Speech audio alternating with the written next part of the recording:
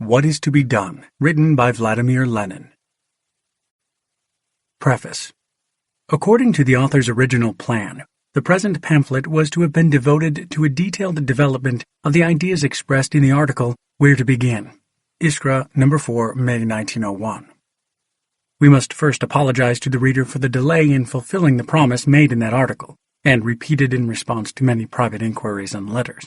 One of the reasons for this delay was the attempt, undertaken in June of the past year, 1901, to unite all the social democratic organizations abroad. It was natural to wait for the results of this attempt, for had the effort proved successful, it would perhaps have been necessary to expound Iskra's conceptions of organization from a somewhat different approach. In any case, such a success promised to put an end very quickly to the existence of the two trends in the Russian social democratic movement. As the reader knows, the attempt failed, and as we propose to show, was bound to fail after the new swing of Рабочее дело in its issue No. 10 towards economism. It was found to be absolutely essential to begin a determined struggle against this trend, diffuse and ill-defined, but for that reason the more persistent, the more capable of reasserting itself in diverse forms. Accordingly, the original plan of the pamphlet was altered and considerably enlarged. Its main theme was to have been the three questions raised in the article Where to Begin: the character and main content of our political agitation, our organizational tasks, and the plan for building, simultaneously and from various sides, a militant, all-Russia organization.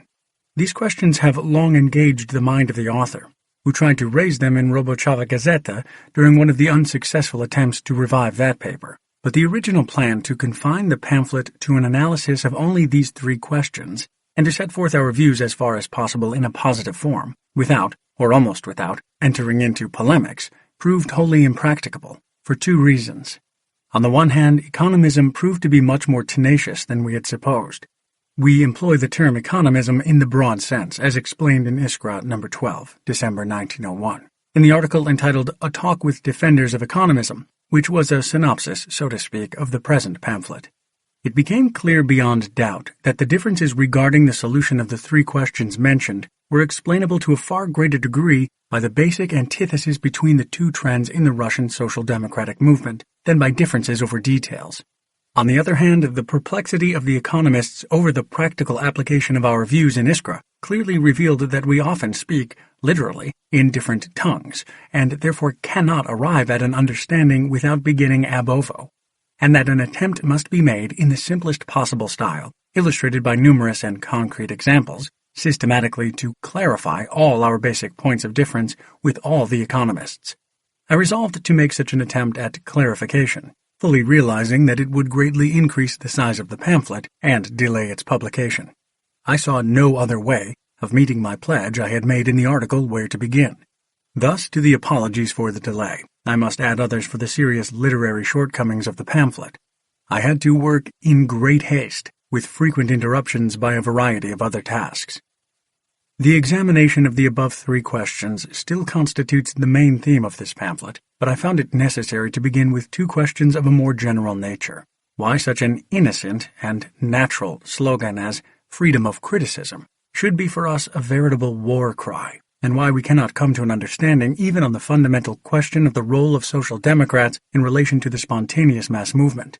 Further, the exposition of our views on the character and substance of political agitation developed into an explanation of the difference between trade unionist politics and social democratic politics, while the exposition of our views on organizational tasks developed into an explanation of the difference between the amateurish methods which satisfy the economists and the organization of revolutionaries, which we hold to be indispensable. Further, I advance the plan for an all-Russia political newspaper with all the more insistence, because the objections raised against it are untenable, and because no real answer has been given to the question I raised in the article Where to Begin, as to how we can set to work from all sides simultaneously to create the organization we need. Finally, in the concluding part, I hope to show that we did all we could to prevent a decisive break with the economists, a break which nevertheless proved inevitable, that Рабочее дело acquired a special significance, a historical significance, if you will, because it expressed fully and strikingly, not consistent economism, but the confusion and vacillation which constitute the distinguishing feature of an entire period in the history of Russian social democracy. and that therefore the polemic with Raboceidello, which may upon first view seem excessively detailed, also acquires significance, for we can make no progress until we have completely put an end to this period. N. Lenin, February 1902. Chapter 1. Dogmatism and Freedom of Criticism. Section 1. What does freedom of criticism mean? Freedom of criticism is undoubtedly the most fashionable slogan at the present time, and the one most frequently employed in the controversies between socialists and Democrats in all countries. At first sight, nothing would appear to be more strange than the solemn appeals to freedom of criticism made by one of the parties to the dispute. Have voices been raised in the advanced parties against the constitutional law of the majority of European countries which guarantees freedom to science and scientific investigation? Something must be wrong here, will be the comment of the onlooker who has heard this fashionable slogan repeated at every turn, but has not yet penetrated the essence of the disagreement among the disputants. Evidently, this slogan is one of the conventional phrases which, like nicknames, become legitimized by use and become almost generic terms. In fact, it is no secret for anyone that two trends have taken form in present-day international social democracy. The conflict between these trends now flares up in a bright flame, and now dies down and smolders under the ashes of imposing truce resolutions.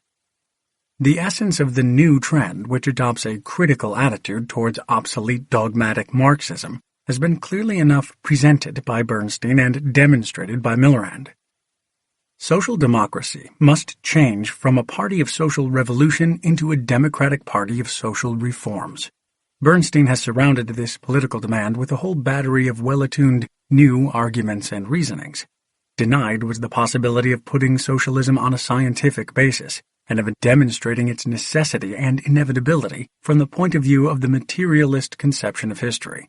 Denied was the fact of growing impoverishment, the process of proletarization, and the intensification of capitalist contradictions. The very concept, ultimate aim, was declared to be unsound, and the idea of the dictatorship of the proletariat was completely rejected.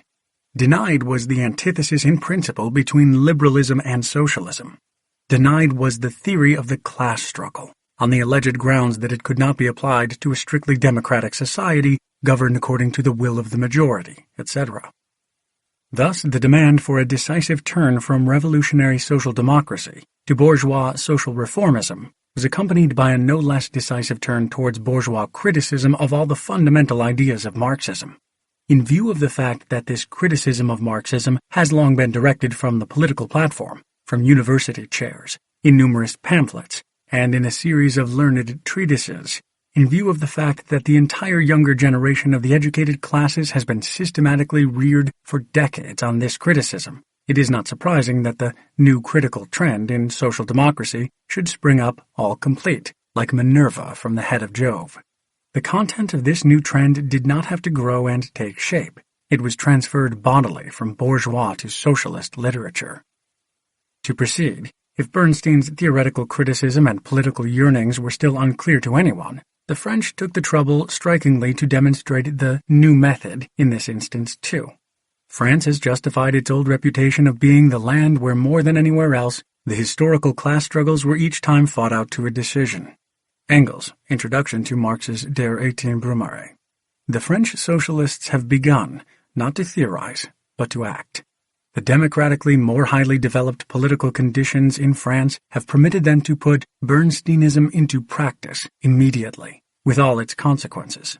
Millerand has furnished an excellent example of practical Bernsteinism. Not without reason did Bernstein and Volmar rush so zealously to defend and laud him.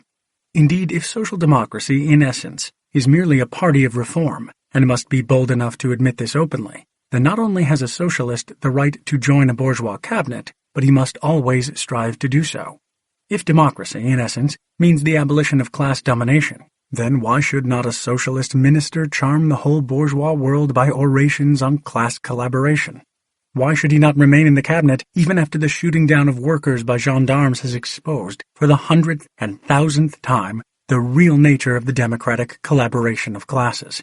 Why should he not personally take part in greeting the Tsar, for whom the French socialists now have no other name than hero of the gallows, knout and exile, and the reward for this utter humiliation and self-degradation of socialism in the face of the whole world, for the corruption of the socialist consciousness of the working masses, the only basis that can guarantee our victory, the reward for this is pompous projects for miserable reforms, so miserable in fact that much more has been obtained from bourgeois governments. He who does not deliberately close his eyes cannot fail to see the new critical trend in socialism is nothing more or less than a new variety of opportunism. And if we judge people not by the glittering uniforms they don or by the high-sounding appellations they give themselves, but by their actions and by what they actually advocate, it will be clear that freedom of criticism means freedom for an opportunist trend in social democracy, freedom to convert social democracy into a democratic party of reform, freedom to introduce bourgeois ideas and bourgeois elements into socialism. Freedom is a grand word, but under the banner of freedom for industry, the most predatory wars were waged. Under the banner of freedom of labor, the working people were robbed. The modern use of the term freedom of criticism contains the same inherent falsehood. Those who are really convinced that they have made progress in science would not demand freedom for the new views to continue side by side with the old, but the substitution of the new views for the old. The cry heard today, "Long live freedom of criticism," is too strongly reminiscent of the fable of the empty barrel. We are marching in a compact group along a precipitous and difficult path, firmly holding each other by the hand. We are surrounded on all sides by enemies, and we have to advance almost constantly under their fire. We have combined by a freely adopted decision, for the purpose of fighting the enemy and not of retreating into the neighboring marsh, the inhabitants of which from the very outset have reproached us with having separated ourselves into an exclusive group, and with having chosen the path of struggle instead of the path of conciliation. And now some among us begin to cry out, "Let us go into the marsh." And when we begin to shame them, they retort, "What backward people you are! Are you not ashamed to deny us the liberty to invite you to take a better road? Oh yes, gentlemen. You are free not only to invite us, but to go yourselves wherever you will, even into the marsh. In fact, we think that the marsh is your proper place, and we are prepared to render you every assistance to get there. Only let go of our hands. Don't clutch at us, and don't besmirch the grand word freedom, for we too are free to go where we please, free to fight not only against the marsh, but also against those who are turning towards the marsh." Section 2. The New Advocates of Freedom of Criticism. Now, this slogan, freedom of criticism, has in recent times been solemnly advanced by Robochei Diallo, number 10, organ of the Union of Russian Social Democrats Abroad, not as a theoretical postulate, but as a political demand, as a reply to the question, is it possible to unite the social democratic organizations operating abroad? For a durable unity, there must be freedom of criticism. Page 36. From this statement, two definite conclusions follow. One, that Robochei Diallo has taken under its wing the opportunist trend in international social democracy in general, and two, that Robochei Diallo demands freedom for opportunism in Russian social democracy. Let us examine these conclusions. Robochei Diallo is particularly displeased with the inclination of Iskra and Zarya to predict a rupture between the mountain and the Gironde in international social democracy. Generally speaking, writes B. Khrushchevsky, editor of Robochei Diallo, this talk of the mountain and the Gironde heard in the ranks of social democracy represents a shallow historical analogy, a strange thing to come from the pen of a Marxist. The mountain and the Gironde did not represent different temperaments or intellectual trends, as the historians of social thought may think, but different classes or strata, the middle bourgeoisie on the one hand and the petty bourgeoisie and the proletariat on the other. In the modern socialist movement, however, there is no conflict of class interests. The socialist movement in its entirety, in all of its diverse forms, including the most pronounced Bernsteinians, stands on the basis of the class interests of the proletariat and its class struggle for political and economic emancipation. Pages 32 to 33. A bold assertion. Has not Khrushchevsky heard of the fact, long ago noted, that it is precisely the extensive participation of an academic stratum in the socialist movement in recent years that has promoted such a rapid spread of Bernsteinism? And what is most important, on what does our author found his opinion that even the most pronounced Bernsteinians stand on the basis of the class struggle for the political and economic emancipation of the proletariat? No one knows. This determined defense of the most pronounced Bernsteinians is not supported by any argument or reasoning whatsoever. Apparently, the author believes that if he repeats what the most pronounced Bernsteinians say about themselves, his assertion requires no proof. But can anything more shallow be imagined than this judgment of an entire trend based on nothing more than what the representatives of that trend say about themselves? Can anything more shallow be imagined than the subsequent homily on the two different and even diametrically opposite types or paths of party development? Roboche Diallo, pages 34 to 35. The German Social Democrats, in other words, recognize complete freedom of criticism, but the French do not. And it is precisely their example that demonstrates the bane of intolerance. To this, we can only say that the very example B. Krzyzewski affords us attests to the fact that the name Marxists is at times assumed by people who conceive history literally in the Ilovaisky manner.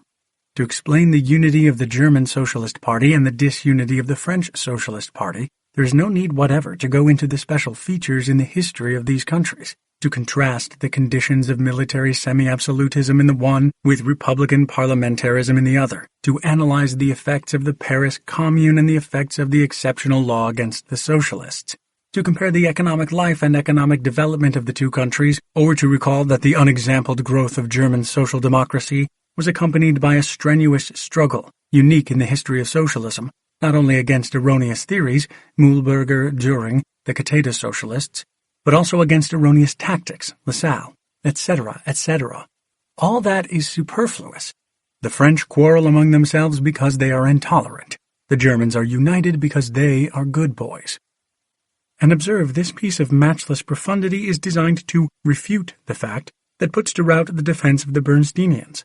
The question whether or not the Bernsteinians stand on the basis of the class struggle of the proletariat is one that can be completely and irrevocably answered only by historical experience.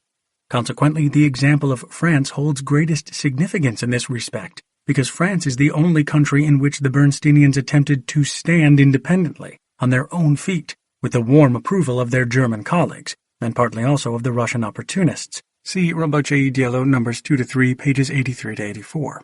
The reference to the intolerance of the French, apart from its historical significance in the Nostroyev sense, turns out to be merely an attempt to hush up very unpleasant facts with angry invectives. Nor are we inclined to make a present of the Germans to Krzyzewski and the numerous other champions of freedom of criticism. If the most pronounced Bernsteinians are still tolerated in the ranks of the German party, it is only to the extent that they submit to the Hanover Resolution, which emphatically rejected Bernstein's amendments, and to the Lübeck Resolution, which, notwithstanding the diplomatic terms in which it is couched, contains a direct warning to Bernstein. It is debatable, from the standpoint of the interest of the German party, whether diplomacy was appropriate and whether, in this case, a bad peace is better than a good quarrel. In short, opinions may differ as to the expediency of any one of the methods employed to reject Bernsteinism, but that the German party did reject Bernsteinism on 2 occasions is a fact no one can fail to see. Therefore, to think that the German example confirms the thesis that the most pronounced Bernsteinians stand on the basis of the class struggle of the proletariat for political and economic emancipation means to fail completely to understand what is going on under our very eyes. Nor is that all. As we have seen, Roboche Diallo demands freedom of criticism and defends Bernsteinism before Russian social democracy. Apparently it convinced itself that we were unfair to our critics and Bernsteinians. But to which ones? Who? Where? When? What did the unfairness represent? About this, not a word. Roboche Diallo does not name a single Russian critic or Bernsteinian. We are left with but one of 2 possible suppositions. Either the unfairly treated party is none other than Roboche Diallo itself. This is confirmed by the fact that in the 2 articles in number 10, reference is made only to the wrongs suffered by Roboche Diallo at the hands of Zarya and Iskra. If that is the case, how is the strange fact to be explained that Roboche Diallo, which always vehemently dissociated itself from all solidarity with Bernsteinism, could not defend itself without putting in a word in defense of the most pronounced Bernsteinians and of freedom of criticism, or some third persons have been treated unfairly. If this is the case, then what reasons may there be for not naming them? We see, therefore, that Rabotchi Dielo is continuing to play the game of hide-and-seek it has played, as we shall see below, ever since its founding. And let us note further this first practical application of the vaunted freedom of criticism. In actual fact, not only was it forthwith reduced to abstention from all criticism, but also to abstention from expressing independent views altogether. The very Rabotchi Dielo which avoids mentioning Russian Bernsteinism as if it were a shameful disease, to use Starover's apt expression, proposes for the treatment of this disease to copy word for word the latest German prescription for the German variety of the malady. Instead of freedom of criticism, slavish, worse apish, imitation. The very same social and political content of modern international opportunism reveals itself in a variety of ways according to national peculiarities. In one country the opportunists have long ago come out under a separate flag. In another they have ignored theory and in fact pursued the policy of the radicals, socialists. In a third, some members of the Revolutionary Party have deserted to the camp of opportunism and strive to achieve their aims not in open struggle for principles and for new tactics, but by gradual, imperceptible, and, if one may so put it, unpunishable corruption of their party. In a fourth country, similar deserters employ the same methods in the gloom of political slavery, and with a completely original combination of legal and illegal activity, etc. To talk of freedom of criticism and of Bernsteinism as a condition for uniting the Russian Social Democrats, and not to explain how Russian Bernsteinism has manifested itself and what particular fruits it has borne, amounts to talking with the aim of saying nothing. Let us ourselves try, if only in a few words, to say what Rabotchi Dielo did not want to say, or which was perhaps beyond its comprehension. Section 3. Criticism in Russia. The chief distinguishing feature of Russia in regard to the point we are examining is that the very beginning of the spontaneous working-class movement on the one hand, and of the turn of progressive public opinion towards Marxism on the other, was marked by the combination of manifestly heterogeneous elements under a common flag to fight the common enemy, the obsolete social and political world outlook. We refer to the heyday of legal Marxism. Speaking generally, this was an altogether curious phenomenon that no one in the 80s or the beginning of the 90s would have believed possible. In a country ruled by an autocracy, with a completely enslaved press, in a period of desperate political reaction, in which even the tiniest outgrowth of political discontent and protest is persecuted, the theory of revolutionary Marxism suddenly forces its way into the censored literature and, though expounded in Aesopian language, is understood by all the interested. The government had accustomed itself to regarding only the theory of the revolutionary Narodnaya Volya as dangerous, without, as is usual, observing its internal evolution and rejoicing at any criticism leveled against it. Quite a considerable time elapsed, by our Russian standards, before the government realized what had happened, and the unwieldy army of censors and gendarmes discovered the new enemy and flung itself upon him. Meanwhile, Marxist books were published one after another. Marxist journals and newspapers were founded. Nearly everyone became a Marxist. Marxists were flattered. Marxists were courted, and the book publishers rejoiced at the extraordinary ready sale of Marxist literature. It was quite natural, therefore, that among the Marxian neophytes who were caught up in this atmosphere, there should be more than one author who got a swelled head. We can now speak calmly of this period as of an event of the past. It is no secret that the brief period in which Marxism blossomed on the surface of our literature was called forth by an alliance between people of extreme and of very moderate views. In point of fact, the latter were bourgeois Democrats. This conclusion, so markedly confirmed by their subsequent critical development, suggested itself to some even when the alliance was still intact. That being the case, are not the revolutionary Social Democrats who entered into the alliance with the future critics mainly responsible for the subsequent confusion? This question, together with a reply in the affirmative, is sometimes heard from people with too rigid a view. But such people are entirely in the wrong. Only those who are not sure of themselves can fear to enter into temporary alliances, even with unreliable people. Not a single political party could exist without such alliances. The combination with the legal Marxist was in its way the first really political alliance entered into by Russian Social Democrats. Thanks to this alliance, an astonishingly rapid victory was obtained over Narodism, and Marxist ideas, even though in a vulgarized form, became very widespread. Moreover, the alliance was not concluded altogether without conditions. Evidence of this is the burning by the censor in 1895 of the Marxist collection Material on the Question of the Economic Development of Russia. If the literary agreement with the legal Marxist can be compared with the political alliance, then that book can be compared with the political treaty. The rupture, of course, did not occur because the Allies proved to be bourgeois Democrats. On the contrary, the representatives of the latter trend are natural and desirable allies of social democracy insofar as its democratic tasks, brought to the fore by the prevailing situation in Russia, are concerned. But an essential condition for such an alliance must be the full opportunity for the socialists to reveal to the working class that its interests are diametrically opposed to the interests of the bourgeoisie. However, the Bernsteinian and critical trend to which the majority of the legal Marxists turned deprived the socialists of this opportunity and demoralized the socialist consciousness by vulgarizing Marxism, by advocating the theory of the blunting of social contradictions, by declaring the idea of the social revolution and of the dictatorship of the proletariat to be absurd, by reducing the working class movement and the class struggle to narrow trade unionism and to a realistic struggle for petty gradual reforms. This was synonymous with bourgeois democracy's denial of socialism's right to independence, and consequently of its right to existence. In practice, it meant a striving to convert the nascent working class movement into an appendage of the liberals. Naturally, under such circumstances, the rupture was necessary. But the peculiar feature of Russia manifested itself in the fact that this rupture simply meant the elimination of the Social Democrats from the most accessible and widespread legal literature. The ex-Marxist who took up the flag of criticism and who obtained almost a monopoly to demolish Marxism entrenched themselves in this literature.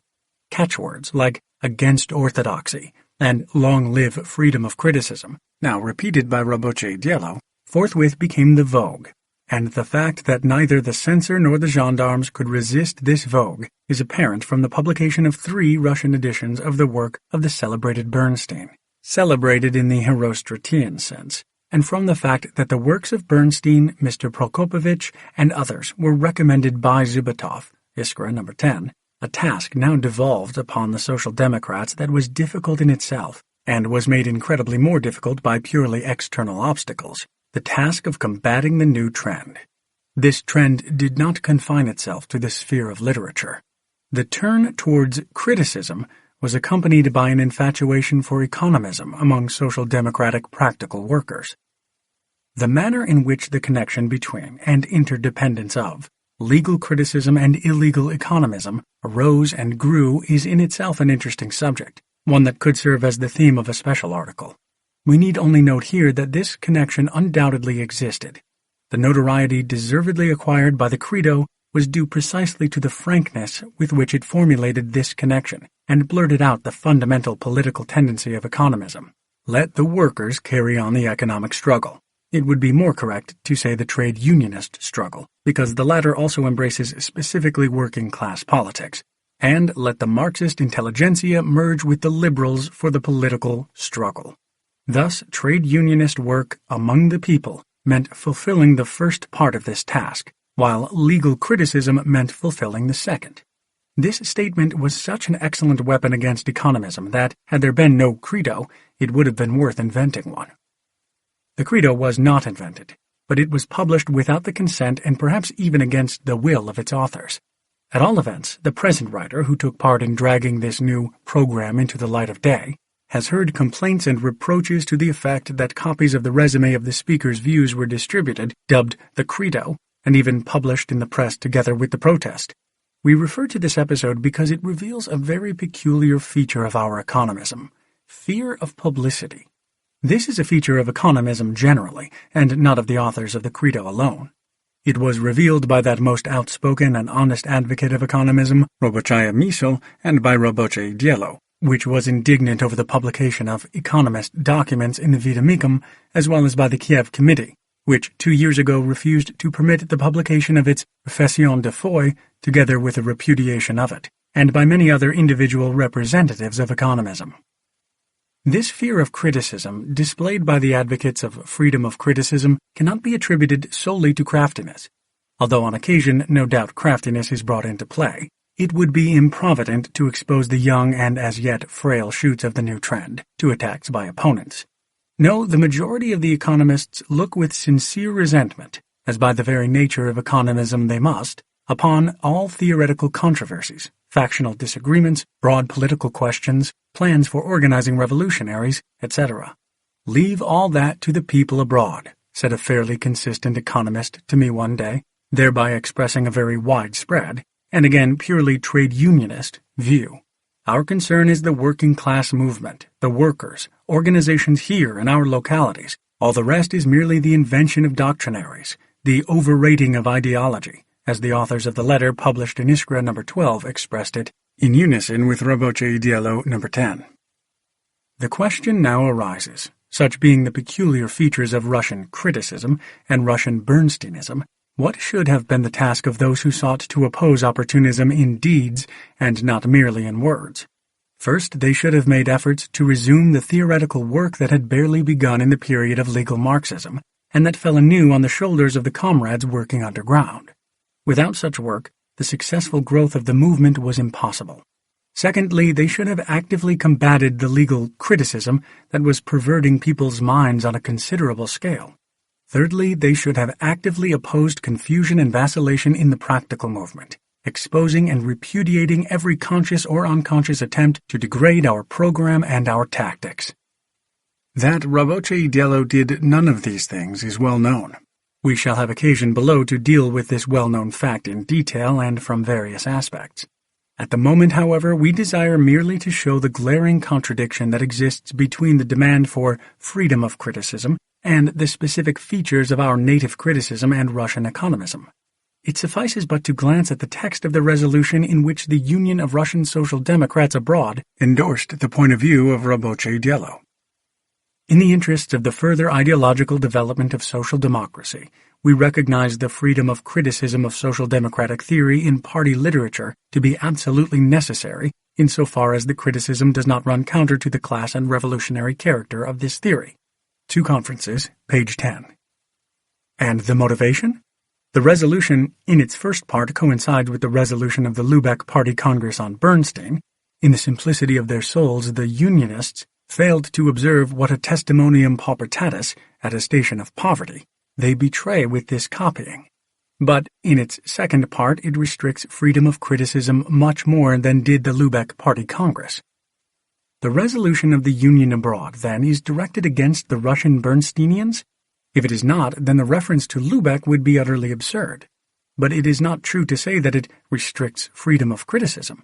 In adopting their Hanover resolution, the Germans, point by point, rejected precisely the amendments proposed by Bernstein, while in their Lubeck resolution they cautioned Bernstein personally by naming him.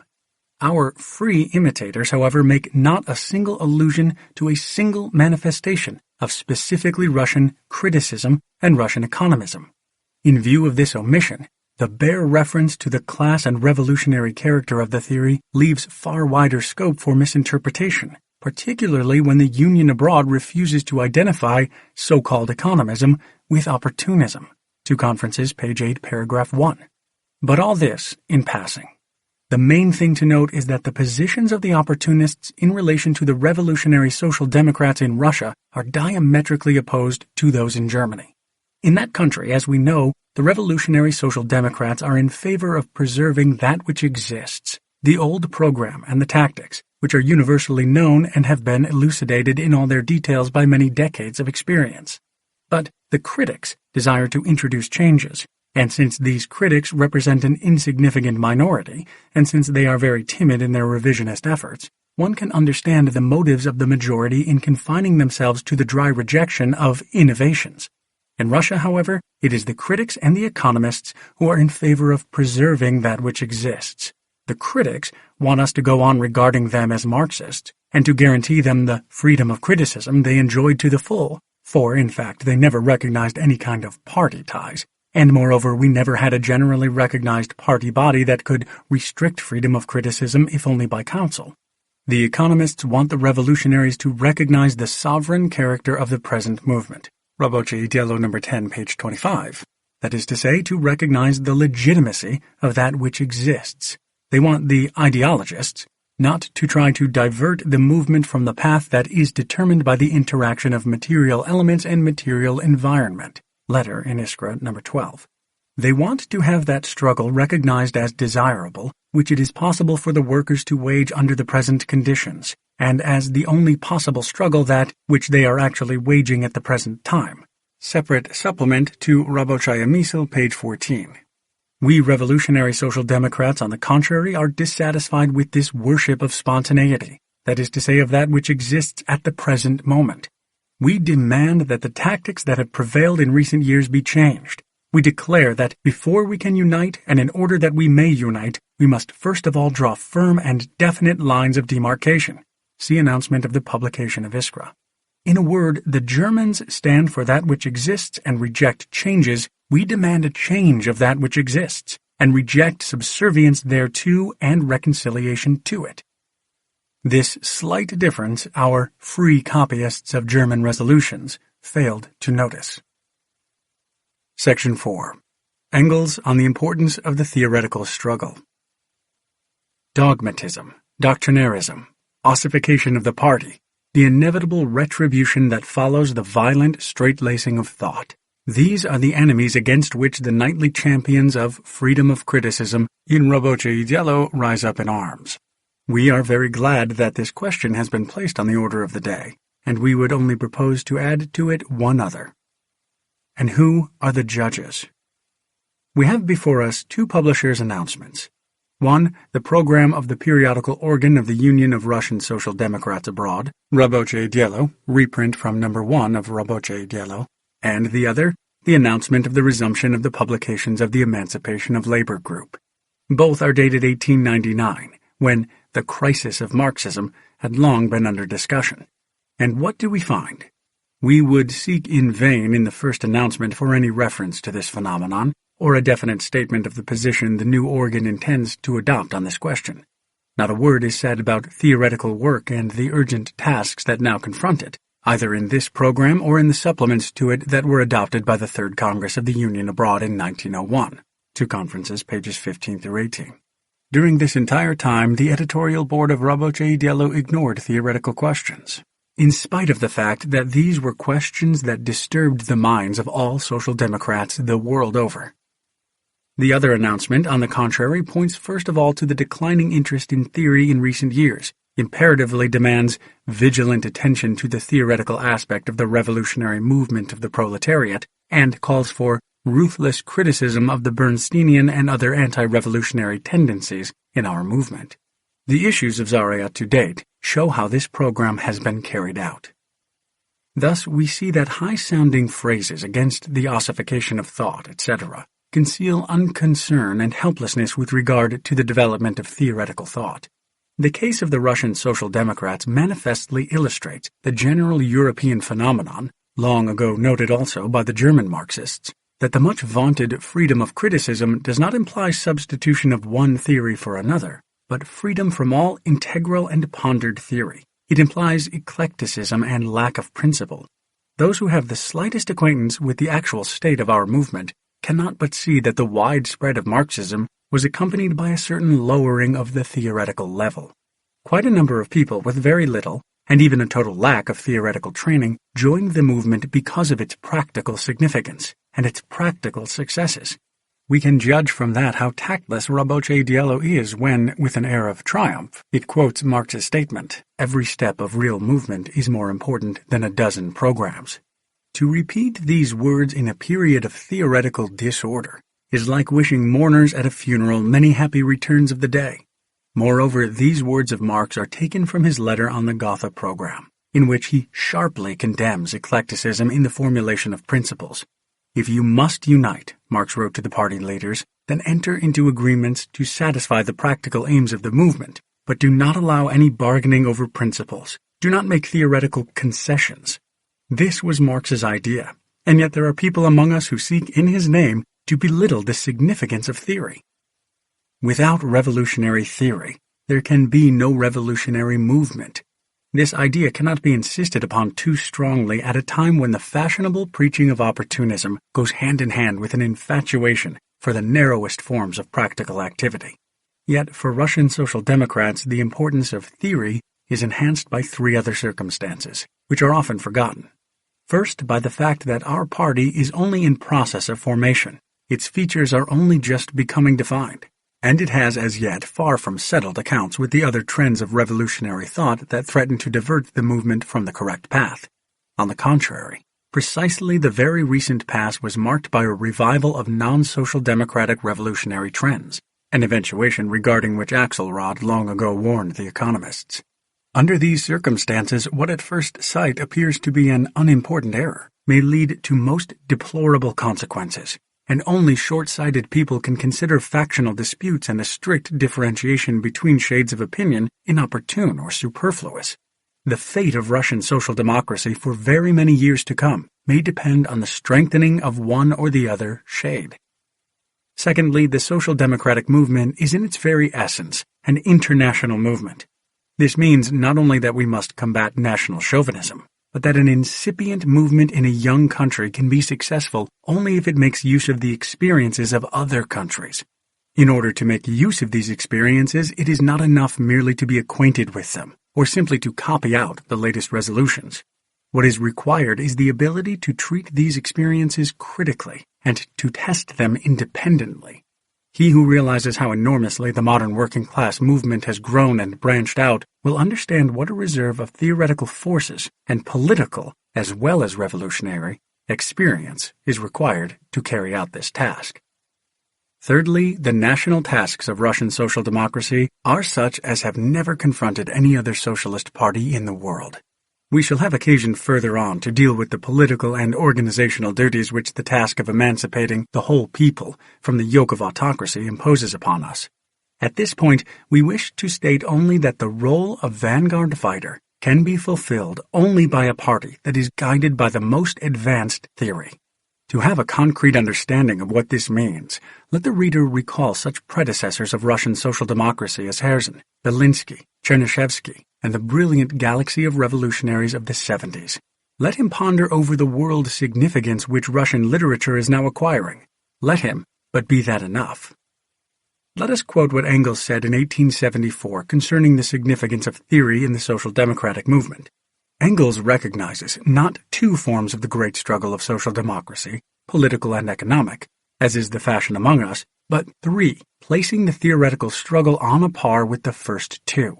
His recommendations to the German working-class movement, which had become strong, practically and politically, are so instructive from the standpoint of present-day problems and controversies that we hope the reader will not be vexed with us for quoting a long passage from his prefatory note to Der Deutsche Bauernkrieg, which has long become a great bibliographical rarity. The German workers have two important advantages over those of the rest of Europe. First, they belong to the most theoretical people of Europe, and they have retained that sense of theory, which the so-called educated classes of Germany have almost completely lost. Without German philosophy, which preceded it, particularly that of Hegel, German scientific socialism, the only scientific socialism that has ever existed, would never have come into being. Without a sense of theory among the workers, this scientific socialism would never have entered their flesh and blood as much as is the case. What an immeasurable advantage this is may be seen, on the one hand, from the indifference towards all theory, which is one of the main reasons why the English working-class movement crawls along so slowly, in spite of the splendid organization of the individual unions. On the other hand, from the mischief and confusion wrought by Prudhonism in its original form among the French and Belgians, and in the form further caricatured by Bakunin among the Spaniards and Italians. The second advantage is that, chronologically speaking, the Germans were about the last to come into the workers' movement. Just as German theoretical socialism will never forget that it rests on the shoulders of Saint-Simon, Fourier, and Owen, three men who, in spite of all their fantastic notions and all their utopianism, have their place among the most eminent thinkers of all times, and whose genius anticipated innumerable things, the correctness of which is now being scientifically proved by us. So the practical workers' movement in Germany ought never to forget that it has developed on the shoulders of the English and French movements, that it was able simply to utilize their dearly bought experience, and could now avoid their mistakes, which in their time were mostly unavoidable. Without the precedent of the English trade unions and French workers' political struggles, without the gigantic impulse given especially by the Paris Commune, where would we be now? It must be said to the credit of the German workers that they have exploited the advantages of their situation with rare understanding.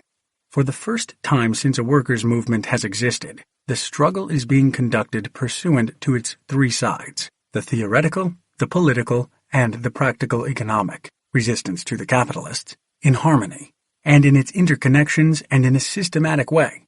It is precisely in this, as it were, concentric attack, that the strength and invincibility of the German movement lies. Due to this advantageous situation on the one hand, and to the insular peculiarities of the English and the forcible suppression of the French movement on the other, the German workers have for the moment been placed in the vanguard of the proletarian struggle. How long events will allow them to occupy this post of honor cannot be foretold, but let us hope that as long as they occupy it, they will fill it fittingly. This demands redoubled efforts in every field of struggle and agitation.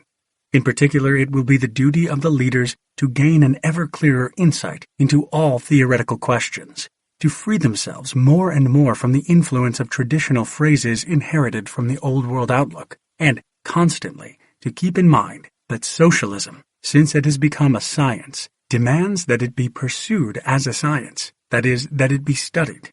The task will be to spread with increased zeal among the masses of the workers the ever more clarified understanding thus acquired, to knit together ever more firmly the organization both of the party and of the trade unions.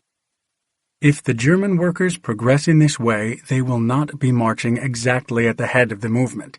It is not at all in the interest of this movement that the workers of any particular country should march at its head, but they will occupy an honorable place in the battle line, and they will stand armed for battle when either unexpectedly grave trials or momentous events demand of them increased courage, increased determination and energy. Engels' words proved prophetic. Within a few years the German workers were subjected to unexpectedly grave trials in the form of the exceptional law against the socialists, and they met those trials armed for battle and succeeded in emerging from them victorious. The Russian proletariat will have to undergo trials immeasurably graver. It will have to fight a monster compared with which an anti-socialist law in a constitutional country seems but a dwarf. History has now confronted us with an immediate task, which is the most revolutionary of all the immediate tasks confronting the proletariat of any country.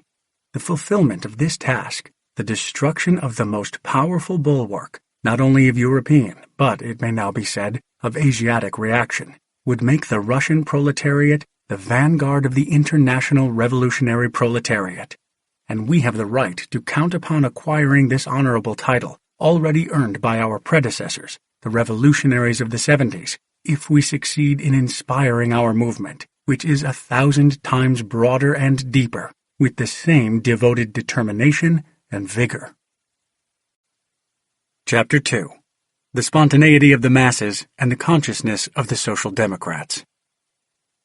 We have said that our movement, much more extensive and deep than the movement of the 70s, must be inspired with the same devoted determination and energy that inspired the movement at that time. Indeed, no one, we think, has until now doubted that the strength of the present-day movement lies in the awakening of the masses, principally the industrial proletariat, and that its weakness lies in the lack of consciousness and initiative among the revolutionary leaders. However, of late a staggering discovery has been made, which threatens to disestablish all hitherto prevailing views on this question. This discovery was made by Rabotche Idelo, which in its polemic with Iskra and Zarya did not confine itself to making objections on separate points, but tried to ascribe general disagreements to a more profound cause, to the different appraisals of the relative importance of the spontaneous and consciously methodical element. Rabotche Idelo formed its indictment as a belittling of the significance of the objective or the spontaneous element of development. To this we say, had the polemics with Iskra and Zarya resulted in nothing more than causing Rabotche Idelo to hit upon these general disagreements, that alone would give us considerable satisfaction. So significant is this thesis and so clear is the light it sheds on the quintessence of the present-day theoretical and political differences that exist among Russian social democrats. For this reason, the question of the relation between consciousness and spontaneity is of such enormous general interest, and for this reason the question must be dealt with in great detail. Section 1. The beginning of the spontaneous upsurge. In the previous chapter, we pointed out how universally absorbed the educated youth of Russia was in the theories of Marxism in the middle of the 90s. In the same period, the strikes that followed the famous St. Petersburg Industrial War of 1896 assumed a similar general character. Their spread over the whole of Russia clearly showed the depth of the newly awakening popular movement. And if we are to speak of the spontaneous element, then of course it is this strike movement which, first and foremost, must be regarded as spontaneous. But there is spontaneity and spontaneity. Strikes occurred in Russia in the 70s and 60s, and even in the first half of the 19th century, and they were accompanied by the spontaneous destruction of machinery, etc.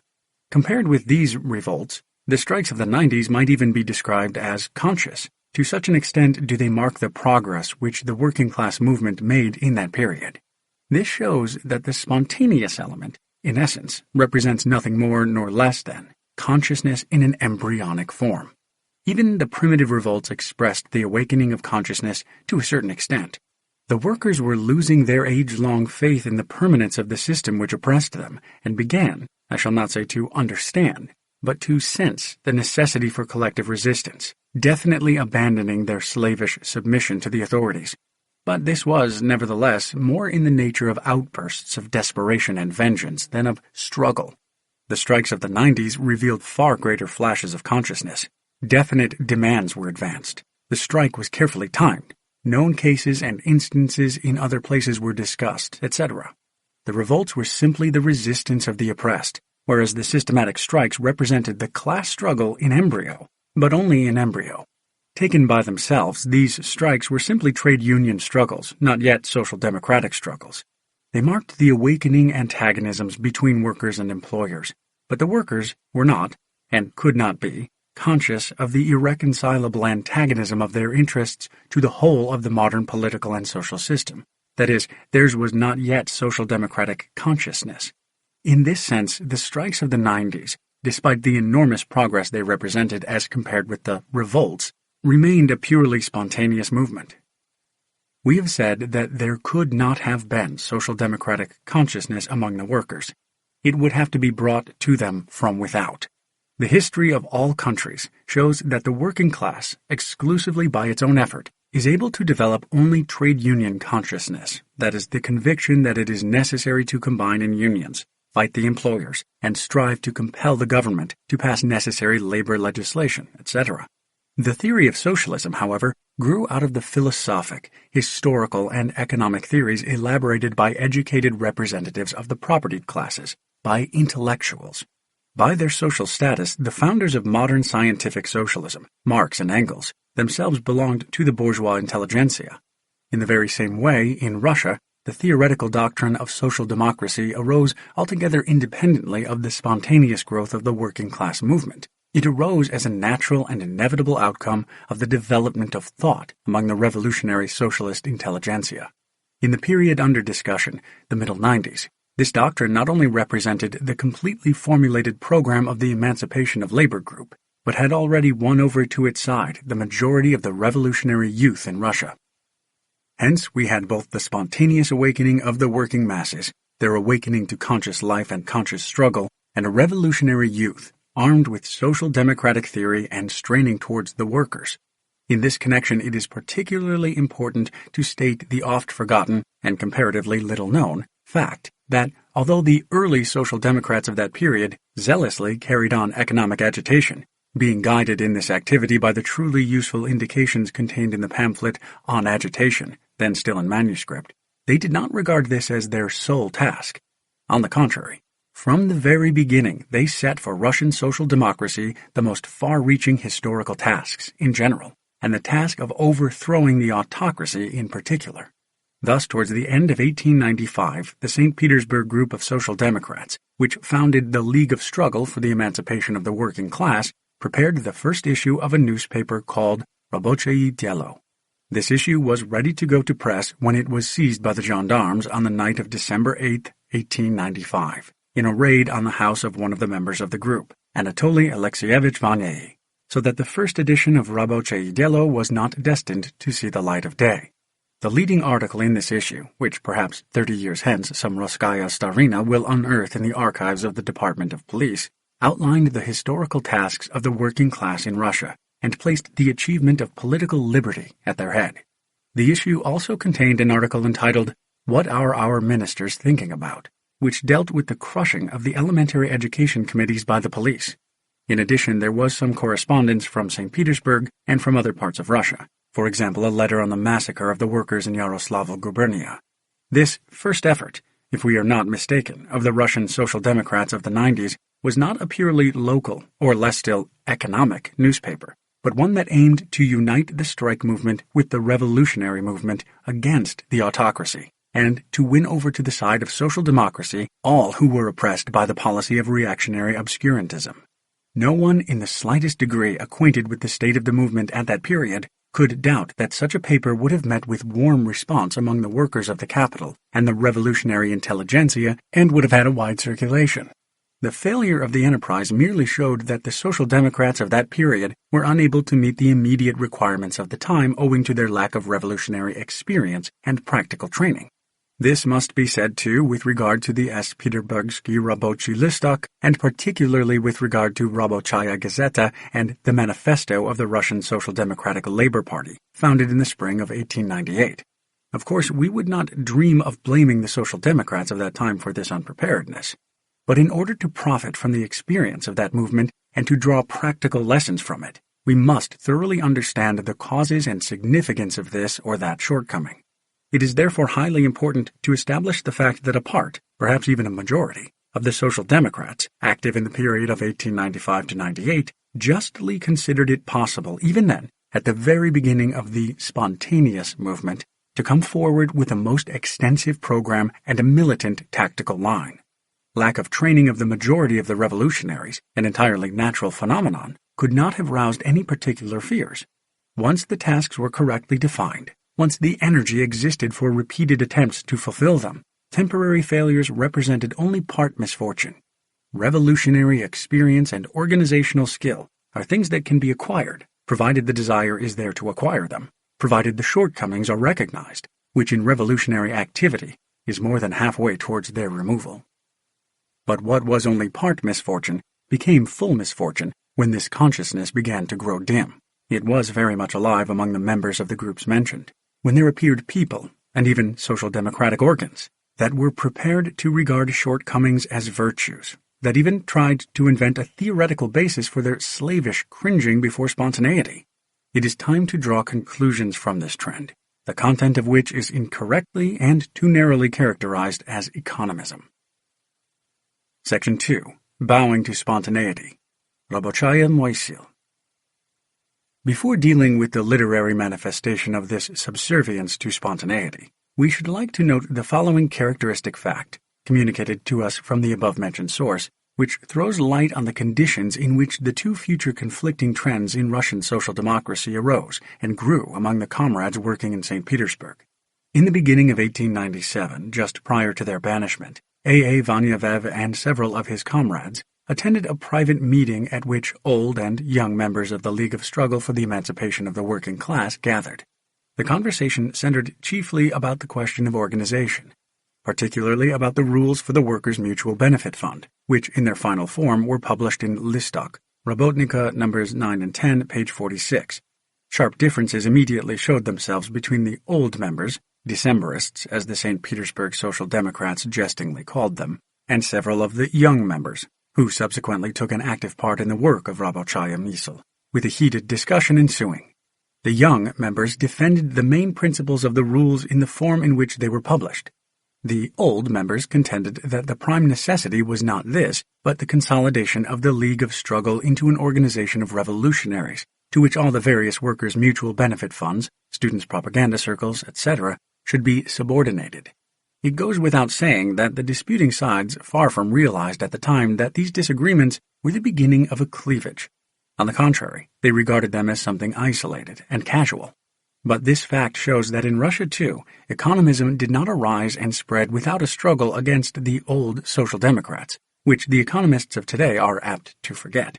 And if in the main this struggle has not left documentary traces behind it, it is solely because the membership of the circles then functioning underwent such constant change that no continuity was established, and consequently differences in point of view were not recorded in any documents.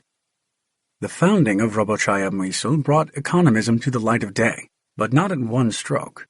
We must picture to ourselves concretely the conditions for activity and the short-lived character of the majority of the Russian study circles, a thing that is possible only for those who have themselves experienced it, in order to understand how much there was of the fortuitous in the successes and failures of the new trend in various towns, and the length of time during which neither the advocates nor the opponents of the new could make up their minds, and literally had no opportunity of so doing, as to whether this really expressed a distinct trend or merely the lack of training of certain individuals.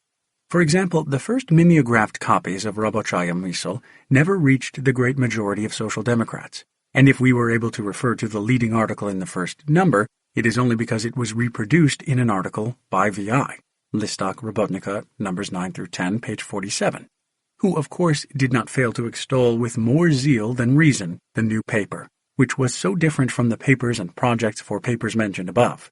It is well worth dwelling on this leading article because it brings out in bold relief the entire spirit of Robochaya Mysl and economism generally. After stating that the arm of the bluecoats could never halt the progress of the working class movement, the leading article goes on to say, "The virility of the working class movement is due to the fact that the workers themselves are at last taking their fate into their own hands and out of the hands of the leaders." This fundamental thesis is then developed in greater detail. Actually, the leaders, that is, the Social Democrats, the organizers of the League of Struggle, were, one might say, torn out of the hands of the workers by the police. Yet it is made to appear that the workers were fighting against the leaders and liberated themselves from their yoke. Instead of sounding the call to go forward towards the consolidation of the revolutionary organization and the expansion of political activity, the call was issued for a retreat to the purely trade union struggle. It was announced that the economic basis of the movement is eclipsed by the effort never to forget the political ideal, and that the watchword for the working class movement was struggle for economic conditions, or better still, the workers for the workers. It was declared that strike funds are more valuable to the movement than 100 other organizations. Compare this statement made in October 1897 with the polemic between the Decembrists and the young members in the beginning of 1897, etc. Catchwords like, "We must concentrate not on the cream of the workers but on the average mass worker. Politics always obediently follows economics," etc., etc., became the fashion, exercising an irresistible influence upon the masses of the youth who were attracted to the movement, but who, in the majority of cases, were acquainted only with such fragments of Marxism as were expounded in legally appearing publications.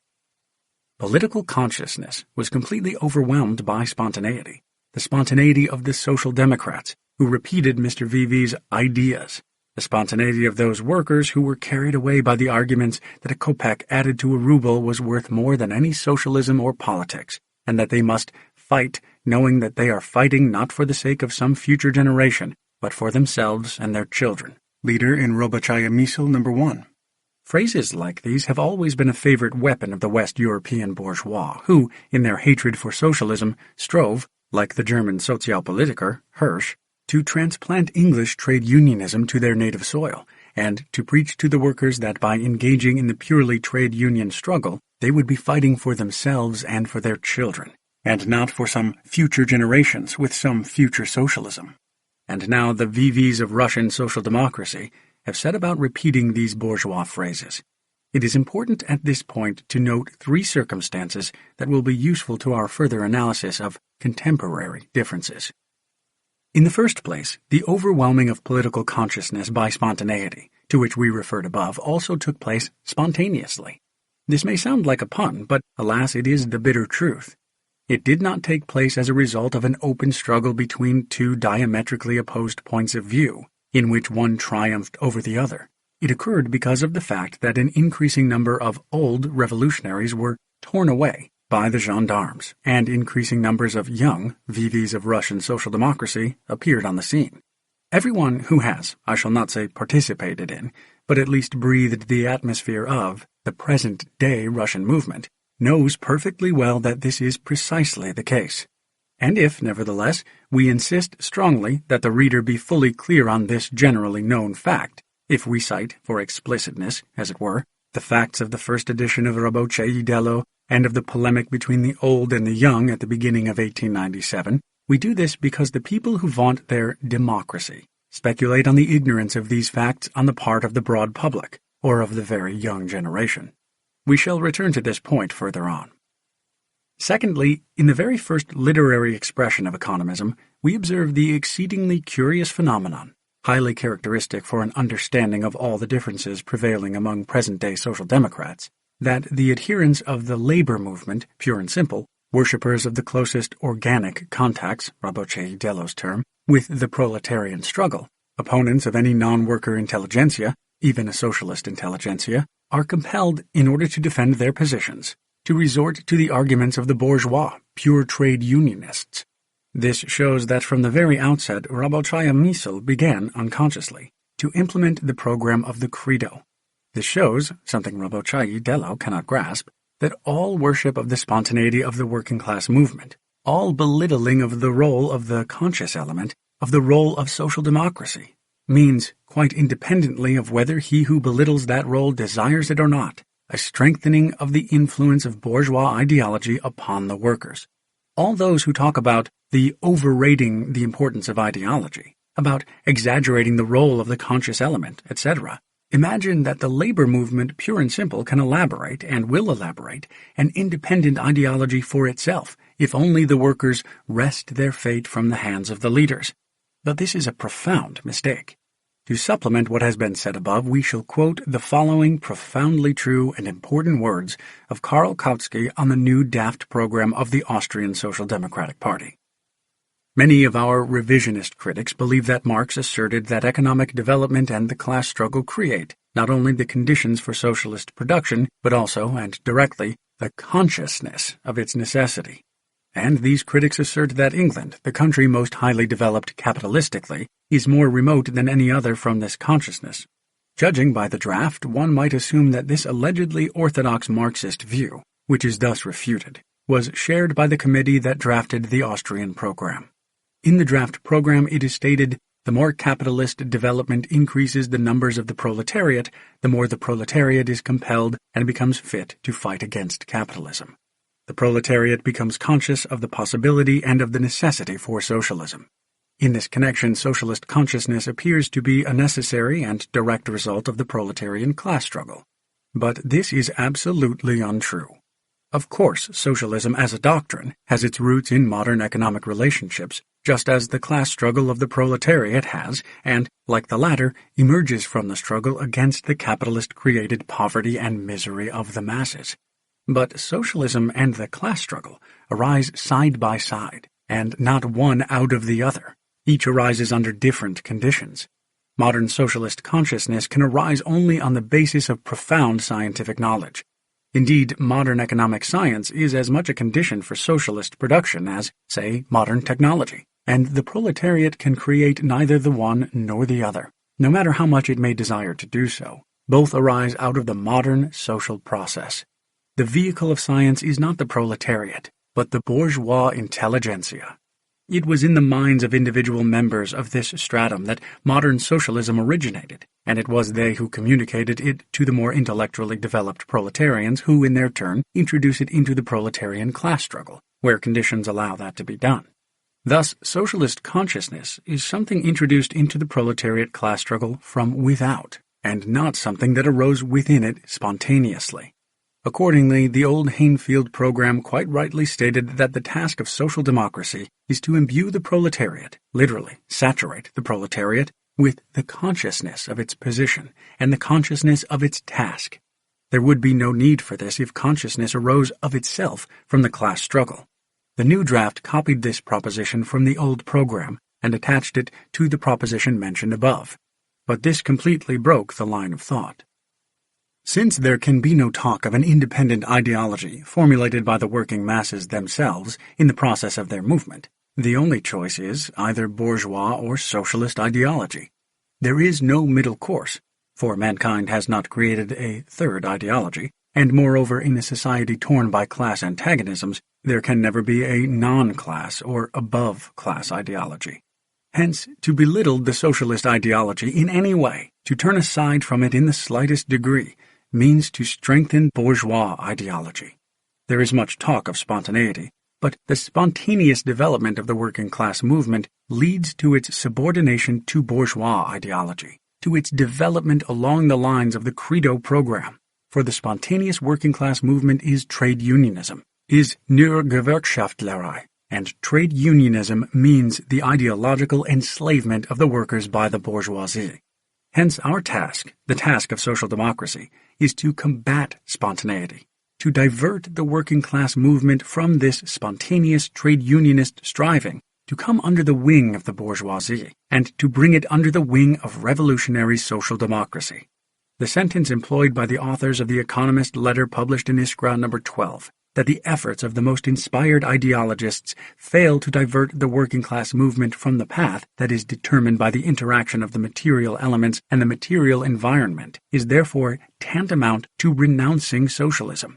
If these authors were capable of fearlessly, consistently, and thoroughly considering what they say, as everyone who enters the arena of literary and public activity should be, there would be nothing left for them but to fold their useless arms over their empty breasts, and surrender the field of action to the Struves and Prokopoviches, who are dragging the working-class movement along the line of least resistance, that is, along the line of bourgeois trade unionism, or to the Zubatovs, who are dragging it along the line of clerical and gendarme ideology.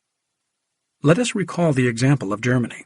What was the historic service Lassalle rendered to the German working-class movement? It was that he diverted that movement from the path of progressionist trade unionism and cooperativism towards which it had been spontaneously moving, with the benign assistance of Schulz-Delitzsch and his like. To fulfill such a task, it was necessary to do something quite different from talking of underrating the spontaneous element, of tactics as process, of the interaction between elements and environment, etc. A fierce struggle against spontaneity was necessary. And only after such a struggle, extending over many years, was it possible, for instance, to convert the working population of Berlin from a bulwark of the Progressionist Party into one of the finest strongholds of social democracy. This struggle is by no means over, even today, as might seem to those who learn the history of the German movement from Prokopovich and its philosophy from Struve. Even now the German working class is, so to speak, split up among a number of ideologies. A section of the workers is organized in Catholic and monarchist trade unions. Another section is organized in the Hirsch-Dürreker unions, founded by the bourgeois worshippers of English trade unionism. The third is organized in social democratic trade unions. The last named group is immeasurably more numerous than the rest, but the social democratic ideology was able to achieve this superiority, and will be able to maintain it, only in an unswerving struggle against all other ideologies. But why, the reader will ask, does the spontaneous movement, the movement along the line of least resistance, lead to the domination of bourgeois ideology? For the simple reason that bourgeois ideology is far older in origin than socialist ideology, that it is more fully developed, and that it has at its disposal immeasurably more means of dissemination. And the younger the socialist movement in any given country, the more vigorously it must struggle against all attempts to entrench non-socialist ideology, and the more resolutely the workers must be warned against the bad counselors who shout against overrating the conscious element, etc. The authors of The Economist letter, in unison with Raboche Diello, inveigh against the intolerance that is characteristic of the infancy of the movement.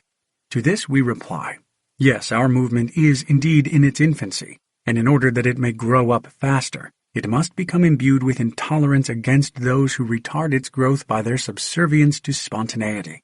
Nothing is so ridiculous and harmful as pretending that we are old hands who have long ago experienced all the decisive stages of the struggle. Thirdly, the first issue of Rabochaya Misl shows that the term economism, which of course we do not propose to abandon, since in one way or another this designation has already established itself, does not adequately convey the real character of the new trend. Rabochaya Misl does not altogether repudiate the political struggle. The rules for a workers' mutual benefit fund published in its first issue contain a reference to combating the government.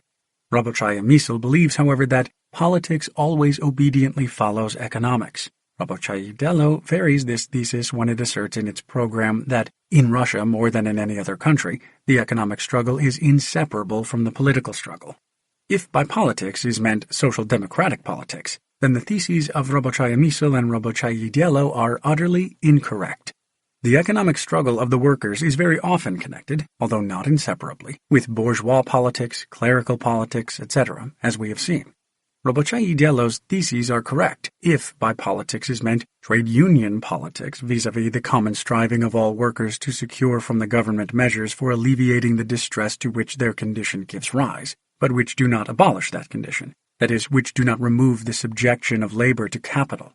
That striving indeed is common to the English trade unionists, who are hostile to socialism, to the Catholic workers, to the Zubotov workers, etc. There is politics and politics. Thus we see that Rabochaya Misl does not so much deny the political struggle as it bows to its spontaneity, to its unconsciousness, while fully recognizing the political struggle. Better, the political desires and demands of the workers, which arises spontaneously from the working-class movement itself. It absolutely refuses independently to work out a specifically social democratic politics corresponding to the general tasks of socialism and to present-day conditions in Russia. Further on, we shall show that Rabochaya commits the same error. Section 3. The Self-Emancipation Group and Rabochaya. We have dealt at such length with the little-known and now almost forgotten leading article in the first issue of Rabochaya Misl because it was the first and most striking expression of that general stream of thought which afterwards emerged into the light of day in innumerable streamlets. V.I. was perfectly right when, in praising the first issue and the leading article of Rabochaya Misl, he said that the article had been written in a sharp and fervent manner. Listok, Robotnica, numbers 9 and 10, page 49. Every man with convictions who thinks he has something new to say writes fervently, and in such a way as to make his views stand out in bold relief. Only those who are accustomed to sitting between two stools lack fervor. Only such people who are able to praise the fervor of Rabochaya Misl one day and attack the fervent polemics of its opponents the next. We shall not dwell on the separate supplement to Rabochaya Misl.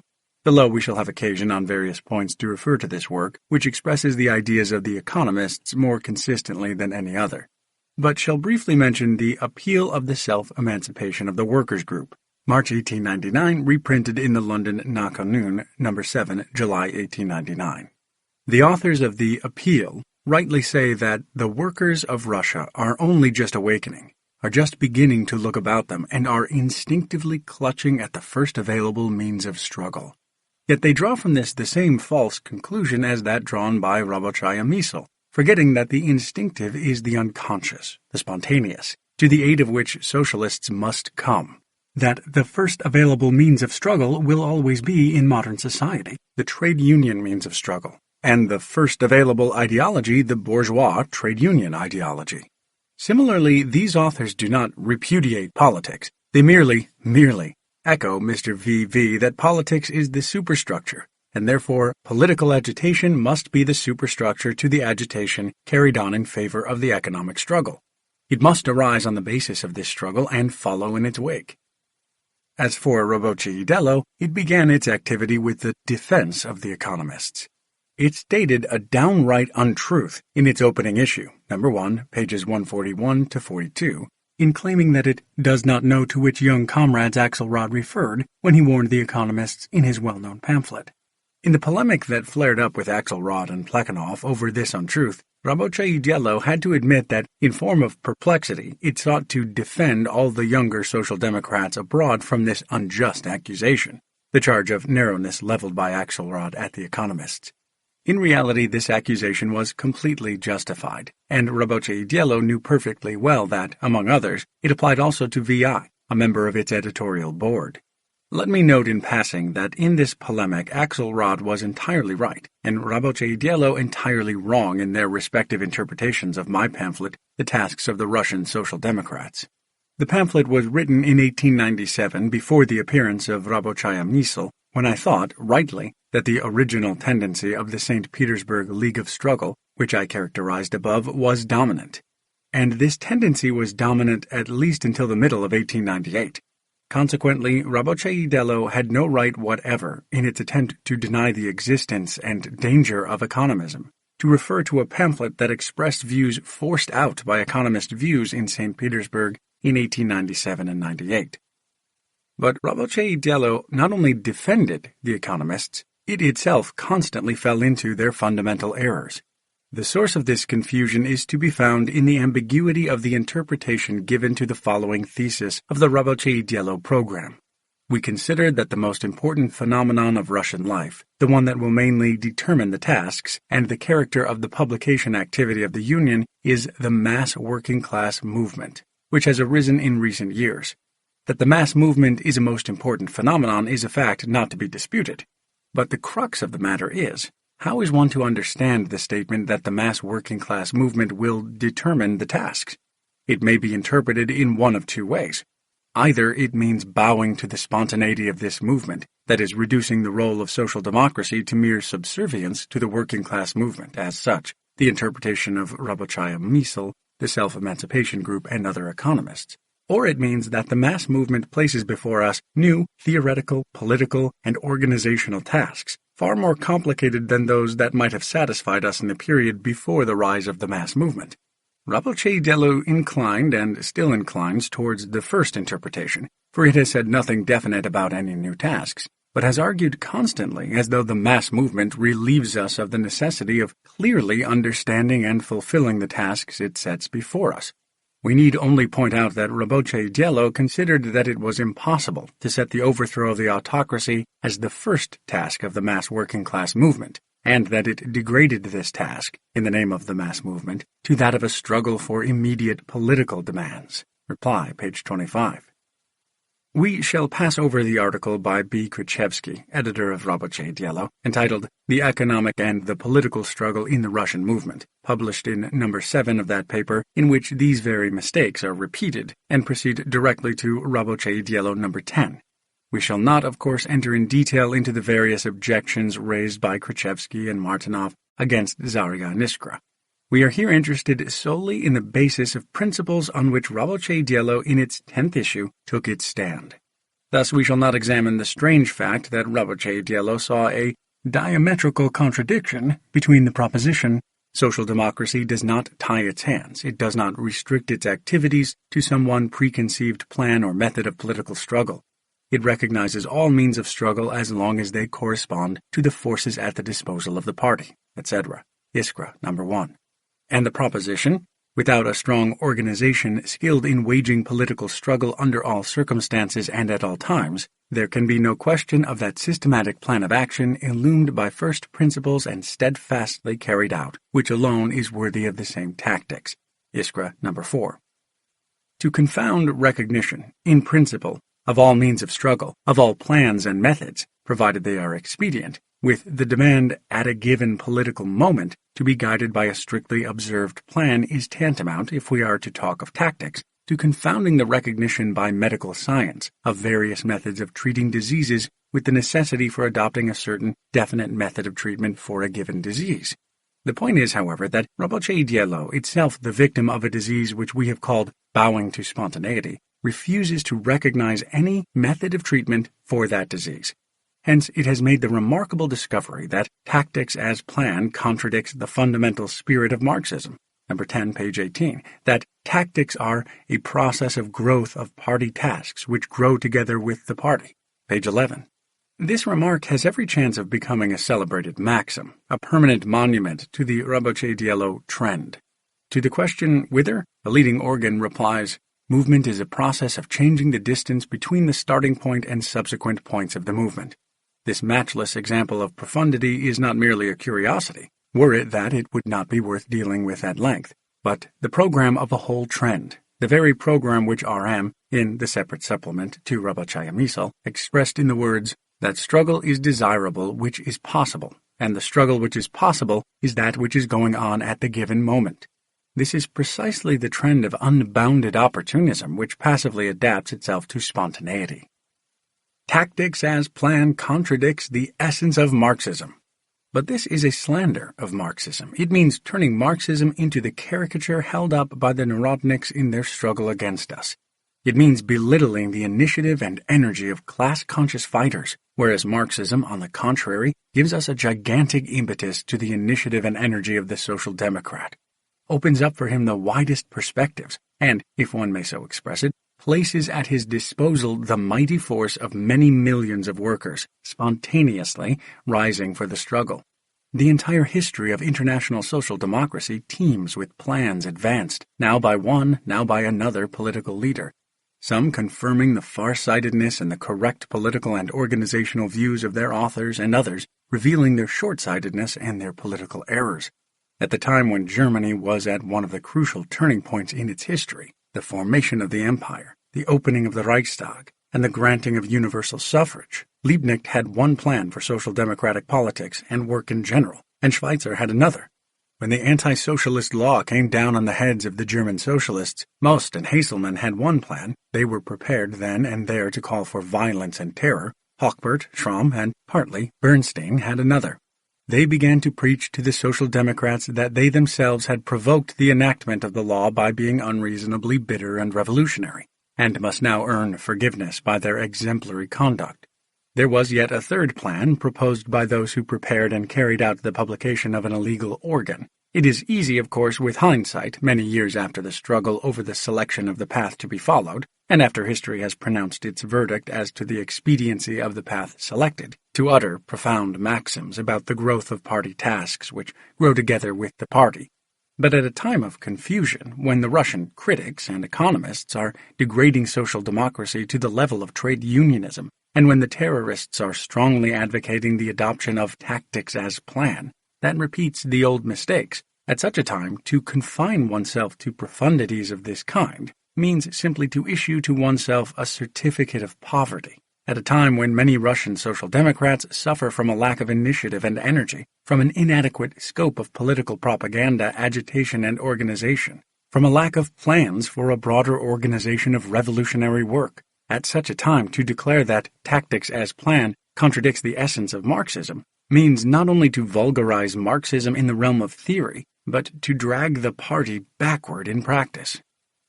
Raboceidello goes on to sermonize. The task of the revolutionary social democrat is only to accelerate objective development by his conscious work, not to obviate it or substitute his own subjective plans for this development.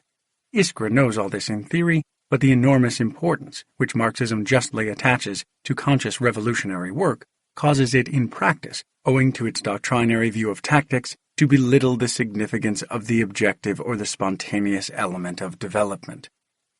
Another example of the extraordinary theoretical confusion worthy of Mr. V.V. and his fraternity. We would ask our philosopher, how may a designer of subjective plans belittle objective development? Obviously by losing sight of the fact that this objective development creates or strengthens, destroys or weakens certain classes, strata or groups, certain nations or groups of nations, etc., and in this way serves to determine a given international political alignment of forces, or the position adopted by revolutionary parties, etc. If the designer of plans did that, his guilt would not be that he belittled the spontaneous element, but, on the contrary, that he belittled the conscious element, for he would then show that he lacked the consciousness properly to understand objective development. Hence, the very talk of estimating the relative significance of spontaneity and consciousness itself reveals a complete lack of consciousness. If certain spontaneous elements of development can be grasped at all by human understanding, then an incorrect estimation of them will be tantamount to belittling the conscious element. But if they cannot be grasped, then we do not know them, and therefore cannot speak of them. What then is Krzyzewski discussing? If he thinks that Iskra's subjective plans are erroneous, as he in fact declares them to be, he should have shown what objective facts they ignore, and only then charged Iskra with lacking political consciousness for ignoring them, with belittling the conscious element, to use his own words. If, however, displeased with subjective plans, he can bring forward no argument other than that of belittling the spontaneous element, he merely shows, 1, that theoretically he understands Marxism a la Karyev and Mikhailovsky, who have been sufficiently ridiculed by Beltov, and 2, that practically he is quite satisfied with the spontaneous elements of development that have drawn our legal Marxists towards Bernsteinism and our social democrats toward economism, and that he is full of wrath against those who have determined at all costs to divert Russian social democracy from the path of spontaneous development. Further, there follow things that are positively droll. Just as human beings will reproduce in the old-fashioned way despite all the discoveries of natural science, so the birth of a new social order will come about in the future too, mainly as a result of elemental outbursts, despite all the discoveries of social science and the increase in the number of conscious fighters. Page 19. Just as our grandfathers in their old-fashioned wisdom used to say, anyone can bring children into the world, so today the modern socialists, a la Narcissus Tiporilov, say in their wisdom, anyone can participate in the spontaneous birth of a new social order. We too hold that anyone can. All that is required for participation of that kind is to yield to economism when economism reigns, and to terrorism when terrorism arises. Thus, in the spring of this year, when it was so important to utter a note of warning against infatuation with terrorism, Roboche Diello stood in amazement, confronted by a problem that was new to it. And now, 6 months after, when the problem has become less topical, it presents us at one and the same time with the declaration, we think that it is not and should not be the task of social democracy to counteract the rise of terroristic sentiments. Roboche Diello, number 10, page 23. And with the conference resolution, the conference regards systematic and aggressive terror as being inopportune. 2 Conferences, page 18. How beautifully clear and coherent this is. Not to counteract, but to declare inopportune, and to declare it in such a way that unsystematic and defensive terror does not come within the scope of the resolution. It must be admitted that such a resolution is extremely safe, and is fully insured against error, just as a man who talks but says nothing insures himself against error. All that is needed to frame such a resolution is an ability to keep at the tail end of the movement. When Iskra ridiculed Roboche Diello for declaring the question of terror to be new, the latter angrily accused Iskra of having the incredible effrontery to impose upon the party organization solutions of tactical questions proposed by a group of emigrant writers more than 15 years ago. Page 24. Effrontery. Indeed, what an overestimation of the conscious element. First, to resolve questions theoretically beforehand, and then to try to convince the organization, the party, and the masses of the correctness of this solution. How much better it would be to repeat the elements and, without imposing anything upon anybody, swing with every turn, whether in the direction of economism or in the direction of terrorism. Roboche Diello even generalizes this great precept of worldly wisdom and accuses Iskra and Zaria of setting up their program against the movement, like a spirit hovering over the formless chaos. Page 29.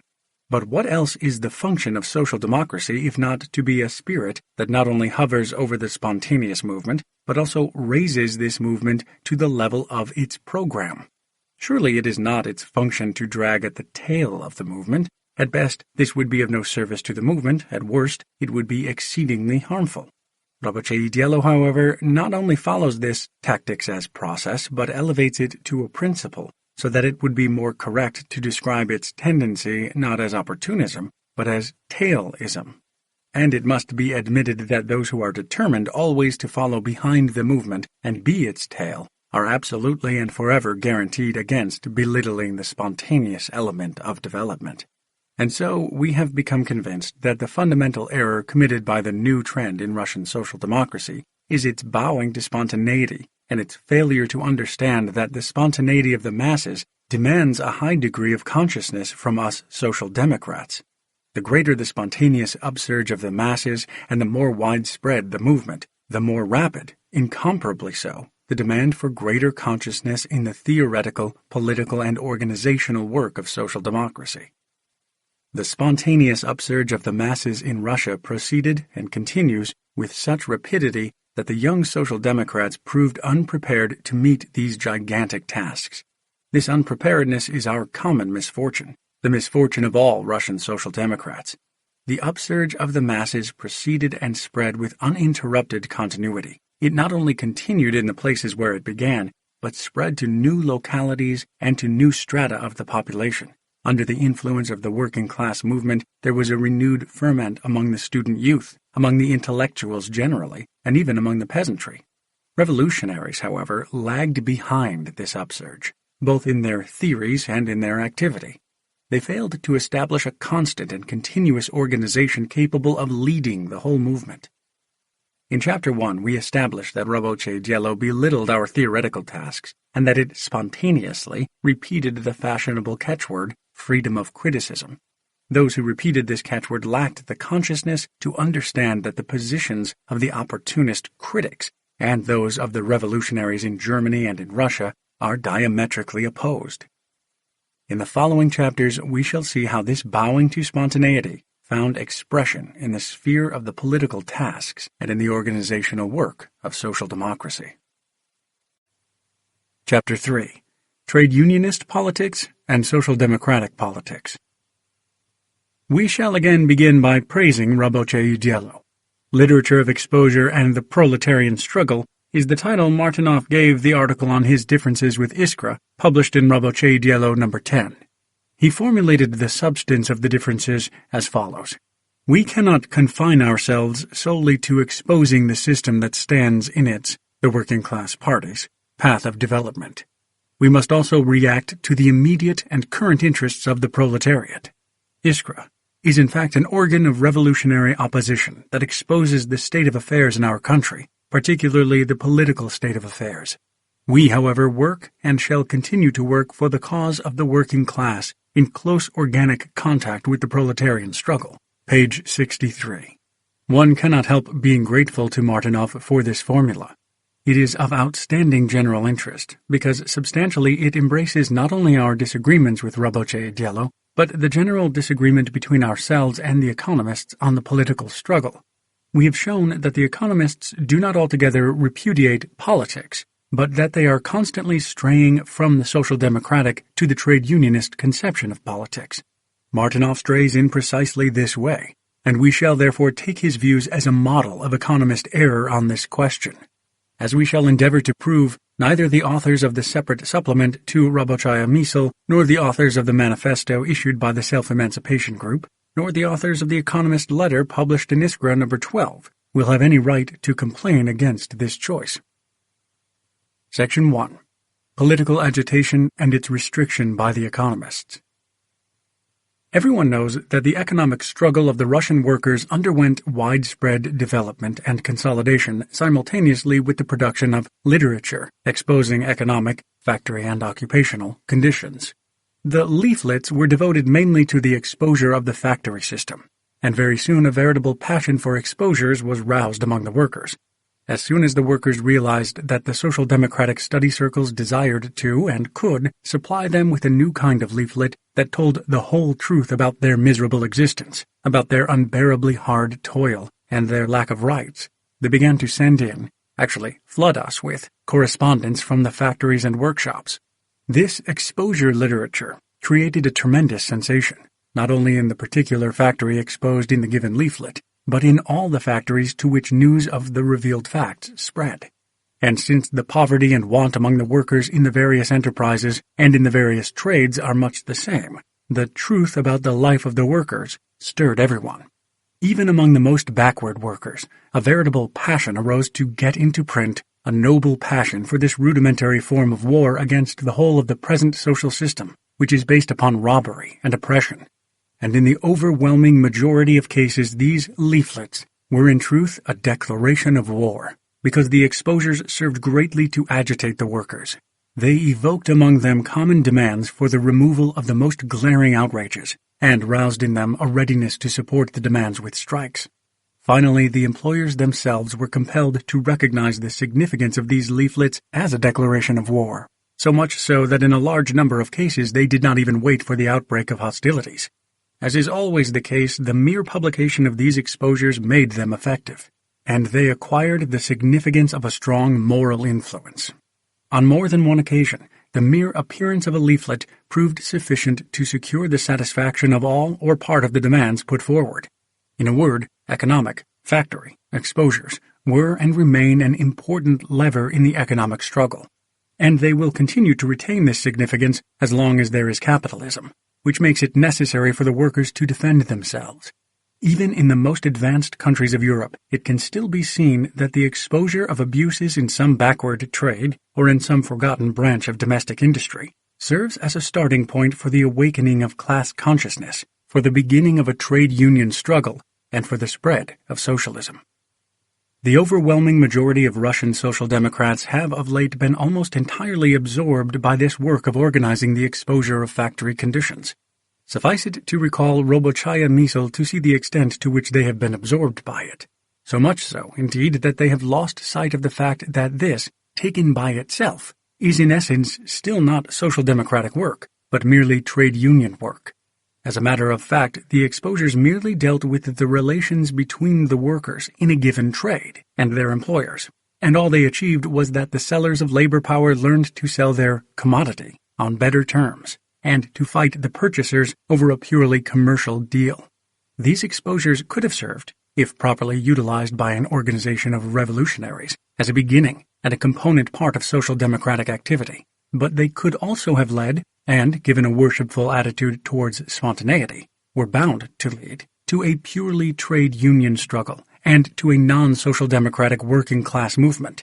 Social democracy leads the struggle of the working class not only for better terms for the sale of labor power, but for the abolition of the social system that compels the propertyless to sell themselves to the rich. Social democracy represents the working class, not in its relation to a given group of employers alone, but in its relation to all classes of modern society and to the state as an organized political force. Hence, it follows that not only must social democrats not confine themselves exclusively to the economic struggle, but that they must not allow the organization of economic exposures to become the predominant part of their activities. We must take up actively the political education of the working class and the development of its political consciousness. Now that Zarya and Iskra have made the first attack upon economism, all are agreed on this, although some agree only in words, as we shall soon see. The question arises, what should political education consist in? Can it be confined to the propaganda of working-class hostility to the autocracy? Of course not. It is not enough to explain to the workers that they are politically oppressed, any more than it is to explain to them that their interests are antagonistic to the interest of the employers. Agitation must be conducted with regard to every concrete example of this oppression, as we have begun to carry on agitation round concrete examples of economic oppression. Inasmuch as this oppression affects the most diverse classes of society, inasmuch as it manifests itself in the most varied spheres of life and activity, vocational, civic, personal, family, religious, scientific, etc., etc., is it not evident that we shall not be fulfilling our task of developing the political consciousness of the workers if we do not undertake the organization of the political exposure of the autocracy in all its aspects? In order to carry on agitation round concrete instances of oppression, these instances must be exposed, as it is necessary to expose factory abuses in order to carry on economic agitation. One might think this to be clear enough. It turns out, however, that it is only in words that all are agreed on the need to develop political consciousness in all its aspects. It turns out that Rabotchi Diallo, for example, far from tackling the task of organizing, or making a start in organizing, comprehensive political exposure, is even trying to drag Iskra, which has undertaken this task, away from it. Listen to the following. The political struggle of the working class is merely, it is certainly not merely, the most developed, wide, and effective form of economic struggle. Program of Rabotchi Diallo, published in issue number 1, page 3. The Social Democrats are now confronted with the task of lending the economic struggle itself, as far as possible, a political character. Martinov, Rabotchi Diallo, number 10, page 42. The economic struggle is the most widely applicable means of drawing the masses into active political struggle. Resolution adopted by the Conference of the Union Abroad and amendments thereto, 2 conferences, pages 11 and 17. As the reader will observe, all these theses permeate Rabotchi Diallo from its very first number to the latest instructions to the editors, and all of them evidently express a single view regarding political agitation and struggle. Let us examine this view from the standpoint of the opinion prevailing among all economists, that political agitation must follow economic agitation. Is it true that, in general, the economic struggle is the most widely applicable means of drawing the masses into the political struggle? It is entirely untrue. Any and every manifestation of police tyranny and autocratic outrage, not only in connection with the economic struggle, is not one whit less widely applicable as a means of drawing in the masses. The rural superintendents and the flogging of peasants, the corruption of the officials and the police treatment of the common people in the cities, the fight against the famine-stricken and the suppression of the popular striving towards enlightenment and knowledge, the extortion of taxes and the persecution of the religious sects, the humiliating treatment of soldiers and the barrack methods in the treatment of the students and liberal intellectuals. Do all these and 1,000 other similar manifestations of tyranny, though not directly connected with the economic struggle, represent, in general, less widely applicable means and occasions for political agitation and for drawing the masses into the political struggle? The very opposite is true. Of the sum total of cases in which the workers suffer, either on their own account or on account of those closely connected with them, from tyranny, violence, and the lack of rights, undoubtedly only a small minority represent cases of police tyranny in the trade union struggle as such. Why then should we, beforehand, restrict the scope of political agitation by declaring only one of the means to be the most widely applicable, when Social Democrats must have, in addition, other, generally speaking, no less widely applicable means? In the dim and distant past, a full year ago, Roboche Diallo wrote, "The masses begin to understand immediate political demands after one strike, or at all events after several, as soon as the government sets the police and gendarmerie against them." August, number 7, 1900, page 15. This opportunist theory of stages has now been rejected by the Union abroad, which makes a concession to us by declaring there is no need whatever to conduct political agitation right from the beginning, exclusively on an economic basis. 2 Conferences, page 11.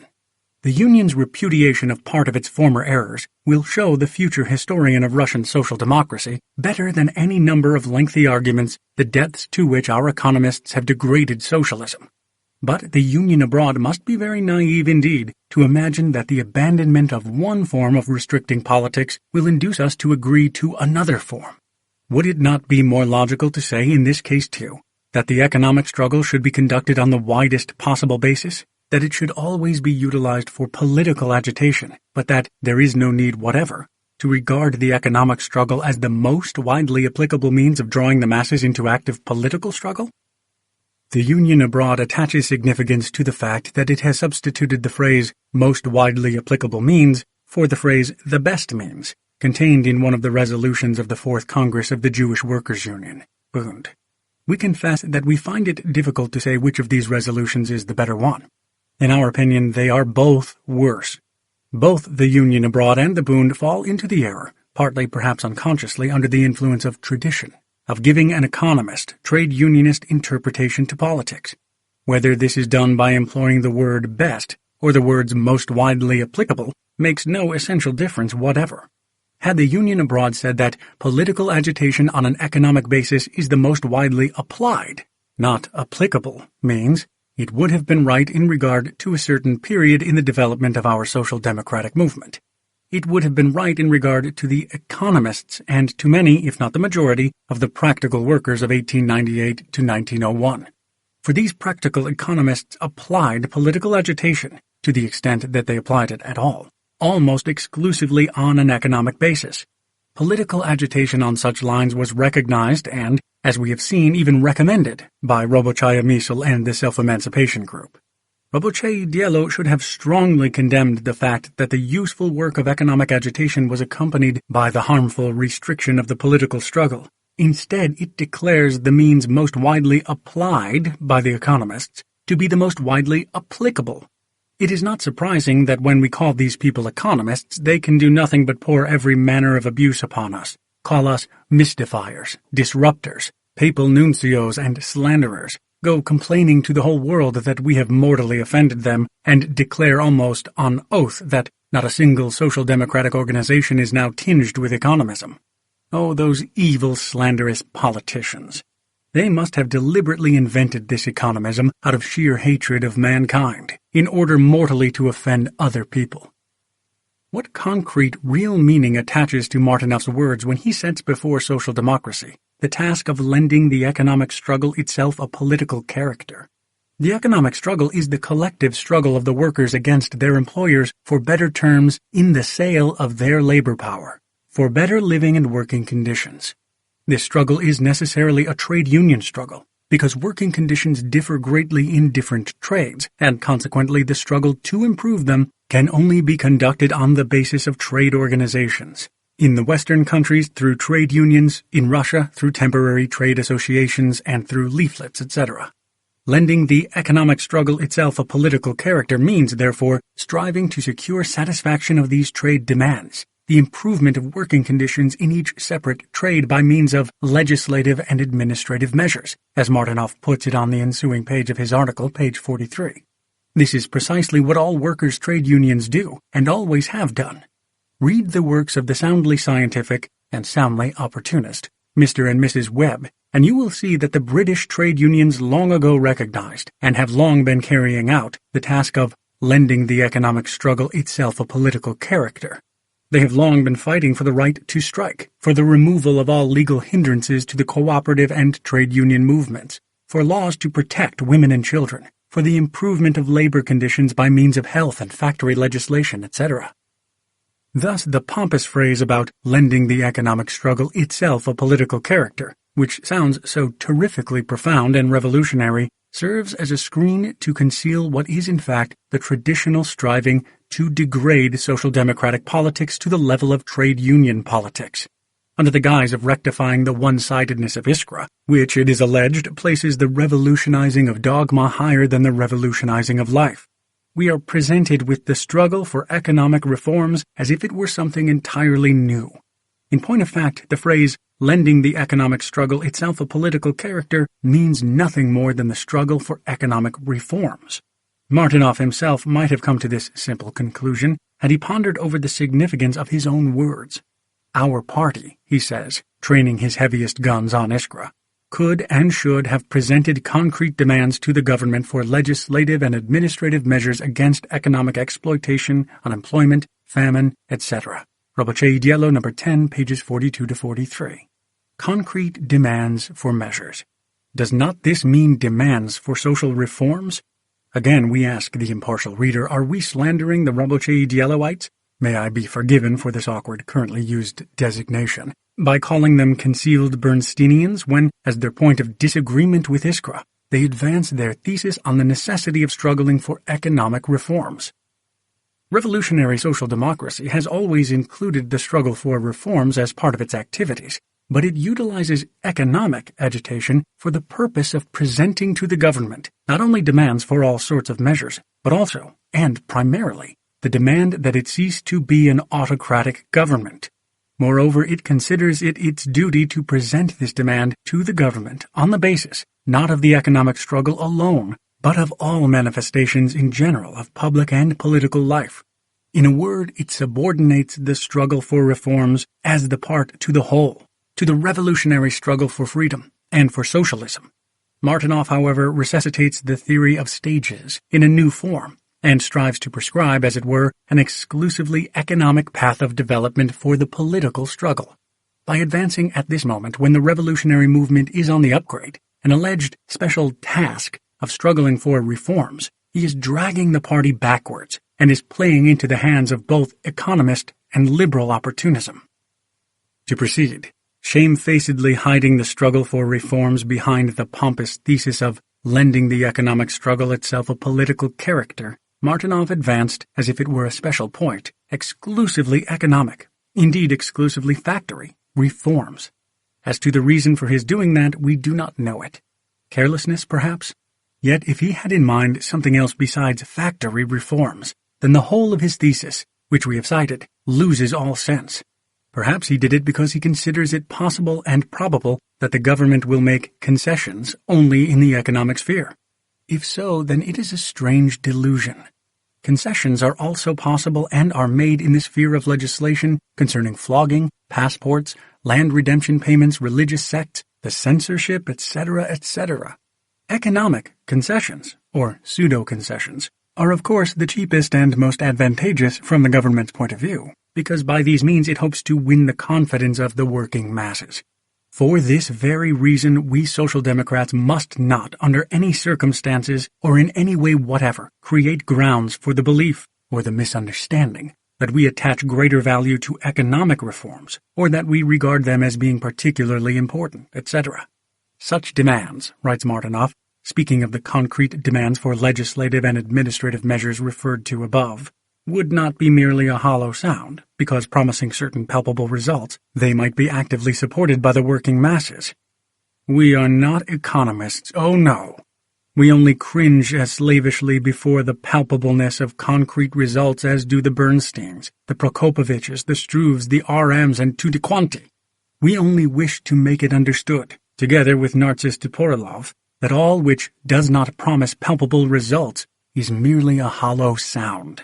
We are only trying to argue as if the working masses were incapable, and had not already proved their capabilities, notwithstanding those who ascribe their own Philistinism to them, of actively supporting every protest against the autocracy, even if it promises absolutely no palpable result whatever. Let us take, for example, the very measures for the relief of unemployment and the famine that Martinoff himself advances. Ravoche Dielo is engaged, judging by what it has promised, in drawing up and elaborating a program of concrete, in the form of bills, demands for legislative and administrative measures, promising palpable results, while Iskra, which constantly places the revolutionizing of dogma higher than the revolutionizing of life, has tried to explain the inseparable connection between unemployment and the whole capitalist system, has given warning that famine is coming, has exposed the police fight against the famine-stricken and the outrageous provisional penal servitude regulations, and Zaria has published a special reprint in the form of an agitational pamphlet of a section of its Review of Home Affairs dealing with the famine. But, good God, how one-sided were these incorrigibly narrow and orthodox doctrinaires! How deaf to the calls of life itself! Their articles contained, oh, horror, not a single, can you imagine it, not a single concrete demand promising palpable results. Poor doctrinaires! They ought to be sent to Krichevsky and Martinoff to be taught that tactics are a process of growth, of that which grows, etc., and that the economic struggle itself should be given a political character. In addition to its immediate revolutionary significance, the economic struggle of the workers against the employers and the government, economic struggle against the government, has also this significance. It constantly brings home to the workers the fact that they have no political rights. Martinoff, page 44. We quote this passage not in order to repeat for the 100th and 1000th time what has been said above, but in order to express particular thanks to Martinoff for this excellent new formula. The economic struggle of the workers against the employers and the government. What a gem! With what inimitable skill and mastery in eliminating all partial disagreements and shades of differences among economists, this clear and concise proposition expresses the quintessence of economism, from summoning the workers to the political struggle which they carry on in the general interest for the improvement of the conditions of all the workers, continuing through the theory of stages and ending in the resolution of the conference on the most widely applicable, etc. Economic struggle against the government is precisely trade unionist politics, which is still very far from being social democratic politics. Section 2. How Martinoff rendered Plekhanov more profound. What a large number of social democratic Lomonosovs have appeared among us lately, observed a comrade one day, having in mind the astonishing propensity of many who are inclined toward economism to arrive necessarily by their own understanding at great truths, for example, that the economic struggle stimulates the workers to ponder over their lack of rights, and in doing so to ignore, with the supreme contempt of born geniuses, all that has been produced by the antecedent development of revolutionary thought and of the revolutionary movement. Lomonosov-Martinoff is precisely such a born genius. We need but glance at his article, Urgent Questions, to see how, by his own understanding, he arrives at what was long ago said by Axelrod, of whom our Lomonosov naturally says not a word. How, for instance, he is beginning to understand that we cannot ignore the opposition of such or such strata of the bourgeoisie. Ravoche Dielo, number 9, pages 61, 62, and 71. Compare this with Ravoche Dielo's reply to Axelrod, pages 22, 23, 24, etc. But alas, he is only arriving, and is only beginning, not more than that. For so little has he understood Axelrod's ideas that he talks about the economic struggle against the employers and the government. For 3 years, 1898 to 1901, Roboche has tried hard to understand Axelrod, but has so far not understood him. Can one of the reasons be that social democracy, like mankind, always sets itself only tasks that can be achieved? But the Lomonosovs are distinguished not only by their ignorance of many things, that would be but half misfortune, but also by their unawareness of their own ignorance. Now this is a real misfortune, and it is this misfortune that prompts them without further ado to attempt to render Plekhanov more profound. Much water, Lomonosov-Martinov says, has flowed under the bridge since Plekhanov wrote his book, Tasks of the Socialists in the Fight Against the Famine in Russia. The Social Democrats, who for a decade led the economic struggle of the working class, have failed as yet to lay down a broad theoretical basis for party tactics. This question has now come to a head, and if we should wish to lay down such a theoretical basis, we should certainly have to deepen considerably the principles of tactics developed at one time by Plekhanov. Our present definition of the distinction between propaganda and agitation would have to be different from Plekhanov's. Martinov has just quoted Plekhanov's words. A propagandist presents many ideas to one or a few persons. An agitator presents only one or a few ideas, but he presents them to a mass of people. By propaganda, we would understand the revolutionary explanation of the present social system, entire or in its partial manifestations, whether that can be done in a form intelligible to individuals or to broad masses. By agitation, in the strict sense of the word, we would understand the call upon the masses to undertake definite, concrete actions and the promotion of the direct revolutionary intervention of the proletariat in social life. We congratulate Russian and international social democracy on having found, thanks to Martinov, a new terminology, more strict and more profound.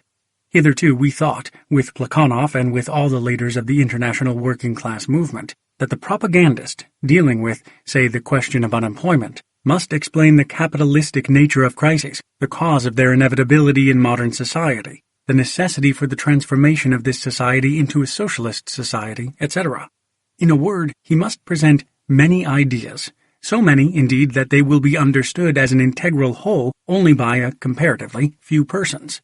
The agitator, however, speaking on the same subject, will take as an illustration a fact that is most glaring and most widely known to his audience, say, the death of an unemployed worker's family from starvation, the growing impoverishment, etc., and utilizing this fact, known to all, will direct his efforts to presenting a single idea to the masses.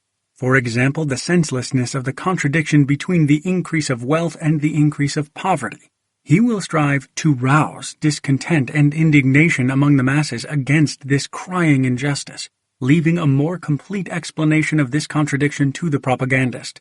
Consequently, the propagandist operates chiefly by means of the printed word, the agitator by means of the spoken word. The propagandist requires qualities different from those of the agitator. Kautsky and Lafarge, for example, we term propagandists. Bebel and Guzda we term agitators. To single out a third sphere, or third function, of practical activity, and to include in this function the call upon the masses to undertake definite concrete actions, is sheer nonsense, because the call, as a single act, either naturally and inevitably supplements the theoretical treatise, propagandist pamphlet, and agitational speech, or represents a purely executive function. Let us take, for example, the struggle the German Social Democrats are now waging against the corn duties.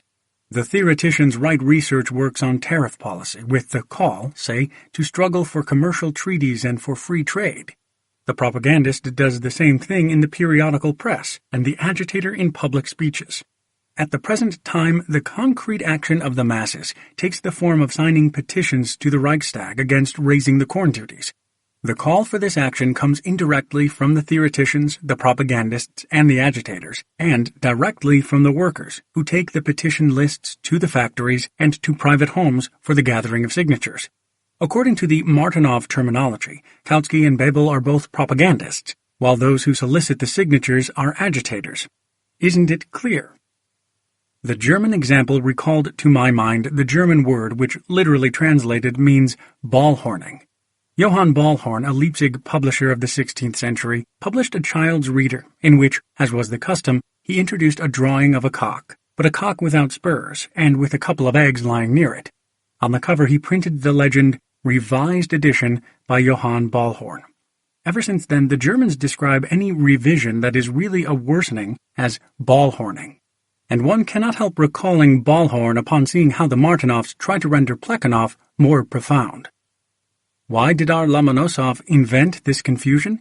In order to illustrate how Iskra devotes attention only to one side of the case, just as Plekhanov did a decade and a half ago. With Iskra, propagandist tasks force agitational tasks into the background, at least for the present. If we translate this last proposition from the language of Martinov into ordinary human language, because mankind has not yet managed to learn the newly invented terminology, we shall get the following.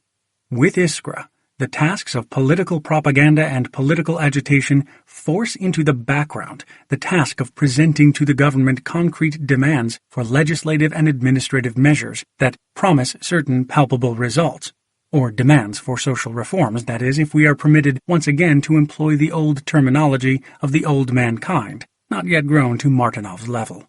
We suggest that the reader compare this thesis with the following tirade. What also astonishes us in these programs, the programs advanced by revolutionary Social Democrats, is their constant stress upon the benefits of workers' activity in Parliament, non-existent in Russia, though they completely ignore, thanks to their revolutionary nihilism, the importance of workers' participation in the legislative manufacturers' assemblies on factory affairs, which do exist in Russia, or at least the importance of workers' participation in municipal bodies.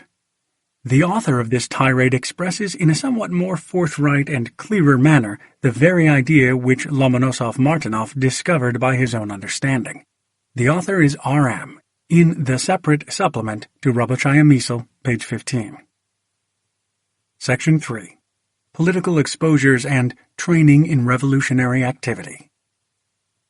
In advancing against Iskra his theory of raising the activity of the working masses, Martinov actually betrayed and urged to belittle that activity, for he declared the very economic struggle before which all economists grovel to be the preferable, particularly important, and most widely applicable means of rousing this activity and its broadest field. This error is characteristic, precisely in that it is by no means peculiar to Martinov. In reality, it is possible to raise the activity of the working masses only when this activity is not restricted to political agitation on an economic basis. A basic condition for the necessary expansion of political agitation is the organization of comprehensive political exposure. In no way, except by means of such exposures, can the masses be trained in political consciousness and revolutionary activity. Hence, activity of this kind is one of the most important functions of international social democracy as a whole. For even political freedom does not in any way eliminate exposures, it merely shifts somewhat their sphere of direction. Thus, the German party is especially strengthening its positions and spreading its influence, thanks particularly to the untiring energy with which it is conducting its campaign of political exposure. Working-class consciousness cannot be genuine political consciousness unless the workers are trained to respond to all cases of tyranny, oppression, violence, and abuse, no matter what class is affected, unless they are trained, moreover, to respond from a social democratic point of view and no other. The consciousness of the working masses cannot be genuine class consciousness unless the workers learn from concrete and above all from topical political facts and events to observe every other social class in all the manifestations of its intellectual, ethical, and political life. Unless they learn to apply in practice the materialist analysis and the materialist estimate of all aspects of the life and activity of all classes, strata, and groups of the population. Those who concentrate the attention, observation, and consciousness of the working class exclusively, or even mainly, upon itself alone, are not social democrats. For the self-knowledge of the working class is indissolubly bound up, not solely with a fully clear theoretical understanding, or rather not so much with the theoretical as with the practical understanding of the relationships between all the various classes of modern society, acquired through the experience of political life. For this reason, the conception of the economic struggle as the most widely applicable means of drawing the masses into the political movement, which our economists preach, is so extremely harmful and reactionary in its practical significance. In order to become a social democrat, the worker must have a clear picture in his mind of the economic nature and the social and political features of the landlord and the priest, the high state official and the peasant, the student and the vagabond. He must know their strong and weak points. He must grasp the meaning of all the catchwords and sophisms by which each class and each stratum camouflages its selfish strivings and its real inner workings. He must understand what interests are reflected by certain institutions and certain laws, and how they are reflected. But this clear picture cannot be obtained from any book. It can be obtained only from living examples and from exposures that follow close upon what is going on about us at a given moment, upon what is being discussed, in whispers perhaps, by each one in his own way, upon what finds expression in such and such events, in such and such statistics, in such and such court sentences, etc., etc. These comprehensive political exposures are an essential and fundamental condition for training the masses in revolutionary activity. Why do the Russian workers still manifest little revolutionary activity in response to the brutal treatment of the people by the police, the persecution of religious sects, the flogging of peasants, the outrageous censorship, the torture of soldiers, the persecution of the most innocent cultural undertakings, etc.? Is it because the economic struggle does not stimulate them to this? Because such activity does not promise palpable results? Because it produces little that is positive? To adopt such an opinion, we repeat, is merely to direct the charge where it does not belong, to blame the working masses for one's own Philistinism or Bernsteinism. We must blame ourselves, our lagging behind the mass movement, for still being unable to organize sufficiently wide, striking, and rapid exposures of all shameful outrages. When we do that, and we must and can do it, the most backward worker will understand, or will feel, that the students and religious sects, the peasants and the authors, are being abused and outraged by those same dark forces that are oppressing and crushing him at every step of his life. Feeling that, he himself will be filled with an irresistible desire to react, and he will know how to hoot the censors one day, on another day to demonstrate outside the house of a governor who has brutally suppressed a peasant uprising, on still another day to teach a lesson to the gendarmes in surplices who are doing the work of the Holy Inquisition, etc. As yet we have done very little, almost nothing, to bring before the working masses prompt exposures on all possible issues. Many of us as yet do not recognize this as our bounden duty, but trail spontaneously in the wake of drab everyday struggle, in the narrow confines of factory life. Under such circumstances, to say that Iskra displays a tendency to minimize the significance of the forward march of the drab everyday struggle in comparison with the propaganda of brilliant and complete ideas means to drag the party back, to defend and glorify our unpreparedness and backwardness. As for calling the masses to action, that will come of itself as soon as energetic political agitation, live and striking exposures come into play. To catch some criminal red-handed and immediately to brand him publicly in all places is of itself far more effective than any number of calls. The effect very often is such as will make it impossible to tell exactly who it was that called upon the masses and who suggested this or that plan of demonstration, etc. Calls for action, not in the general, but in the concrete sense of the term, can be made only at the place of action. Only those who themselves go into action, and do so immediately, can sound such calls. Our business as social democratic publicists is to deepen, expand, and intensify political exposures and political agitation. A word in passing about calls to action. The only newspaper which, prior to the spring events, called upon the workers to intervene actively in a matter that certainly did not promise any palpable results whatever for the workers, that is, the drafting of the students into the army, was Iskra. Immediately after the publication of the order of January 11th on drafting the 183 students into the army, Iskra published an article on the matter in its February issue number 2, and before any demonstration was begun, forthwith called upon the workers to go to the aid of the students, called upon the people openly to take up the government's arrogant challenge. We ask, how is the remarkable fact to be explained that although Martinov talks so much about calls to action, and even suggests calls to action as a special form of activity, he said not a word about this call. After this, was it not sheer Philistinism on Martinov's part to allege that Iskra was one-sided because it did not issue sufficient calls to struggle for demands promising palpable results? Our economists, including Raboche Yellow, were successful because they adapted themselves to the backward workers. But the social democratic worker, the revolutionary worker, and the number of such workers is growing, will indignantly reject all this talk about struggle for demands promising palpable results, etc., because he will understand that this is only a variation of the old song about adding a kopeck to the ruble. Such a worker will say to his counselors from Rabochaya Misl and Raboche Dielo, "You are busying yourselves in vain, gentlemen, and shirking your proper duties by meddling with such excessive zeal in a job that we can very well manage ourselves. There is nothing clever in your assertion that the Social Democrats' task is to lend the economic struggle itself a political character. That is only the beginning. It is not the main task of the Social Democrats. For all over the world, including Russia, the police themselves often take the initiative in lending the economic struggle a political character, and the workers themselves learn to understand whom the government supports. The economic struggle of the workers against the employers and the government, about which you make as much fuss as if you had discovered a new America, is being waged in all parts of Russia, even the most remote, by the workers themselves, who have heard about strikes, but who have heard almost nothing about socialism.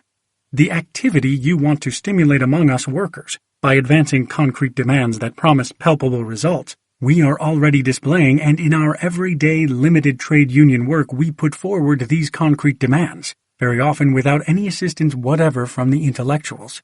But such activity is not enough for us. We are not children to be fed on the thin gruel of economic politics alone.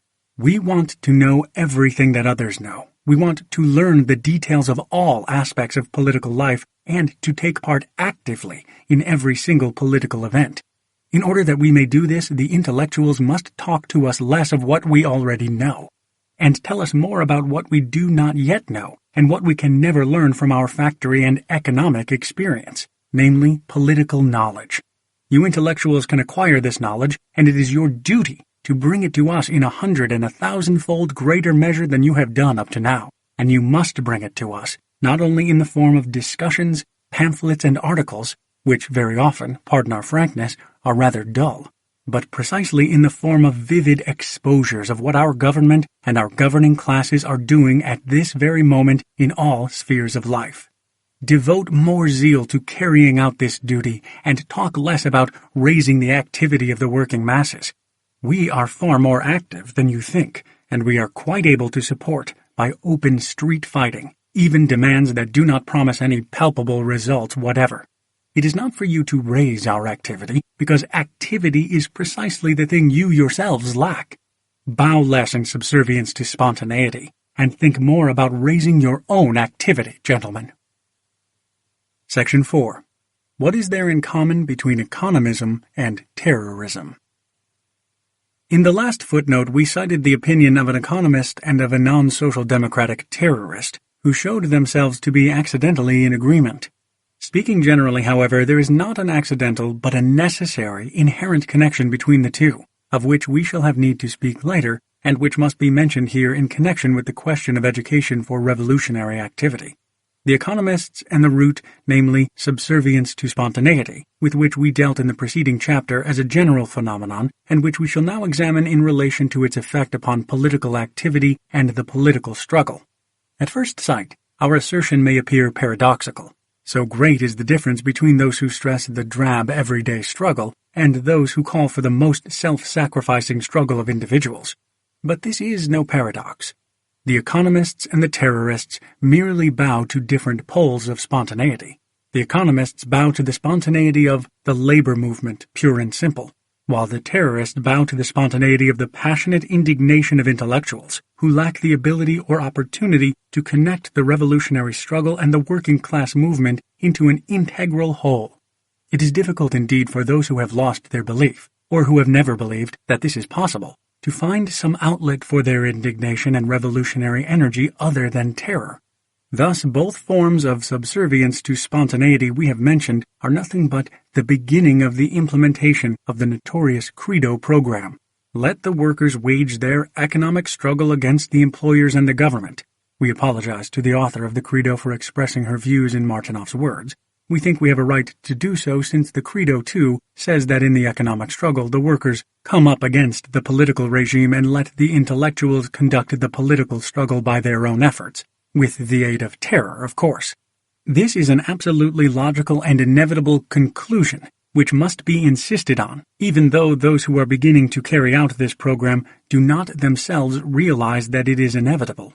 Political activity has its logic quite apart from the consciousness of those who, with the best intentions, call either for terror or for lending the economic struggle itself a political character. The road to hell is paved with good intentions, and in this case, good intentions cannot save one from being spontaneously drawn along the line of least resistance, along the line of the purely bourgeois Credo program. Surely it is no accident either that many Russian liberals, avowed liberals and liberals that wear the mask of Marxism, wholeheartedly sympathize with terror and try to foster the terrorist moods that have surged up in the present time. The formation of the revolutionary socialist Svoboda group, which set itself the aim of helping the working class movement in every possible way, but which included its program terror and emancipation, so to speak, from social democracy, once again confirmed the remarkable perspicacity of P.P. Axelrod, who literally foretold these results of social democratic waverings as far back as the end of 1897, present tasks and tactics, when he outlined his famous two perspectives. All the subsequent disputes and disagreements among Russian social democrats are contained, like a plant in the seed, in these two perspectives. From this point of view, it also becomes clear why Rabocheye Dielo, unable to withstand the spontaneity of economism, has likewise been unable to withstand the spontaneity of terrorism. It is highly interesting to note here the specific arguments that Svoboda has advanced in defense of terrorism. It completely denies the deterrent role of terrorism, the regeneration of revolutionism, page 64, but instead stresses its excitative significance. This is characteristic, first as representing one of the stages of the breakup and decline of the traditional, pre-social democratic, cycle of ideas which insisted upon terrorism. The admission that the government cannot now be terrified, and hence disrupted, by terror, is tantamount to a complete condemnation of terror as a system of struggle, as a sphere of activity sanctioned by the program. Secondly, it is still more characteristic as an example of the failure to understand our immediate tasks in regard to education for revolutionary activity. Svoboda advocates terror as a means of exciting the working class movement and of giving it a strong impetus. It is difficult to imagine an argument that more thoroughly disproves itself. Are there not enough outrages committed in Russian life without special excitants having to be invented? On the other hand, is it not obvious that those who are not, and cannot be, roused to excitement even by Russian tyranny, will stand by twiddling their thumbs and watch a handful of terrorists engaged in single combat with the government?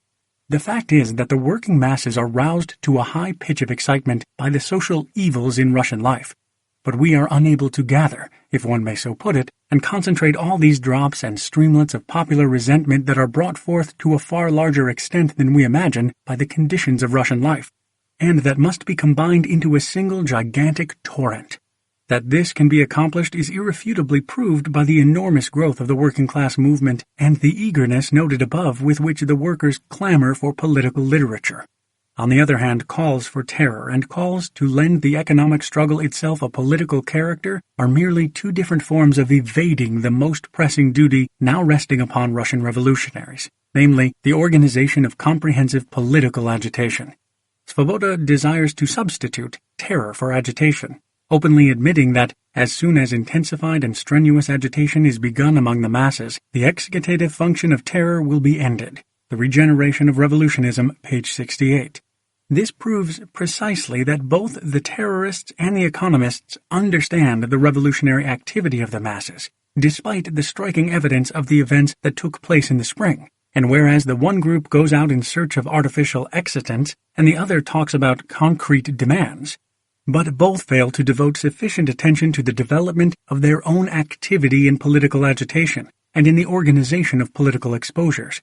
And no other work can serve as a substitute for this task, either at the present time or at any other. Section 5. The Working Class as Vanguard Fighter for Democracy. We have seen that the conduct of the broadest political agitation, and consequently of all sided political exposures, is an absolutely necessary and a paramount task of our activity if this activity is to be truly social democratic. However, we arrived at this conclusion solely on the grounds of the pressing needs of the working class for political knowledge and political training. But such a presentation of the question is too narrow, for it ignores the general democratic tasks of social democracy, in particular of present-day Russian social democracy. In order to explain the point more concretely, we shall approach the subject from an aspect that is nearest to the economist, namely from the practical aspect. Everyone agrees that it is necessary to develop the political consciousness of the working class. The question is how that is to be done and what is required to do it. The economic struggle merely impels the workers to realize the government's attitude towards the working class. Consequently, however much we may try to lend the economic struggle itself a political character, we shall never be able to develop the political consciousness of the workers to the level of social democratic political consciousness by keeping within the framework of the economic struggle, for that framework is too narrow. The Martinov formula has some value for us, not because it illustrates Martinov's aptitude for confusing things, but because it pointedly expresses the basic error that all the economists commit, namely, their conviction that it is possible to develop the class political consciousness of the workers from within, so to speak, from their economic struggle, that is, by making this struggle the exclusive, or at least the main, starting point, by making it the exclusive, or at least the main, basis. Such a view is radically wrong. Piqued by our polemics against them, the economists refuse to ponder deeply over the origins of these disagreements, with the result that we simply cannot understand one another. It is as if we spoke in different tongues.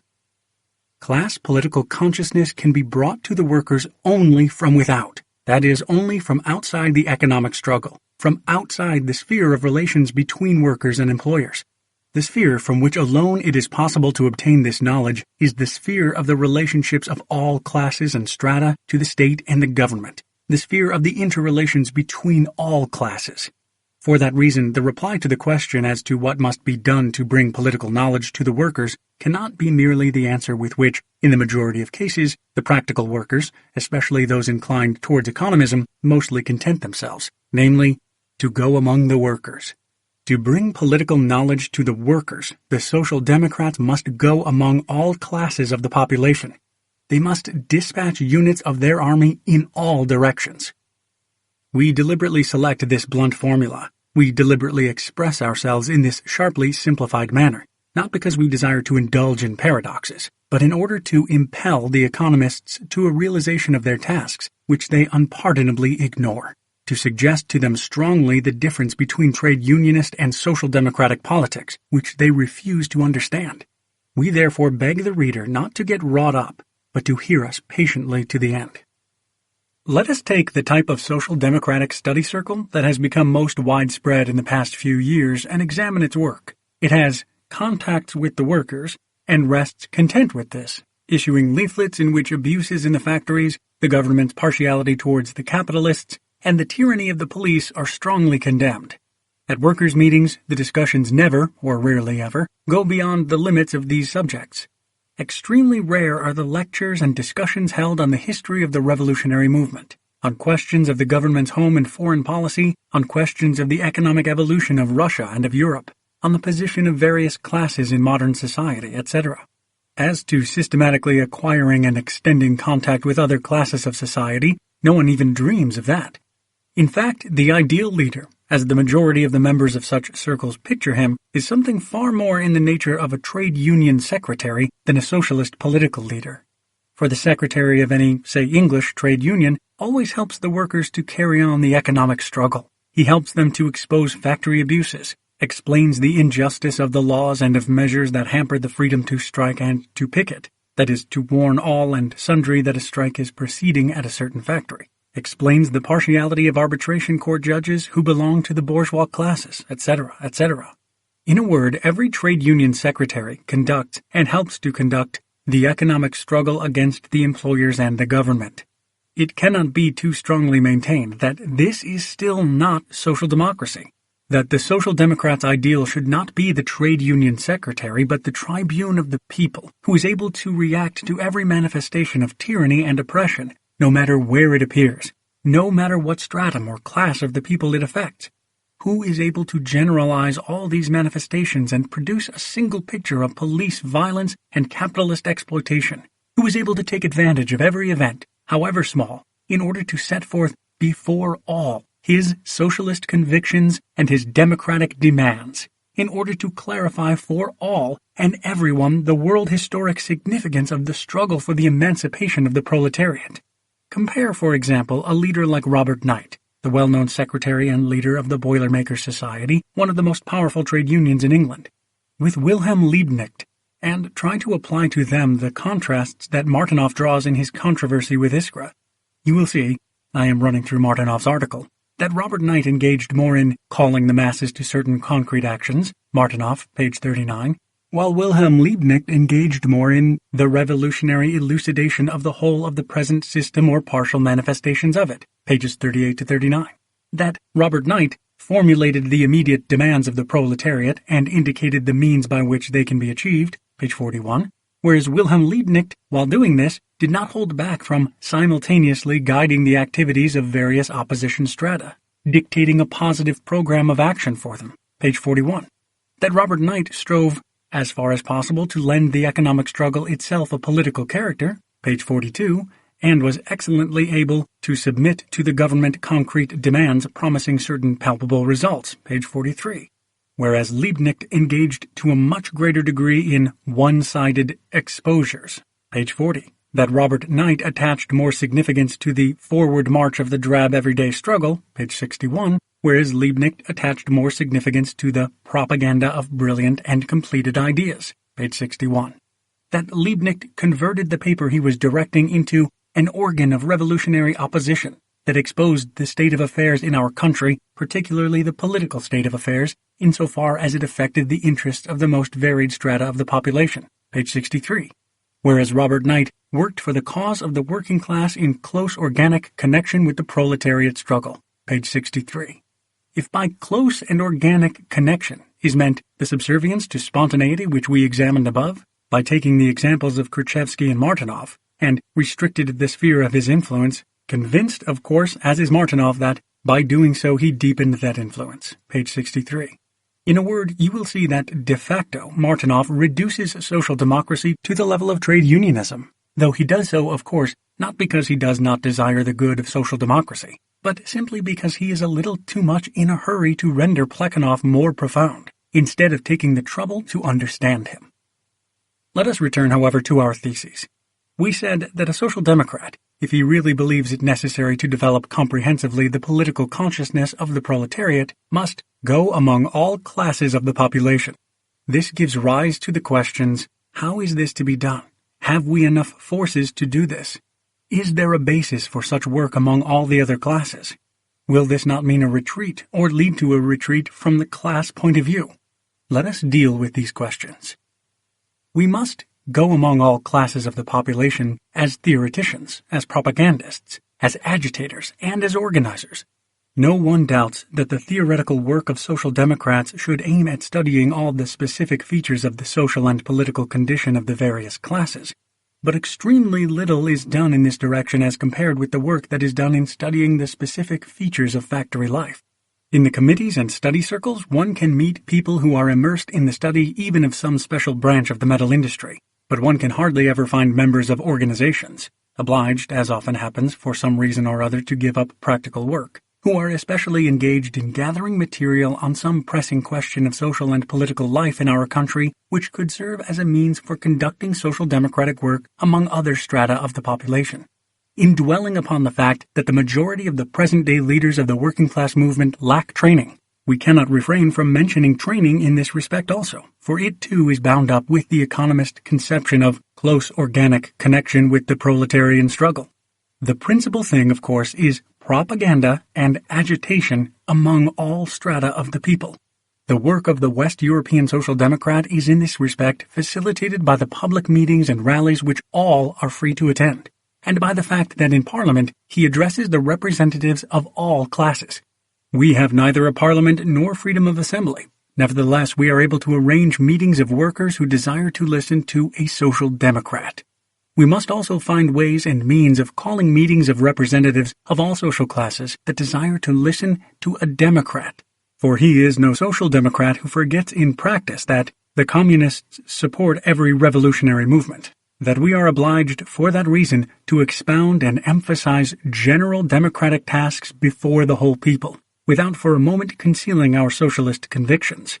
He is no social democrat who forgets in practice his obligation to be ahead of all in raising, accentuating, and solving every general democratic question.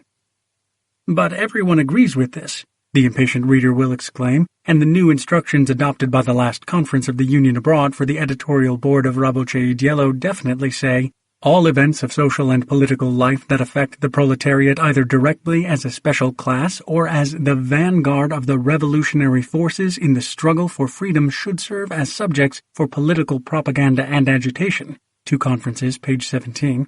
Yes, these are very true and very good words, and we would be fully satisfied if Ravoche Dielo understood them, and if it refrained from saying in the next breath things that contradict them.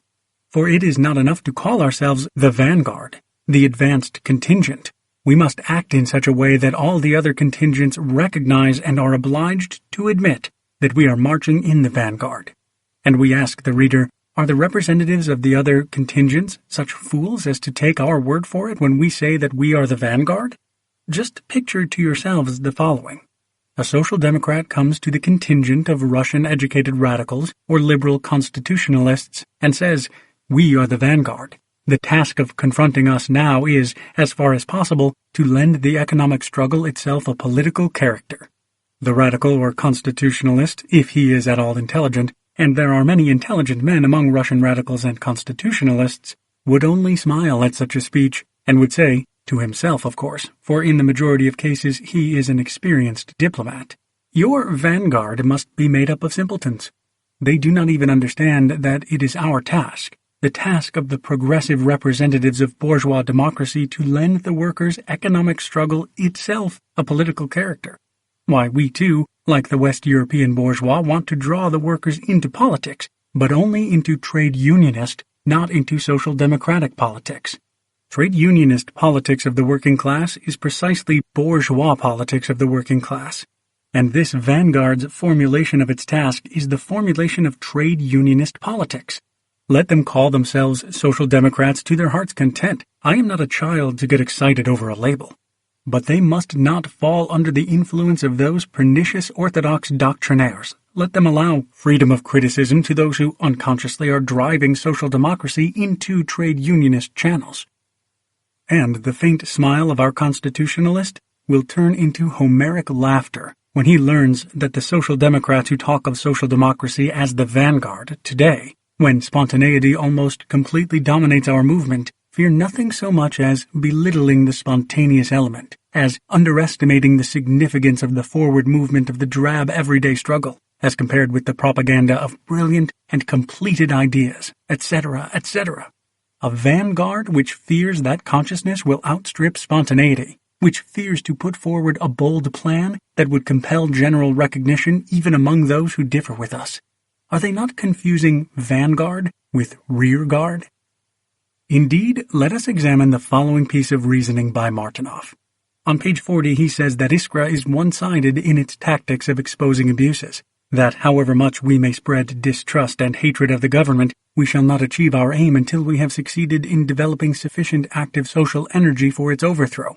This, it may be said parenthetically, is the familiar solicitude for the activation of the masses, with a simultaneous striving to restrict one's own activity. But that is not the main point at the moment. Martinov speaks here accordingly of revolutionary energy for overthrowing. And what conclusion does he arrive at? Since in ordinary times various social strata inevitably march separately, it is therefore clear that we social democrats cannot simultaneously guide the activities of various opposition strata. We cannot dictate to them a positive program of action. We cannot point out to them in what manner they should wage a day-to-day struggle for their interests. The liberal strata will themselves take care of the active struggle for their immediate interests, the struggle that will bring them face to face with our political regime. Page 41.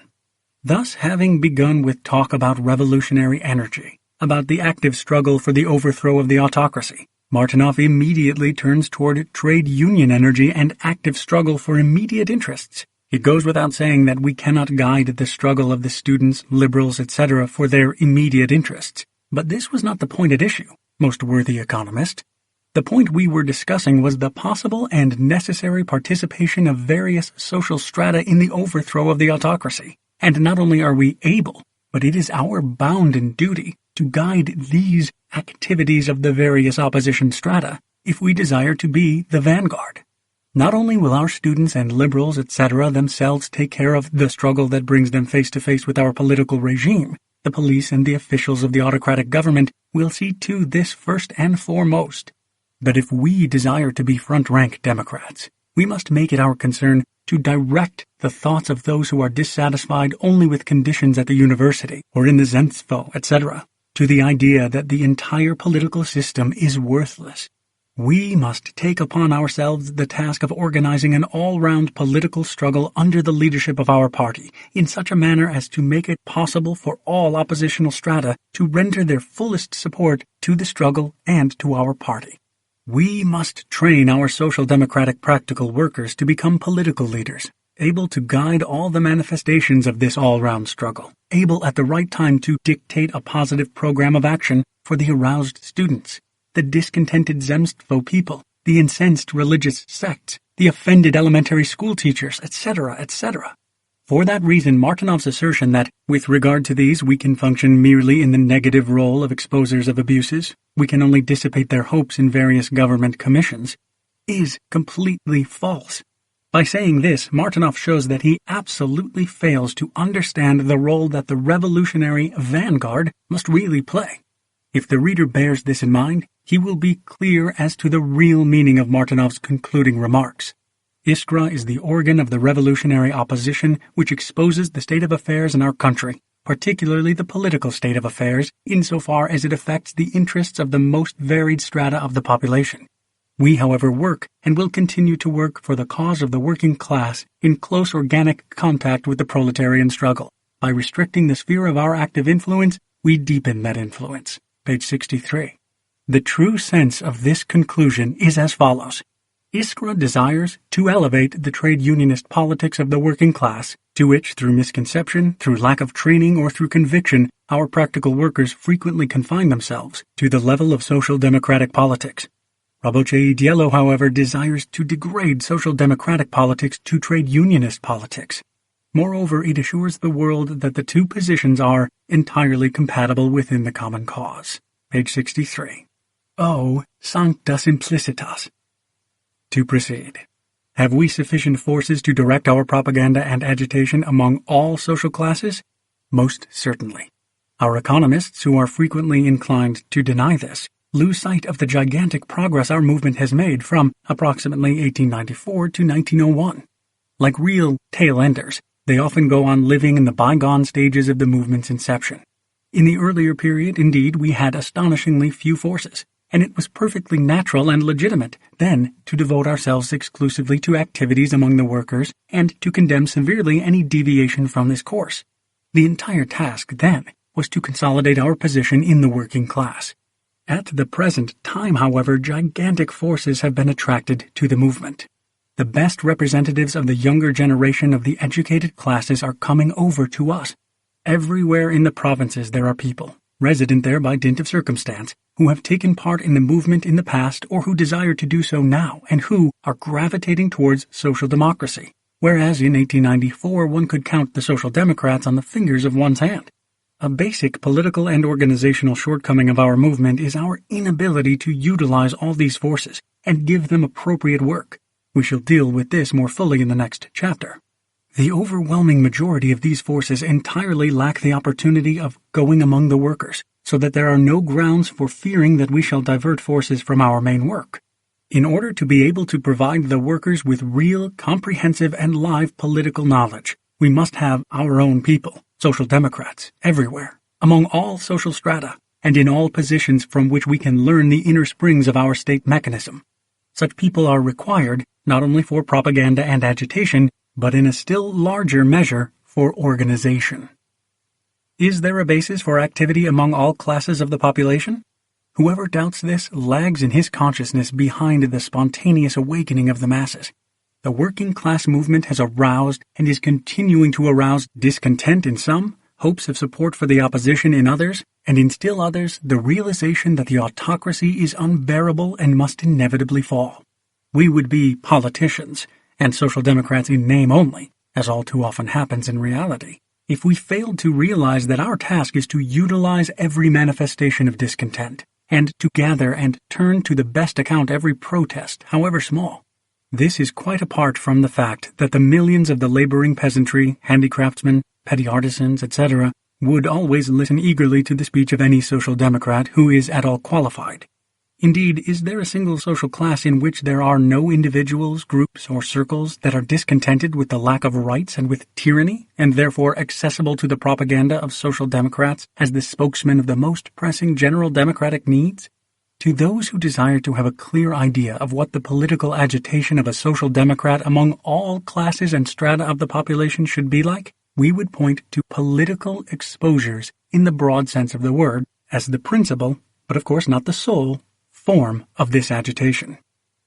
We must arouse in every section of the population that is at all politically conscious a passion for political exposure, I wrote in my article Where to Begin, Iskra, May No. 4, 1901, with which I shall deal in greater detail later. We must not be discouraged by the fact that the voice of the political exposure is today so feeble, timid, and infrequent. This is not because of a wholesale submission to police despotism, but because those who are able and ready to make exposures have no tribune from which to speak, no eager and encouraging audience. They do not see anywhere among the people that force to which it would be worth directing their complaint against the omnipotent Russian government. We are now in a position to provide a tribune for the nationwide exposure of the Tsarist government, and it is our duty to do this. That tribune must be a social democratic newspaper. The ideal audience for political exposure is the working class, which is first and foremost in need of all-round and live political knowledge, and is most capable of converting this knowledge into active struggle, even when that struggle does not promise palpable results. The tribune for nationwide exposures can be only an all-Russia newspaper. Without a political organ, a political movement deserving that name is inconceivable in the Europe of today. In this respect, Russia must undoubtedly be included in present-day Europe. The press long ago became a power in our country. Otherwise, the government would not spend tens of thousands of rubles to bribe it and to subsidize the Katkovs and Mischurskys.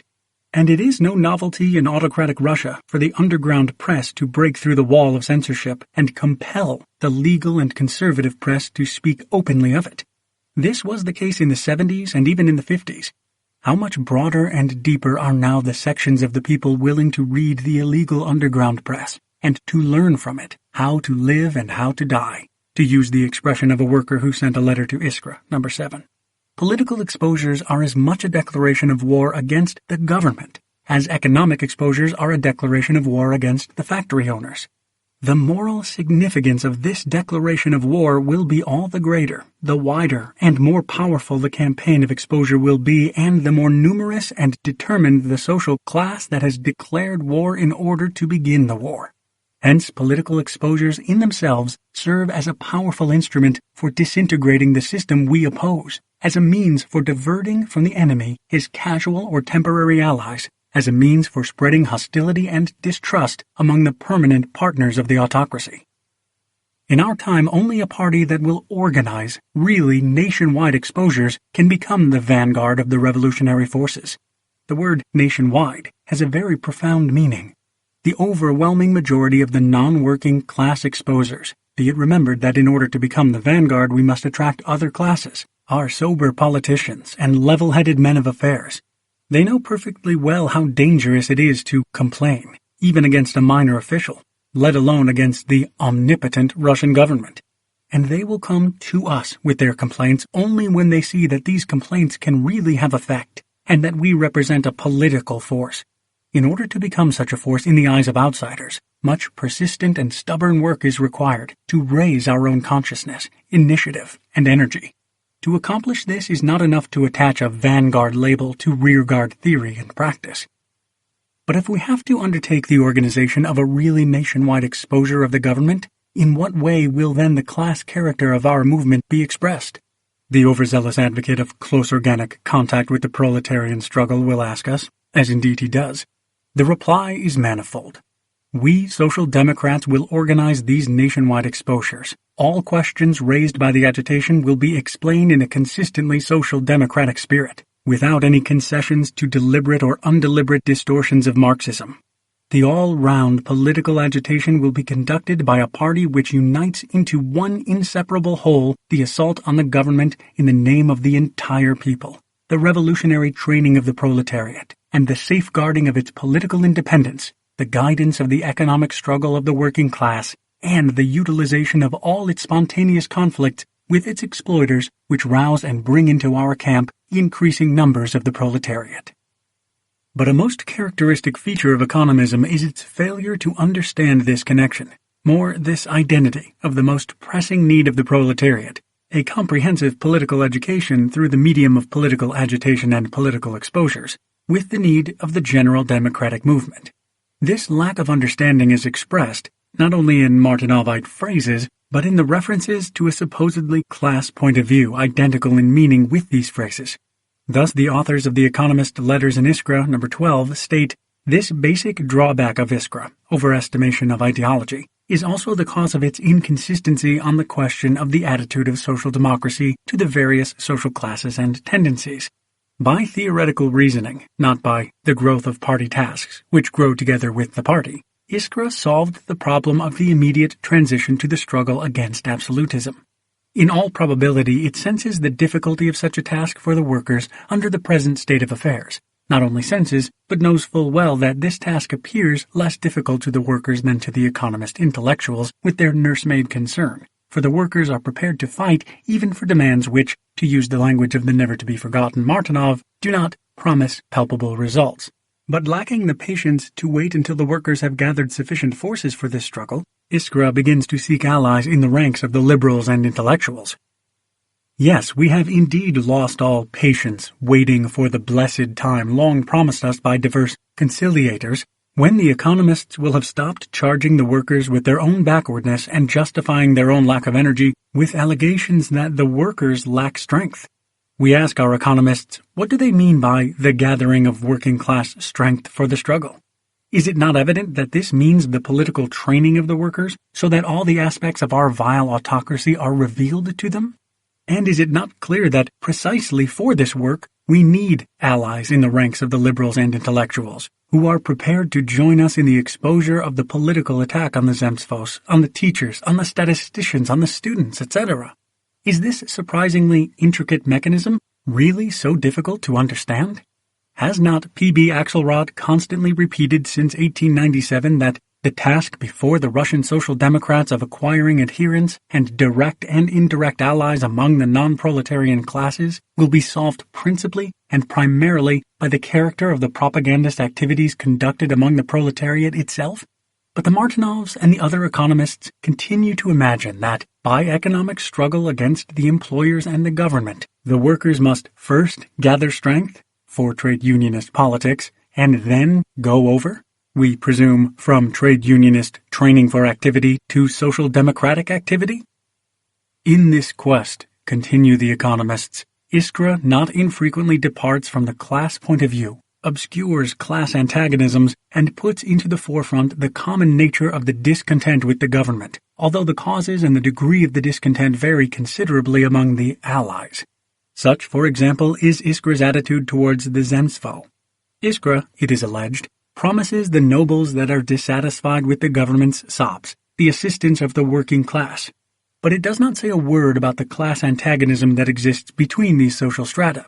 If the reader will turn to the article, The Autocracy and the Zemstvo, Iskra, numbers 2 and 4, to which, in all probability, the authors of the letter refer, he will find that they deal with the attitude of the government towards the mild agitation of the bureaucratic Zemstvo, which is based on the social estates, and towards the independent activity of even the propertied classes.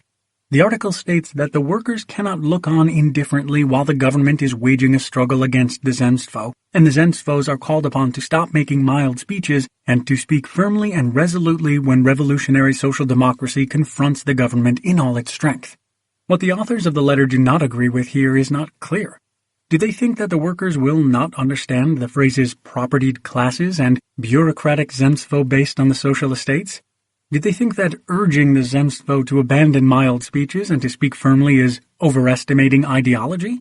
Do they imagine that the workers can gather strength for the struggle against the autocracy if they know nothing about the attitude of the autocracy towards the Zemstvo as well? All this too remains unknown.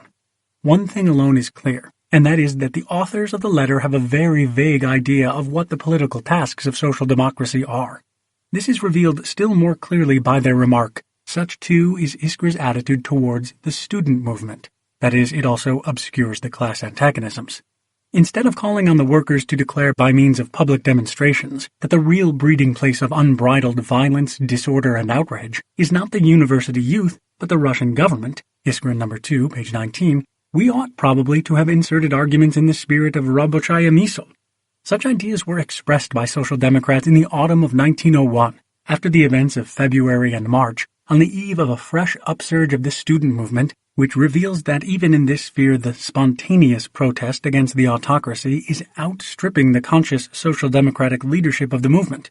The spontaneous striving of the workers to defend the students who are being assaulted by the police and the Cossacks surpasses the conscious activity of the social democratic organization.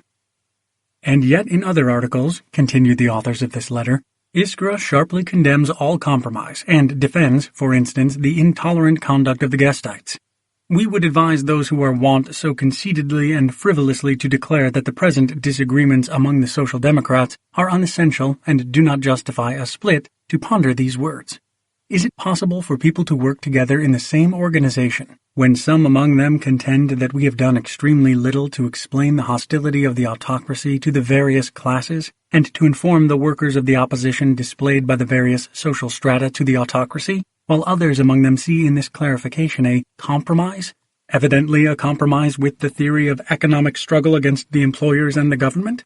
We urged the necessity of carrying the class struggle into the rural districts in connection with the 40th anniversary of the emancipation of the peasantry, issue number 3, and spoke of the irreconcilability of the local government bodies and the autocracy in relation to Witt's secret memorandum, number 4. In connection with the new law, we attacked the feudal landlords and the government which serves them, number 8, and we welcomed the illegal Zemstvo Congress. We urged the Zemstvo to pass over from abject petitions, number 8, to struggle. We encouraged the students, who had begun to understand the need for the political struggle and to undertake this struggle, number 3, while at the same time we lashed out at the outrageous incomprehension revealed by the adherents of the purely student movement, who called upon the students to abstain from participating in the street demonstrations, number 3, in connection with the manifesto issued by the Executive Committee of the Moscow students on February 25th. We exposed the senseless dreams and the lying hypocrisy of the cunning liberals of Russia, number 5, while pointing to the violent fury with which the government Gauler persecuted peaceful writers, aged professors, scientists, and well-known liberal Zemstvo members, number 5, police raid on literature. We exposed the real significance of the program of state protection for the welfare of the workers, and welcomed the valuable admission that it is better by granting reforms from above to forestall the demand for such reforms from below than to wait for those demands to be put forward, number 6. We encouraged the protesting statisticians, number 7, and censured the strike-breaking statisticians, number 9. He who sees in these tactics an obscuring of the class consciousness of the proletariat and a compromise with liberalism reveals his utter failure to understand the true significance of the program of the Credo and carries out that program de facto, however much he may repudiate it. For by such an approach he drags social democracy towards the economic struggle against the employers and the government and yields to liberalism, abandons the task of actively intervening in every liberal issue and of determining his own social democratic attitude towards this question. Section 6. Once more slanderers, once more mystifiers. These polite expressions, as the reader will recall, belong to Rabotche Diallo. which in this way answers our charge that it is indiscreetly preparing the ground for converting the working class movement into an instrument of bourgeois democracy. In its simplicity of heart, Rabotchi Diallo decided that this accusation was nothing more than a polemical sally. These malicious doctrinaires are bent on saying all sorts of unpleasant things about us, and what can be more unpleasant than being an instrument of bourgeois democracy? And so they print in bold type a refutation. Nothing but downright slander, mystification, mummery. 2 Conferences, pages 30, 31, and 33. Like Job, Rabotchi Diallo, although bearing little resemblance to that deity, is wrathful because it is wrong, and proves by its hasty abuse that it is incapable of understanding its opponent's mode of reasoning. And yet, with only a little reflection, it would have understood why any subservience to the spontaneity of the mass movement and any degrading of social democratic politics to the level of trade unionist politics mean preparing the ground for converting the working class movement into an instrument of bourgeois democracy. The spontaneous working class movement is by itself able to create, and inevitably does create, only trade unionism, and working class trade unionist politics is precisely working class bourgeois politics. The fact that the working class participates in the political struggle, and even in the political revolution, does not in itself make its politics social democratic politics. Will Rabotchi Diallo make bold to deny this? Will it, at long last, publicly, plainly, and without equivocation, explain how it understands the urgent questions of international and of Russian social democracy? Hardly. It will never do anything of the kind, because it holds fast to the trick, which might be described as the not here method. It's not me, it's not my horse, I'm not the driver. We are not economists.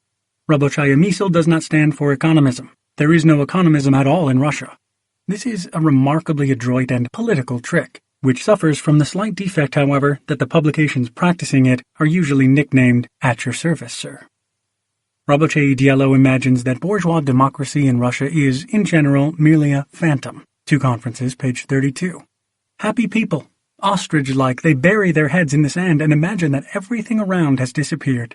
Liberal publicists who, month after month, proclaim to the world their triumph over the collapse and even the disappearance of Marxism. Liberal newspapers, St. Petersburgsky Vedomosti, Ruski Vedomosti, and many others, which encourage the liberals who bring to the workers the Brentano conception of the class struggle and the trade unionist conception of politics, the galaxy of critics of Marxism, whose real tendencies were so very well disclosed by the Credo and whose literary products alone circulate in Russia without let or hindrance, the revival of revolutionary, non-social democratic tendencies, particularly after the February and March events. All these, apparently, are just phantoms.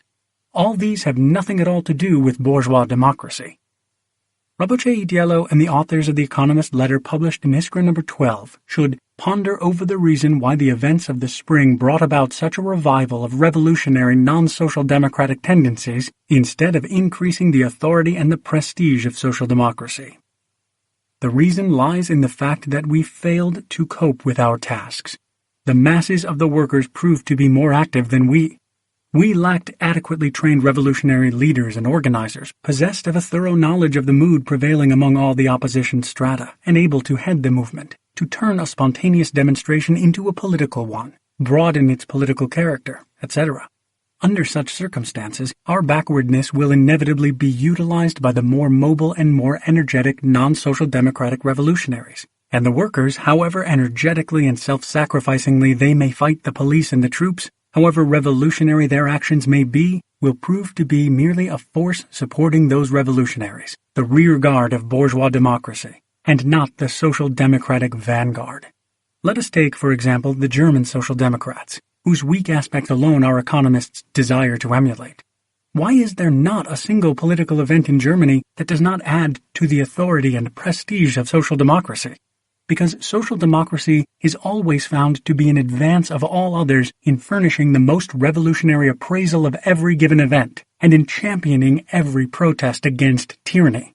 It does not lull itself with arguments that the economic struggle brings the workers to realize that they have no political rights, and that the concrete conditions unavoidably impel the working class movement onto the path of revolution. It intervenes in every sphere and in every question of social and political life. In the matter of Wilhelm's refusal to endorse a bourgeois progressist as city mayor, Our economists have not yet managed to educate the Germans to the understanding that such an act is, in fact, a compromise with liberalism. In the matter of the law against obscene publications and pictures, in the matter of governmental influence on the election of professors, etc., etc. Everywhere the Social Democrats are found in the forefront, rousing political discontent among all classes, rousing the sluggards, stimulating the laggards, and providing a wealth of material for the development of the political consciousness and the political activity of the proletariat. As a result, even the avowed enemies of socialism are filled with respect for this advanced political fighter, and not infrequently an important document from bourgeois and even from bureaucratic and court circles makes its way by some miraculous means into the editorial office of Vorwärts. This, then, is the resolution of the seeming contradiction that surpasses Rabotche Diello's powers of understanding to such an extent that it can only throw up its hands and cry mummery. Indeed, just think of it. We, Rabotche Diello, regard the mass working-class movement as the cornerstone, and say so in bold type. We warn all and sundry against belittling the significance of the element of spontaneity. We desire to lend the economic struggle itself, a political character. We desire to maintain close and organic contact with the proletarian struggle. And yet we are told that we are preparing the ground for the conversion of the working-class movement into an instrument of bourgeois democracy. And who are they that presume to say this? People who compromise with liberalism by intervening in every liberal issue? What a gross misunderstanding of organic contact with the proletarian struggle. By devoting so much attention to the students and even, oh horror, to the Zemstvos. People who in general wish to devote a greater percentage, compared with the economists, of their efforts to activity among non-proletarian classes of the population. What is this but mummery? Poor Rabotche Diello! Will it ever find the solution to this perplexing puzzle? Chapter 4. The Primitiveness of the Economists and the Organization of the Revolutionaries. Rabotche Diello's assertions, which we have analyzed, that the economic struggle is the most widely applicable means of political agitation, and that our task now is to lend the economic struggle itself a political character, etc., expresses a narrow view, not only of our political but also of our organizational tasks. The economic struggle against the employers and the government does not at all require an all-Russia centralized organization, and hence this struggle can never give rise to such an organization as will combine, in one general assault, all the manifestations of political opposition, protest, and indignation, an organization that will consist of professional revolutionaries and be led by the real political leaders of the entire people. This stands to reason. The character of any organization is naturally and inevitably determined by the content of its activity. Consequently, Rabotche Diello, by the assertions analyzed above, sanctifies and legitimizes not only narrowness of political activity, but also of organizational work.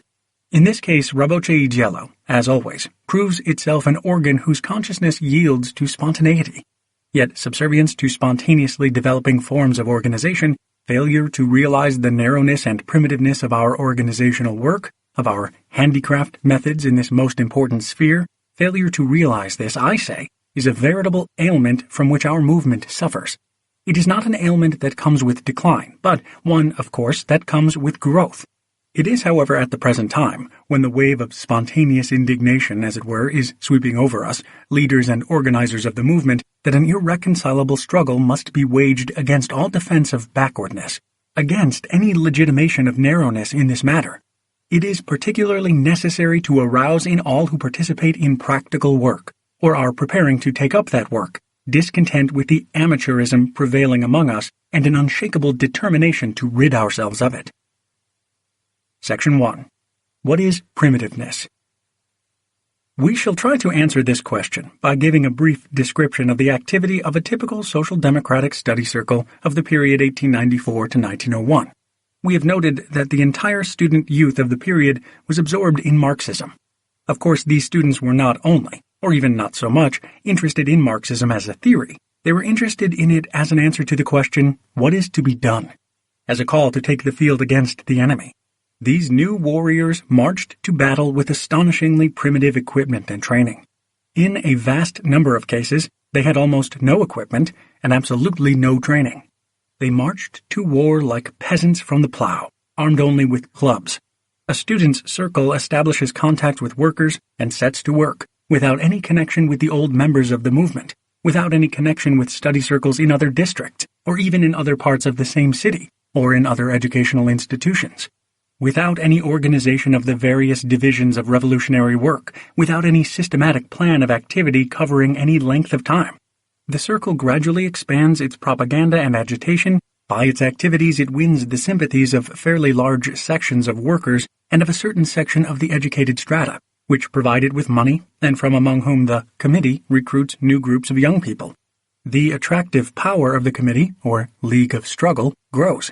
Its sphere of activity becomes wider, and the committee expands this activity quite spontaneously. The very people who a year or a few months previously spoke at the students' circle gatherings and discussed the question whither, who established and maintained contacts with the workers and wrote and published leaflets, now establish contacts with other groups of revolutionaries, procure literature, set to work to publish a local newspaper, begin to talk of organizing a demonstration, and finally turn to open warfare, which may, according to circumstances, take the form of issuing the first agitational leaflet or the first issue of a newspaper, or of organizing the first demonstration. Usually the initiation of such actions ends in an immediate and complete fiasco. Immediate and complete because this open warfare was not the result of a systematic and carefully thought out and gradually prepared plan for a prolonged and stubborn struggle, but simply the result of the spontaneous growth of traditional study circle work. Because, naturally, the police, in almost every case, knew the principal leaders of the local movement, since they had already gained a reputation for themselves in their student days, and the police waited only for the right moment to make their raid. They deliberately allowed the study circle sufficient time to develop its work, so that they might obtain a palpable corpus delicti, and they always permitted several of the persons known to them to remain at liberty for breeding, which, as far as I know, is the technical term used both by our people and by the gendarmes. One cannot help comparing this kind of warfare with that conducted by a mass of peasants armed with clubs against modern troops, and one can only wonder at the vitality of the movement which expanded, grew, and scored victories despite the total lack of training on the part of the fighters. True, from the historical point of view, the primitiveness of equipment was not only inevitable at first, but even legitimate, as one of the conditions for the wide recruiting of fighters. But as soon as serious war operations began, and they began in fact with the strikes in the summer of 1896, the defects in our fighting organizations made themselves felt to an ever-increasing degree. The government, at first thrown into confusion and committing a number of blunders, for example its appeal to the public describing the misdeeds of the socialists, or the banishment of workers from the capitals to provincial industrial centers, very soon adapted itself to the new conditions of the struggle, and managed to deploy well its perfectly equipped detachments of agents provocateurs, spies, and gendarmes. Raids became so frequent, affected such a vast number of people, and cleared out the local study circles so thoroughly that the masses of the workers lost literally all their leaders. The movement assumed an amazingly sporadic character, and it became utterly impossible to establish continuity and coherence in the work.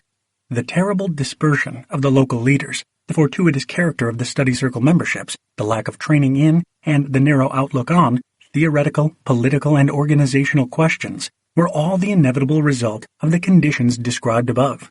Things have reached such a pass that in several places the workers, because of our lack of self-restraint and the inability to maintain secrecy, begin to lose faith in the intellectuals and to avoid them. The intellectuals, they say, are much too careless and cause police raids. Anyone who has the slightest knowledge of the movement is aware that all thinking social democrats have at least begun to regard these amateurish methods as a disease. In order that the reader who is not acquainted with the movement may have no ground for thinking that we are inventing a special stage or special disease of the movement, we shall refer once again to the witness we have quoted. We trust we shall be forgiven for the length of the passage.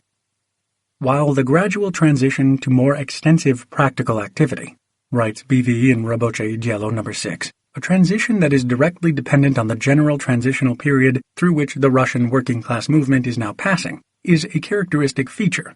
There is, however, another, no less interesting feature in the general mechanism of the Russian workers' revolution. We refer to the general lack of revolutionary forces fit for action, which is felt not only in St. Petersburg, but throughout Russia. With the general revival of the working-class movement, with the general development of the working masses, with the growing frequency of strikes, With the increasingly open mass struggle of the workers, and with the intensified government persecution, arrests, deportation, and exile, this lack of highly skilled revolutionary forces is becoming more and more marked, and without a doubt, cannot but affect the depth and the general character of the movement. Many strikes take place without any strong and direct influence upon them by the revolutionary organizations. A shortage of agitational leaflets and illegal literature is felt. The workers' study circles are left without agitators. In addition, there is a constant dearth of funds.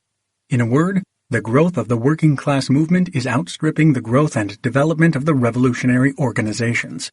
The numerical strength of the active revolutionaries is too small to enable them to concentrate in their own hands the influence exercised upon the whole mass of discontented workers, or to give this discontent even a shadow of coherence and organization. The separate study circles, the separate revolutionaries, scattered, uncombined, do not represent a single, strong, and disciplined organization with proportionately developed parts. Admitting that the immediate organization of fresh study circles to replace those that have been broken up merely proves the vitality of the movement, but does not prove the existence of an adequate number of adequately prepared revolutionary workers. The author concludes, the lack of practical training among the St. Petersburg revolutionaries is seen in the results of their work. The recent trials, especially that of the Self-Emancipation Group and the Labor Against Capital Group, clearly showed that the young agitator, lacking a detailed knowledge of working-class conditions, and consequently of the conditions under which agitation can be carried on in a given factory, ignorant of the principles of secrecy, and understanding only the general principles of social democracy, if he does, is able to carry on his work for perhaps 4, 5, or 6 months. Then come arrests, which frequently lead to the breakup of the entire organization, or at all events, of part of it. The question arises, therefore, can the group conduct successful activity if its existence is measured by months? Obviously, the defects of the existing organizations cannot be wholly ascribed to the transitional period. Obviously, the numerical, and above all the qualitative, makeup of the functioning organizations is no small factor, and the first task our Social Democrats must undertake is that of effectively combining the organizations and making a strict selection of their membership. Section 2. Primitiveness and Economism. We must now deal with a question that has undoubtedly come to the mind of every reader. Can a connection be established between primitiveness as growing pains that affect the whole movement and economism, which is one of the currents in Russian social democracy? We think that it can. Lack of practical training, of ability to carry on organizational work, is certainly common to us all, including those who have, from the very outset, unswervingly stood for revolutionary Marxism.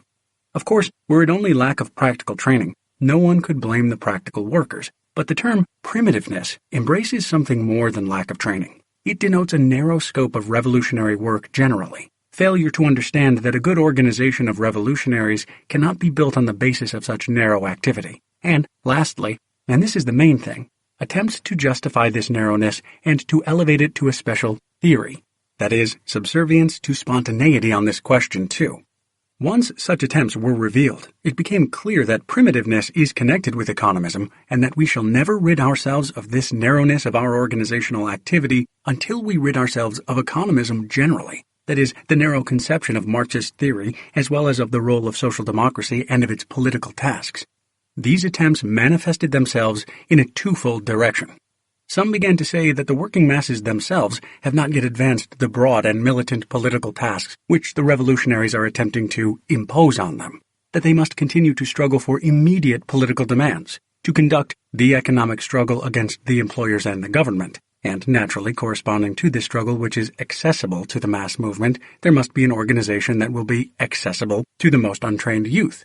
Others, far removed from any theory of gradualness, said that it is possible and necessary to bring about a political revolution, but that this does not require building a strong organization of revolutionaries to train the proletariat in steadfast and stubborn struggle.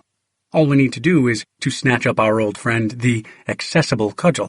To drop metaphor, it means that we must organize a general strike, or that we must stimulate the spiritless progress of the working class movement by means of excitative terror.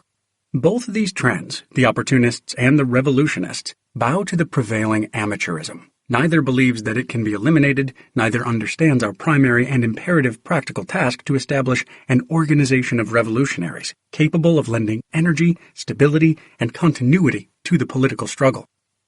We have quoted the words of B.V. The growth of the working class movement is outstripping the growth and development of the revolutionary organizations. This valuable remark of a close observer, Roboche Diallo's comment on B.V.'s article, has a twofold value for us.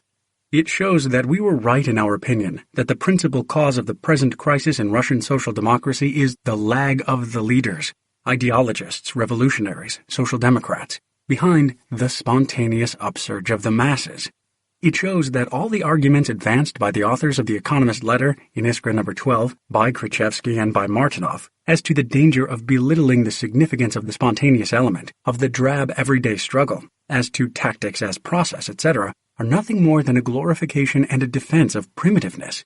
These people who cannot pronounce the word theoretician without a sneer, who describe their genuflections to common lack of training and backwardness as a sense for the realities of life, reveal in practice a failure to understand our most imperative practical tasks.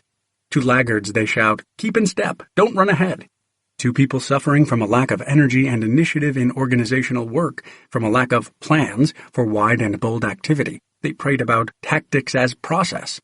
The worst sin we commit is that we degrade our political and organizational tasks to the level of the immediate, palpable, concrete interests of the everyday economic struggle. Yet they keep singing to us the same refrain, lend the economic struggle itself a political character.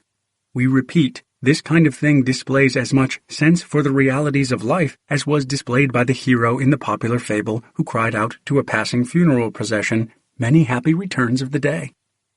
Recall the matchless, truly narcissus-like superciliousness with which these wiseacres lectured Plekhanov on the workers' circles generally, being unable to cope with political tasks in the real and practical sense of the word, that is, in the sense of the expedient and successful practical struggle for political demands. Roboche Diallo's reply, page 24. There are circles and circles, gentlemen.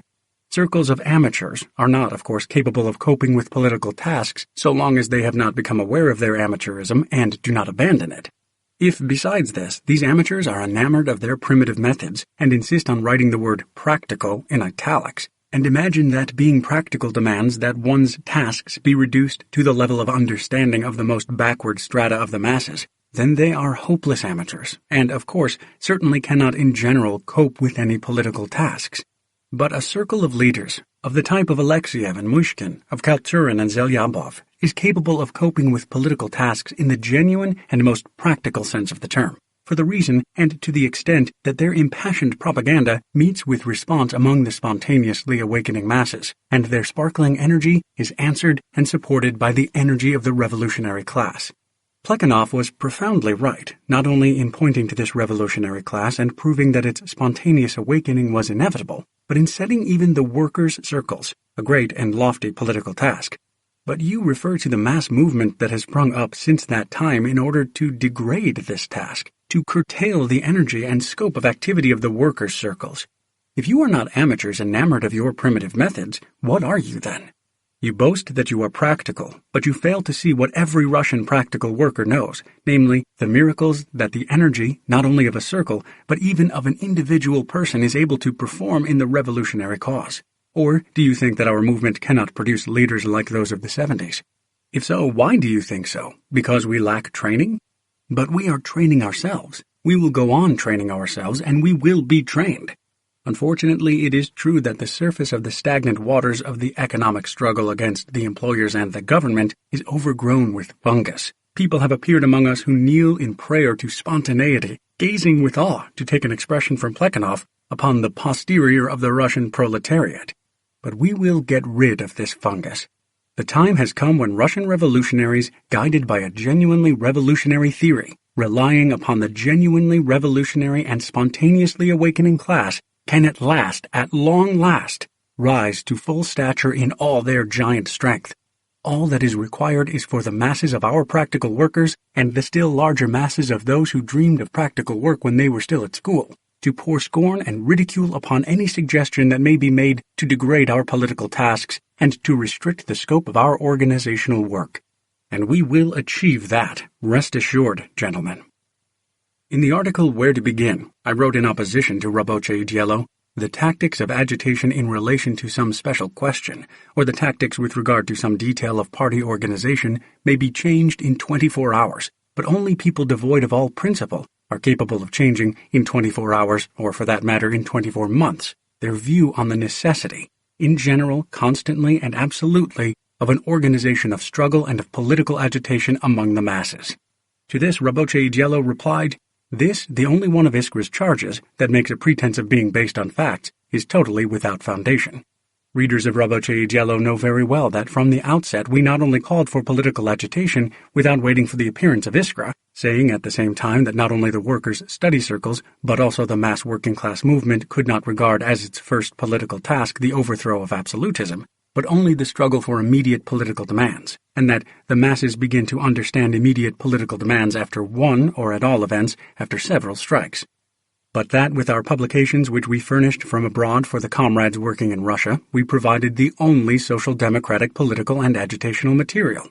And in this sole material, you not only based the widest political agitation exclusively on the economic struggle, but you even went to the extent of claiming that this restricted agitation was the most widely applicable. And do you not observe, gentlemen, that your own argument, that this was the only material provided, proves the necessity for Iskra's appearance and its struggle against Roboche Diello? On the other hand, our publishing activity actually prepared the ground for the tactical unity of the party. Unity in the conviction that tactics is a process of growth of party tasks that grow together with the party? A precious unity indeed. And by that rendered possible the creation of a militant organization for which the Union abroad did all that an organization abroad could do. Roboche Diello, number 10, page 15. A vain attempt at evasion. I would never dream of denying that you did all you possibly could. I have asserted, and assert now, that the limits of what is possible for you to do are restricted by the narrowness of your outlook. It is ridiculous to talk of a militant organization to fight for immediate political demands, or to conduct the economic struggle against the employers and the government. But if the reader wishes to see the pearls of economist infatuation with amateurism, he must of course turn from the eclectic and vacillating Roboche Diello to the consistent and determined Robochaya Misl. In its separate supplement, page 13, R.M. wrote, "Now 2 words about the so-called revolutionary intelligentsia proper. True, on more than one occasion it has proved itself prepared to enter into determined battle with Tsarism. The unfortunate thing, however, is that our revolutionary intelligentsia, ruthlessly persecuted by the political police, imagined the struggle against the political police to be the political struggle against the autocracy. That is why, to this day, it cannot understand where the forces for the struggle against the autocracy are to be obtained. Truly matchless is the lofty contempt for the struggle against the police displayed by this worshipper, in the worst sense of the word, of the spontaneous movement. He is prepared to justify our inability to organize secret activity by the argument that with the spontaneous mass movement it is not at all important for us to struggle against the political police. Very few people indeed would subscribe to this appalling conclusion. To such an extent have our deficiencies in revolutionary organizations become a matter of acute importance.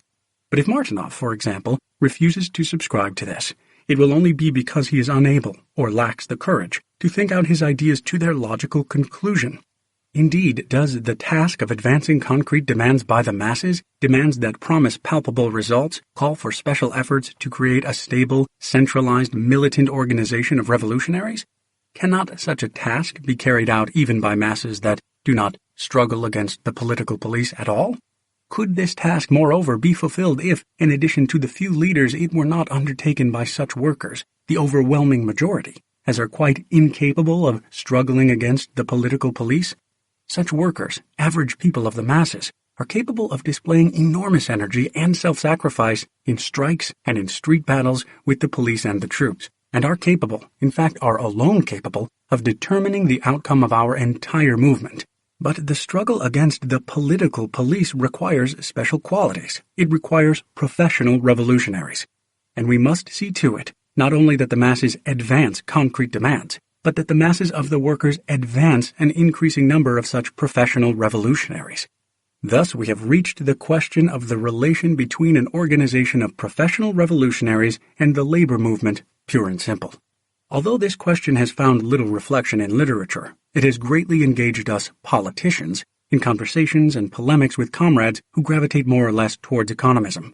It is a question meriting special treatment. But before taking it up, let us offer one further quotation by way of illustrating our thesis on the connection between primitiveness and economism. In his reply, Mr. NN wrote, "The emancipation of labor group demands direct struggle against the government without first considering where the material forces for this struggle are to be obtained, and without indicating the path of struggle." Emphasizing the last words, the author adds the following footnote to the word path. This cannot be explained by purposes of secrecy because the program does not refer to a plot but to a mass movement, and the masses cannot proceed by secret paths. Can we conceive of a secret strike? Can we conceive of secret demonstrations and petitions? Vademecum, page 59. Thus, the author comes quite close to the question of the material forces, organizers of strikes and demonstrations, and to the paths of the struggle, but nevertheless is still in a state of consternation because he worships the mass movement. That is, he regards it as something that relieves us of the necessity of conducting revolutionary activity, and not as something that should encourage us and stimulate our revolutionary activity.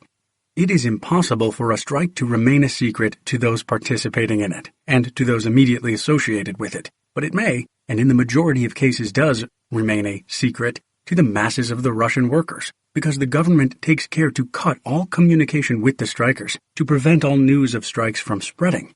Here indeed is where a special struggle against the political police is required, a struggle that can never be conducted actively by such large masses as take part in strikes.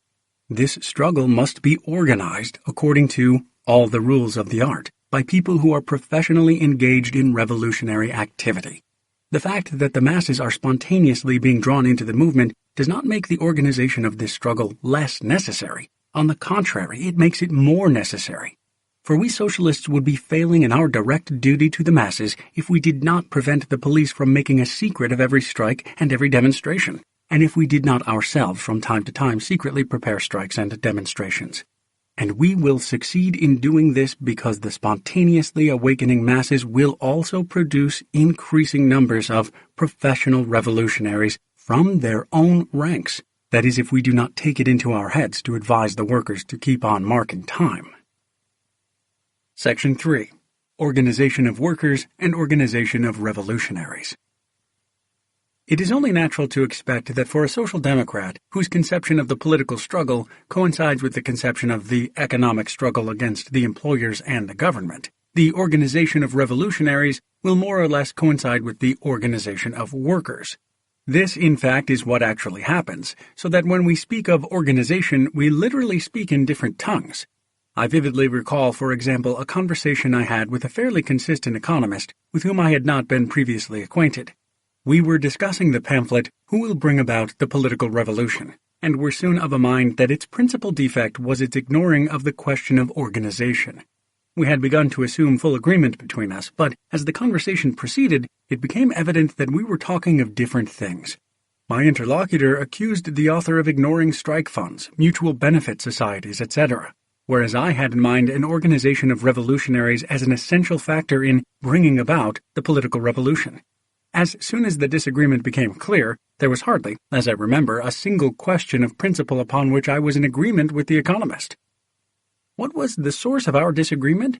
It was the fact that on questions both of organization and of politics, the economists are forever lapsing from social democracy into trade unionism. The political struggle of social democracy is far more extensive and complex than the economic struggle of the workers against the employers and the government. Similarly, indeed for that reason, the organization of the Revolutionary Social Democratic Party must inevitably be of a kind different from the organization of the workers designed for this struggle. The workers' organization must in the first place be a trade union organization. Secondly, it must be as broad as possible. And thirdly, it must be as public as conditions will allow. Here, and further on, of course, I refer only to absolutist Russia. On the other hand, the organization of the revolutionaries must consist first and foremost of people who make revolutionary activity their profession, for which reason I speak of the organization of revolutionaries, meaning revolutionary social democrats. In view of this common characteristic of the members of such an organization, all distinctions as between workers and intellectuals, not to speak of distinctions of trade and profession, in both categories must be effaced. Such an organization must perforce not to be very extensive and must be as secret as possible. Let us examine this threefold distinction. In countries where political liberty exists, the distinction between a trade union and a political organization is clear enough, as is the distinction between trade unions and social democracy. The relations between the latter and the former will naturally vary in each country according to historical, legal, and other conditions. They may be more or less close, complex, etc. In our opinion, they should be as close and as little complicated as possible. But there can be no question in free countries of the organization of trade unions coinciding with the organization of the Social Democratic Party. In Russia, however, the yoke of the autocracy appears at first glance to obliterate all distinctions between the Social Democratic Organization and the workers' associations, since all workers' associations and all study circles are prohibited, and since the principal manifestation and weapon of the workers' economic struggle, the strike, is regarded as a criminal and sometimes even as a political offense. Conditions in our country, therefore, on the one hand, strongly impel the workers engaged in economic struggle to concern themselves with political questions, and on the other they impel social democrats to confound trade unionism with social democracy, and our Krzyzewskis, Martinovs, and company, while diligently discussing the first kind of impulsion, fail to notice the second. Indeed, picture to yourselves people who are immersed 99% in the economic struggle against the employers and the government. Some of them will never, during the entire course of their activity, from 4 to 6 months, be impelled to think of the need for a more complex organization of revolutionaries. Others perhaps will come across the fairly widely distributed Bernsteinian literature, from which they will become convinced of the profound importance of the forward movement of the drab everyday struggle. Still others will be carried away, perhaps by the seductive idea of showing the world a new example of close and organic contact with the proletarian struggle, contact between the trade union and the social democratic movements. Such people may argue that the later a country enters the arena of capitalism, and consequently of the working class movement, the more the socialists in that country may take part in and support the trade union movement, and the less the reason for the existence of non-social democratic trade unions. So far the argument is fully correct. Unfortunately, however, some go beyond that, and dream of a complete fusion of social democracy with trade unionism. We shall soon see, from the example of the rules of the St. Petersburg League of Struggle, what a harmful effect such dreams have upon our plans of organization. The workers' organizations for the economic struggle should be trade union organizations. Every social democratic worker should, as far as possible, assist and actively work in these organizations. But while this is true, it is certainly not in our interest to demand that only social democrats should be eligible for membership in the trade unions, since that would only narrow the scope of our influence upon the masses. Let every worker who understands the need to unite for the struggle against the employers and the government join the trade unions. The very aim of the trade unions would be impossible of achievement if they did not unite all who have attained at least this elementary degree of understanding, if they were not very broad organizations. The broader these organizations, the broader will be our influence over them. An influence due not only to the spontaneous development of the economic struggle, but to the direct and conscious effort of the socialist trade union members to influence their comrades. But a broad organization cannot apply methods of strict secrecy, since this demands far greater training than is required for the economic struggle. How is the contradiction between the need for a large membership and the need for strictly secret methods to be reconciled? How are we to make the trade unions as public as possible? Generally speaking, there can be only two ways to this end.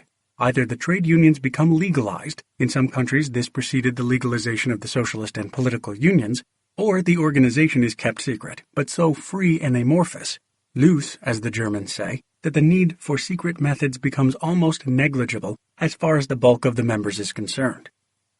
The legalization of non-socialist and non-political labor unions in Russia has begun, and there is no doubt that every advance made by our rapidly growing social democratic working class movement will multiply and encourage attempts at legalization. Attempts proceeding for the most part from supporters of the existing order, but partly also from the workers themselves and from liberal intellectuals. The banner of legality has already been hoisted by the Vasilevs and the Zubitovs. Support has been promised and rendered by the Ozarovs and the Wormses, and followers of the new tendency are now to be found among the workers. Henceforth, we cannot but reckon with this tendency. How we are to reckon with it? On this there can be no two opinions among social democrats.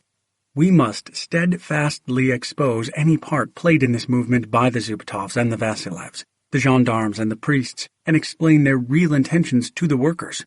We must also expose all the conciliatory, harmonious notes that will be heard in the speeches of liberal politicians at legal meetings of the workers, irrespective of whether the speeches are motivated by an earnest conviction of the desirability of peaceful class collaboration, by a desire to curry favor with the powers that be, or whether they are simply the result of clumsiness. Lastly, we must warn the workers against the traps often set by the police, who at such open meetings and permitted societies spy out the fiery ones, and try to make use of legal organizations to plant their agents provocateurs in the illegal organizations. Doing all this does not at all mean forgetting that, in the long run, the legalization of the working class movement will be to our advantage, and not to that of the Zhubatovs. On the contrary, it is precisely our campaign of exposure that will help us to separate the tares from the wheat. What the tares are, we have already indicated. By the wheat we mean attracting the attention of ever larger numbers, including the most backward sections of the workers, to social and political questions, and freeing ourselves, the revolutionaries, from functions that are essentially legal, the distribution of legal books, mutual aid, etc., the development of which will inevitably provide us with an increasing quantity of material for agitation. In this sense, we may, and should, say to the Zhubatovs and the Ozarovs, "Keep at it, gentlemen, do your best." Whenever you place a trap in the path of the workers, either by way of direct provocation or by the honest demoralization of the workers with the aid of Struvism, we will see to it that you are exposed. But whenever you take a real step forward, though it be the most timid zigzag, we will say, "Please continue," and the only step that can be a real step forward is a real, if small, extension of the workers' field of action. Every such extension will be to our advantage, and will help to hasten the advent of legal societies of the kind in which it will not be agents provocateurs who are detecting socialists, but socialists who are gaining adherents. In a word, our task is to fight the tares. It is not our business to grow wheat in flower pots. By pulling up the tares, we clear the soil for the wheat. And while the Afanasy Ivanoviches and Pulcheria Ivanovnas are tending their flower pot crops, we must prepare the reapers, not only to cut down the tares of today, but to reap the wheat of tomorrow. Thus, we cannot, by means of legalization, solve the problem of creating a trade union organization that will be as little secret and as extensive as possible. But we should be extremely glad if the Zhubatovs and the Ozarovs disclosed to us even a partial opportunity for such a solution. To this end, however, we must strenuously combat them. There remain secret trade union organizations, and we must give all possible assistance to the workers who, as we definitely know, are adopting this course. Trade union organizations not only can be of tremendous value in developing and consolidating the economic struggle, but can also become a very important auxiliary to political agitation and revolutionary organization. In order to achieve this purpose, and in order to guide the nascent trade union movement in the channels desired by social democracy, we must first understand clearly the absurdity of the plan of organization the St. Petersburg economists have been nursing for nearly 5 years. That plan is set forth in the Rules for a Workers' Mutual Benefit Fund of July 1897, Listok Robotnika, numbers 9 through 10, page 46, taken from Robochaya Misl, number 1. As well as in the Rules for a Trade Union Workers' Organization of October 1900, special leaflet printed in St. Petersburg and referred to in Iskra number 1. Both these sets of rules have one main shortcoming. They set up the broad workers' organization in a rigidly specified structure and confound it with the organization of revolutionaries. Let us take the last mentioned set of rules, since it is drawn up in greater detail. The body consists of 52 paragraphs. 23 deal with the structure, the method of functioning, and the competence of the workers' circles, which are to be organized in every factory, a maximum of 10 persons, and which elect central factory groups. The central group, says paragraph 2, observes all that goes on in its factory or workshop and keeps a record of events. The central group presents to subscribers a monthly financial account, paragraph 17, etc. 10 paragraphs are devoted to the district organization, and 19 to the highly complex interconnection between the Committee of the Workers' Organization and the St. Petersburg League of Struggle, elected representatives of each district and of the executive groups, groups of propagandists, groups for maintaining contact with the provinces and with the organization abroad, groups for managing stores, publications, and funds. Social democracy equals executive groups in relation to the economic struggle of the workers. It would be difficult to show more glaringly how the economists' ideas deviate from social democracy to trade unionism, and how alien to them is any idea that a social democrat must concern himself first and foremost with an organization of revolutionaries capable of guiding the entire proletarian struggle for emancipation. To talk of the political emancipation of the working class and of the struggle against czarist despotism, and at the same time to draft rules like these, means to have no idea whatsoever of the real political tasks of social democracy. Not one of the 50 or so paragraphs reveals even a glimmer of understanding that it is necessary to conduct the widest possible political agitation among the masses, an agitation highlighting every aspect of Russian absolutism and the specific features of the various social classes in Russia. Rules like these are of no use even for the achievement of trade union, let alone political, aims, since trade unions are organized by trades, of which no mention is made. But most characteristic, perhaps, is the amazing top-heaviness of the whole system, which attempts to bind each single factory and its committee by a permanent string of uniform and ludicrously petty rules and a three-stage system of election. Hemmed in by the narrow outlook of economism, the mind is lost in details that positively reek of red tape and bureaucracy. In practice, of course, 3/4 of the clauses are never applied. On the other hand, a secret organization of this kind, with its central group in each factory, makes it very easy for the gendarmes to carry out raids on a vast scale. The Polish comrades have passed through a similar phase in their movement, with everybody enthusiastic about the extensive organization of workers' benefit funds. But they very quickly abandoned this idea when they saw that such organizations only provided rich harvests for the gendarmes. If we have in mind broad workers' organizations and not widespread arrests, if we do not want to provide satisfaction to the gendarmes, we must see to it that these organizations remain without any rigid formal structure. But will they be able to function in that case? Let us see what the functions are. To observe all that goes on in the factory and keep a record of events, paragraph 2 of the rules. Do we really require a formally established group for this purpose? Could not the purpose be better served by correspondence conducted in the illegal papers, without the setting up of special groups? To lead the struggles of the workers for the improvement of their workshop conditions, paragraph 3. This too requires no set organizational form.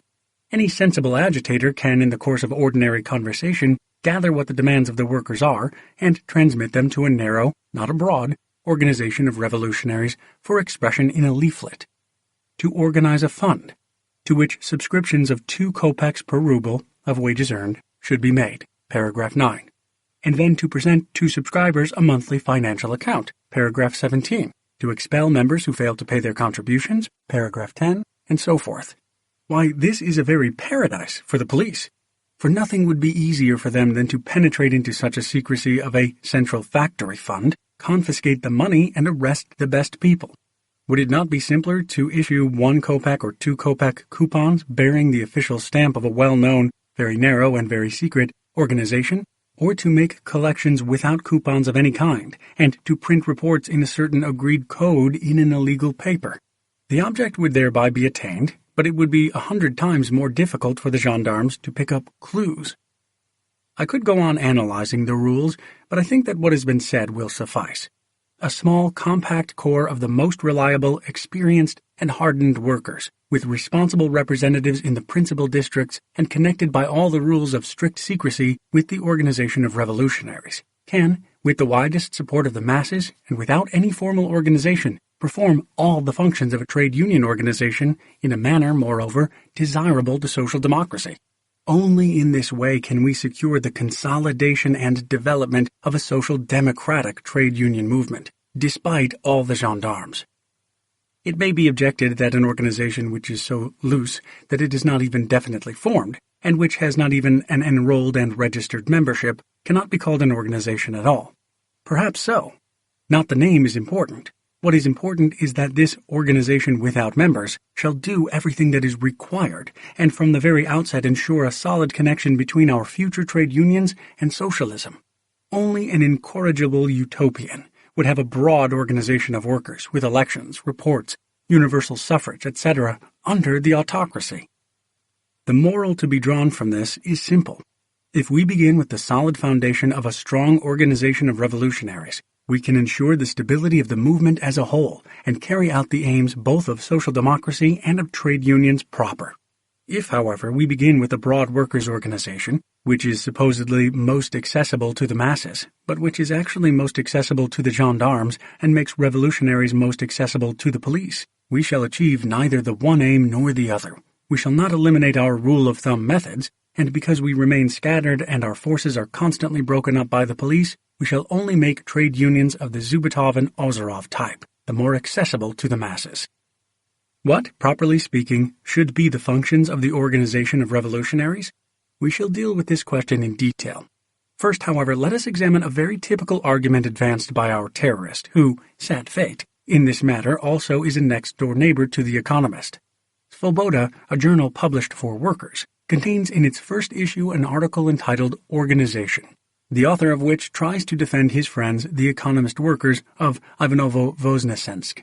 He writes, "It is bad when the masses are mute and unenlightened, when the movement does not come from the rank and file. For instance, the students of a university town leave for their homes during the summer and other holidays, and immediately the workers' movement comes to a standstill. Can a workers' movement which has to be pushed on from outside be a real force? No, indeed. It has not yet learned to walk. It is still in leading strings. So it is in all matters. The students go off, and everything comes to a standstill. The most capable are seized, the cream is skimmed, and the milk turns sour. If the committee is arrested, everything comes to a standstill until a new one can be formed. And one never knows what sort of committee will be set up next. It may be nothing like the former. The first said one thing, the second may say the very opposite. Continuity between yesterday and tomorrow is broken. The experience of the past does not serve as a guide for the future. And all because no roots have been struck in depth, in the masses. The work is carried on not by 100 fools, but by a dozen wise men. A dozen wise men can be wiped out at a snap, but when the organization embraces masses, everything proceeds from them, and nobody, however he tries, can wreck the cause." Page 63. The facts are described correctly. The picture of our amateurism is well drawn.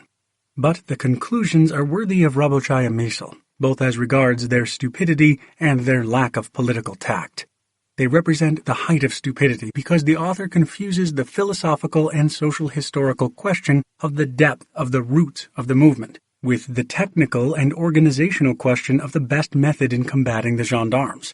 They represent the height of political tactlessness because instead of appealing from bad leaders to good leaders, the author appeals from the leaders in general to the masses.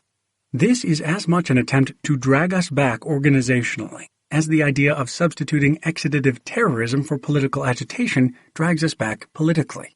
Indeed, I am experiencing a veritable embarras de richesse, and hardly know where to begin to disentangle the jumble offered up by Svoboda. For clarity, let me begin by citing an example. Take the Germans. It will not be denied, I hope, that theirs is a mass organization, that in Germany everything proceeds from the masses, that the working-class movement there has learned to walk. Yet observe how these millions value their dozen tried political leaders, and how firmly they cling to them. Members of the hostile parties in Parliament have often taunted the socialists by exclaiming, "Fine Democrats you are indeed." Yours is a working-class movement only in name. In actual fact, the same clique of leaders is always in evidence, the same Bebel and the same Liebknecht, year in and year out, and that goes on for decades. Your supposedly elected workers' deputies are more permanent than the officials appointed by the emperor. But the Germans only smile with contempt at these demagogic attempts to set the masses against the leaders, to arouse bad and ambitious instincts in the former, and to rob the movement of its solidarity and stability by undermining the confidence of the masses in their dozen wise men. Political thinking is sufficiently developed among the Germans, and they have accumulated sufficient political experience to understand that without the dozen tried and talented leaders, and talented men are not born by the hundreds, professionally trained, schooled by long experience, and working in perfect harmony, no class in modern society can wage a determined struggle. The Germans, too, have had demagogues in their ranks who have flattered the 100 fools, exalted them above the dozen wise men, extolled the horny hand of the masses, and, like Most and Haselman, have spurred them on to reckless, revolutionary action, and sown distrust towards the firm and steadfast leaders. It was only by stubbornly and relentlessly combating all demagogic elements within the socialist movement that German socialism has managed to grow and become as strong as it is. Our wiseacres, however, at a time when Russian social democracy is passing through a crisis entirely due to the lack of sufficiently trained, developed, and experienced leaders to guide the spontaneously awakening masses, cry out, with the profundity of fools, "It is a bad business when the movement does not proceed from the rank and file." A committee of students is of no use. It is not stable. Quite true. But the conclusion to be drawn from this is that we must have a committee of professional revolutionaries, and it is immaterial whether a student or a worker is capable of becoming a professional revolutionary. The conclusion you draw, however, is that the working class movement must not be pushed on from outside. In your political innocence, you fail to notice that you are playing into the hands of our economists and fostering our amateurism. Wherein, may I ask, did our students push on our workers? In the sense that the student brought to the worker the fragments of political knowledge he himself possesses, the crumbs of socialist ideas he has managed to acquire. For the principal intellectual diet of the present-day student, legal Marxism could furnish only the rudiments, only scraps of knowledge. There has never been too much of such pushing on from outside. On the contrary, there has so far been all too little of it in our movement, for we have been stewing too assiduously in our own juice. We have bowed far too slavishly to the elementary economic struggle of the workers against the employers and the government. We professional revolutionaries must and will make it our business to engage in this kind of pushing on 100 times more forcibly than we have done hitherto. But the very fact that you select so hideous a phrase as pushing on from outside, a phrase which cannot but rouse in the workers, at least in the workers who are as unenlightened as you yourselves, a sense of distrust towards all who bring them political knowledge and revolutionary experience from outside, which cannot but rouse in them an instinctive desire to resist all such people, proves you to be demagogues, and demagogues are the worst enemies of the working class. And please, don't hasten howling about my uncomradely methods of debating. I have not the least desire to doubt the purity of your intentions. As I have said, one may become a demagogue out of sheer political innocence, but I have shown that you have descended to demagogy, and I will never tire of repeating that demagogues are the worst enemies of the working class, the worst enemies because they arouse base instincts in the masses, because the unenlightened worker is unable to recognize his enemies in men who represent themselves, and sometimes sincerely so, as his friends. The worst enemies, because in the period of disunity and vacillation, when our movement is just beginning to take shape, nothing is easier than to employ demagogic methods to mislead the masses, who can realize their error only later by bitter experience. That is why the slogan of the day for the Russian Social Democrat must be resolute struggle against Svoboda and Rabocheye Dielo, both of which have sunk to the level of demagogy. We shall deal with this further in greater detail. A dozen wise men can be more easily wiped out than 100 fools. This wonderful truth, for which the 100 fools will always applaud you, appears obvious only because in the very midst of the argument you have skipped from one question to another. You began by talking and continued to talk of the unearthing of a committee, of the unearthing of an organization, and now you skip to the question of unearthing the movement's roots in their depths. The fact is, of course, that our movement cannot be unearthed, for the very reason that it has countless thousands of roots deep down among the masses. But that is not the point at issue. As far as deep roots are concerned, we cannot be unearthed even now, despite all our amateurism. And yet we all complain, and cannot but complain, that the organizations are being unearthed, and as a result it is impossible to maintain continuity in the movement. But since you raise the question of organizations being unearthed, and persist in your opinion, I assert that it is far more difficult to unearth a dozen wise men than 100 fools. This position I will defend no matter how much you instigate the masses against me for my anti-democratic views, etc. As I have stated repeatedly, by wise men, in connection with organization, I mean professional revolutionaries, irrespective of whether they have developed from among students or working men. I assert, 1. That no revolutionary movement can endure without a stable organization of leaders maintaining continuity. 2. That the broader the popular mass drawn spontaneously into the struggle, which forms the basis of the movement and participates in it, the more urgent the need for such an organization, and the more solid this organization must be. For it is much easier for all sorts of demagogues to sidetrack the more backward section of the masses. 3. That such an organization must consist chiefly of people professionally engaged in revolutionary activity. 4. That in an autocratic state, the more we confine the membership of such an organization to people who are professionally engaged in revolutionary activity and who have been professionally trained in the art of combating the political police, the more difficult will it be to unearth the organization. And 5. The greater will be the number of people from the working class and from the other social classes who will be able to join the movement and perform active work in it. I invite our economists, terrorists, and economists-terrorists to confute these propositions. At the moment, I shall deal only with the last 2 points. The question as to whether it is easier to wipe out a dozen wise men or 100 fools reduces itself to the question above considered, whether it is possible to have a mass organization when the maintenance of strict secrecy is essential. We can never give a mass organization that degree of secrecy, without which there can be no question of persistent and continuous struggle against the government. To concentrate all secret functions in the hands of as small a number of professional revolutionaries as possible does not mean that the latter will do the thinking for all, and that the rank and file will not take an active part in the movement. On the contrary, the membership will promote increasing numbers of the professional revolutionaries from its ranks, for it will know that it is not enough for a few students and for a few working men waging the economic struggle to gather in order to form a committee, but that it takes years to train oneself to be a professional revolutionary, and the rank and file will think not only of amateurish methods, but of such training. Centralization of the secret functions of the organization by no means implies centralization of all the functions of the movement.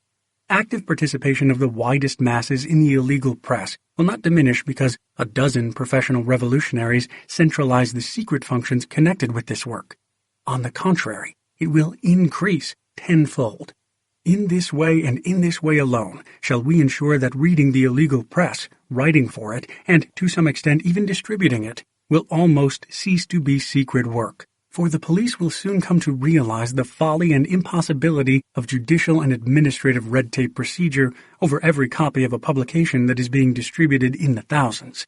This holds not only for the press, but for every function of the movement, even for demonstrations.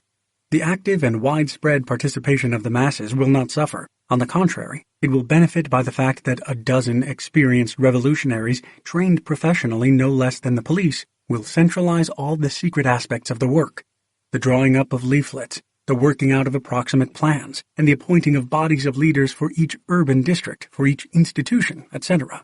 I know that exception will be taken to my undemocratic views, but I shall reply below fully to this anything but intelligent objection. Centralization of the most secret functions in an organization of revolutionaries will not diminish, but rather increase the extent and enhance the quality of the activity of a large number of other organizations that are intended for a broad public, and are therefore as loose and as non-secret as possible, such as workers' trade unions, workers' self-education circles, and circles for reading illegal literature, and socialist as well as democratic circles among all other sections of the population, etc., etc. We must have such circles, trade unions, and organizations everywhere in as large a number as possible, and with the widest variety of functions. But it would be absurd and harmful to confound them with the organization of revolutionaries, to efface the borderline between them, to make still more hazy the all too faint recognition of the fact that in order to serve the mass movement, we must have people who will devote themselves exclusively to social democratic activities, and that such people must train themselves patiently and steadfastly to be professional revolutionaries. Yes, this recognition is incredibly dim. Our worst sin with regard to organization consists in the fact that by our primitiveness, we have lowered the prestige of revolutionaries in Russia. A person who is flabby and shaky on questions of theory, who has a narrow outlook, who pleads the spontaneity of the masses as an excuse for his own sluggishness, who resembles a trade union secretary more than a spokesman of the people, who is unable to conceive of a broad and bold plan that would command the respect even of opponents, and who is inexperienced and clumsy in his own professional art, the art of combating the political police. Such a man is not a revolutionary, but a wretched amateur. Let no active worker take offense at these frank remarks, for as far as insufficient training is concerned, I apply them first and foremost to myself. I used to work in a study circle that set itself very broad, all-embracing tasks, and all of us members of that circle suffered painfully and acutely from the realization that we were acting as amateurs at a moment in history when we might have been able to say, varying a well-known statement, Give us an organization of revolutionaries, and we will overturn Russia. The more I recall the burning sense of shame I then experienced, the bitterer become my feelings towards those pseudo-social democrats whose preachings bring disgrace on the calling of a revolutionary, who fail to understand that our task is not to champion the degrading of the revolutionary to the level of an amateur, but to raise the amateurs to the level of revolutionaries. Section 4. The scope of organizational work. We have heard BV tell us about the lack of revolutionary forces fit for action, which is felt not only in St. Petersburg but throughout Russia. Hardly anyone will dispute this fact. But the question is, how is it to be explained? BV writes, "We shall not go into an explanation of the historical causes of this phenomenon. We shall merely state that a society, demoralized by prolonged political reaction and split by past and present economic changes, promotes from its own ranks an extremely small number of persons fit for revolutionary work, that the working class does produce revolutionary workers who to some extent reinforce the ranks of the illegal organizations, but that the number of such revolutionaries is inadequate to meet the requirements of the times. This is all the more so because the worker who spends 11.5 hours a day in the factory is in such a position that he can, in the main, perform only the functions of an agitator. But propaganda and organization, the delivery and reproduction of illegal literature, the issuance of leaflets, etc., are duties which must necessarily fall mainly upon the shoulders of an extremely small force of intellectuals." Roboche Dielo, No. 6, pages 38 to 39. On many points we disagree with BV, particularly with those we have emphasized, which most saliently reveal that, although weary of our amateurism, as is every thinking practical worker, BV cannot find the way out of this intolerable situation because he is weighted down by economism. The fact is that society produces very many persons fit for the cause, but we are unable to make use of them all. The critical transitional state of our movement in this respect may be formulated as follows. There are no people, yet there is a mass of people. There is a mass of people because the working class and increasingly varied social strata, year after year, produce from their ranks an increasing number of discontented people who desire to protest, who are ready to render all the assistance they can in the struggle against absolutism, the intolerableness of which, though not yet recognized by all, is more and more acutely sensed by increasing masses of the people. At the same time, we have no people because we have no leaders, no political leaders, no talented organizers capable of arranging extensive and at the same time uniform and harmonious work that would employ all forces, even the most inconsiderable.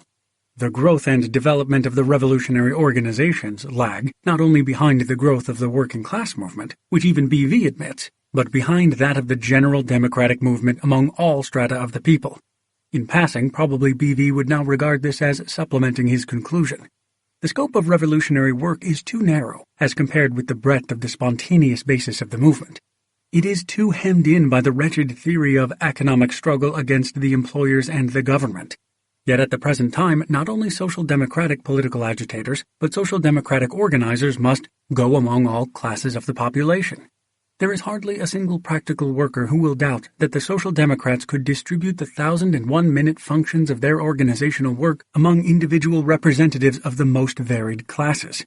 Lack of specialization is one of the most serious defects of our technique, about which BV justly and bitterly complains. The smaller each separate operation in our common cause, the more people we can find capable of carrying out such operations.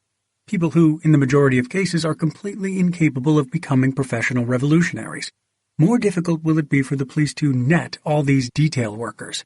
And the more difficult will it be for them to frame up out of an arrest for some petty affair a case that would justify the government's expenditure on security.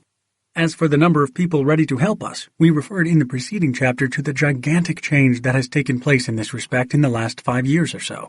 On the other hand, in order to unite all these tiny fractions into one whole, in order not to break up the movement while breaking up its functions, and in order to imbue the people who carry out the minute functions with the conviction that their work is necessary and important, without which conviction they will never do the work, it is necessary to have a strong organization of tried revolutionaries. The more secret such an organization is, the stronger and more widespread will be the confidence in the party. As we know, in time of war it is not only of the utmost importance to imbue one's own army with confidence in its strength, but it is important also to convince the enemy and all neutral elements of this strength. Friendly neutrality may sometimes decide the issue. If such an organization existed, one built up on a firm theoretical foundation and possessing a social democratic organ, we should have no reason to fear that the movement might be diverted from its path by the numerous outside elements that are attracted to it. On the contrary, it is precisely at the present time, with amateurism prevalent, that we see many social democrats leaning towards the credo and only imagining that they are social democrats. In a word, specialization necessarily presupposes centralization, and in turn imperatively calls for it. But BV himself, who has so excellently described the necessity for specialization, underestimates its importance, in our opinion, in the second part of the argument we have quoted. The number of working-class revolutionaries is inadequate, he says. This is perfectly true, and once again we stress that the valuable communication of a close observer fully confirms our view of the causes of the present crisis in social democracy, and consequently of the means required to overcome it. Not only are revolutionaries in general lagging behind the spontaneous awakening of the masses, but even worker revolutionaries are lagging behind the spontaneous awakening of the working-class masses. This fact confirms with clear evidence, from the practical point of view too, not only the absurdity but even the politically reactionary nature of the pedagogics, to which we are so often treated in the discussion of our duties to the workers. This fact proves that our very first and most pressing duty is to help to train working-class revolutionaries who will be on the same level in regard to party activity as the revolutionaries from amongst the intellectuals. We emphasize the words "in regard to party activity," for although necessary, it is neither so easy nor so pressingly necessary to bring the workers up to the level of intellectuals in other respects. Attention, therefore, must be devoted principally to raising the workers to the level of revolutionaries. It is not at all our task to descend to the level of the working masses, as the economists wish to do, or to the level of the average worker, as Svoboda desires to do, and by this ascends to the second grade of economist pedagogics. I am far from denying the necessity for popular literature for the workers, and especially popular, of course not vulgar, literature for the especially backward workers.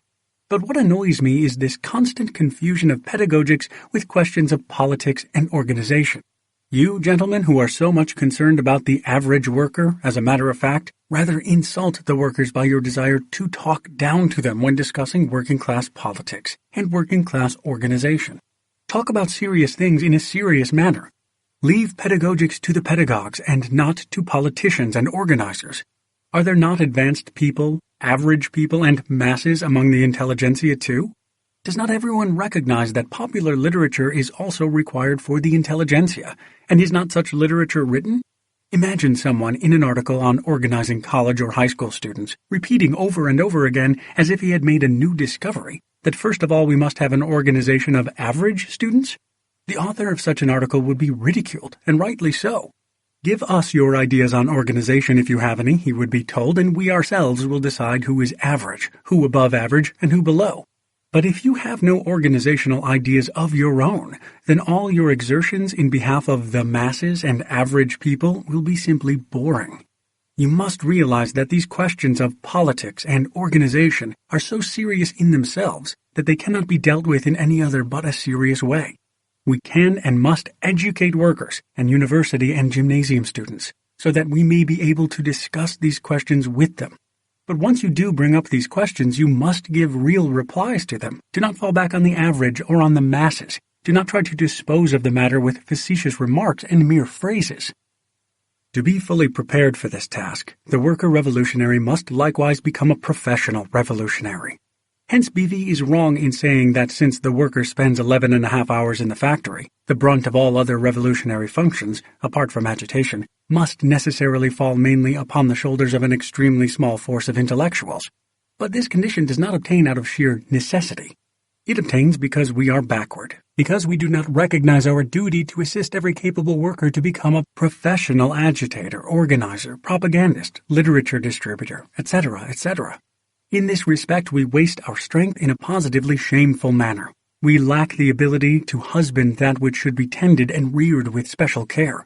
Look at the Germans. Their forces are 100-fold greater than ours, but they understand perfectly well that really capable agitators, etc., are not often promoted from the ranks of the average. For this reason, they immediately try to place every capable working man in conditions that will enable him to develop and apply his abilities to the fullest. He is made a professional agitator. He is encouraged to widen the field of his activity, to spread it from one factory to the whole of the industry, from a single locality to the whole country. He acquires experience and dexterity in his profession. He broadens his outlook and increases his knowledge. He observes at close quarters the prominent political leaders from other localities and of other parties. He strives to rise to their level and combine in himself the knowledge of the working-class environment and the freshness of socialist convictions with professional skill, without which the proletariat cannot wage a stubborn struggle against its excellently trained enemies. In this way alone do the working masses produce men of the stamp of Bebel and Auer. But what is to a great extent automatic in a politically free country must in Russia be done deliberately and systematically by our organizations. A worker agitator who is at all gifted and promising must not be left to work 11 hours a day in a factory.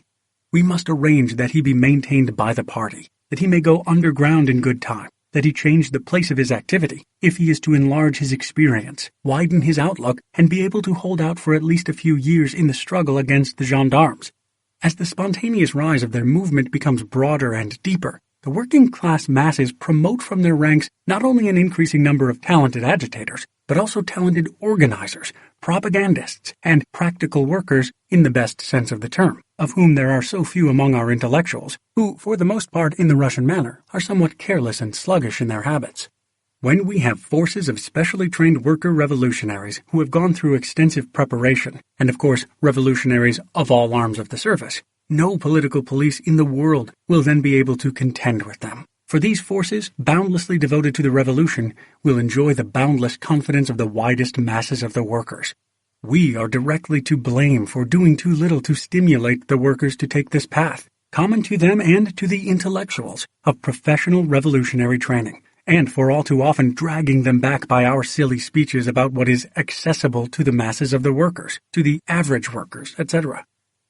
In this, as in other respects, the narrow scope of our organizational work is without a doubt due directly to the fact, although the overwhelming majority of the economists and the novices in practical work do not perceive it, that we restrict our theories and our political tasks to a narrow field.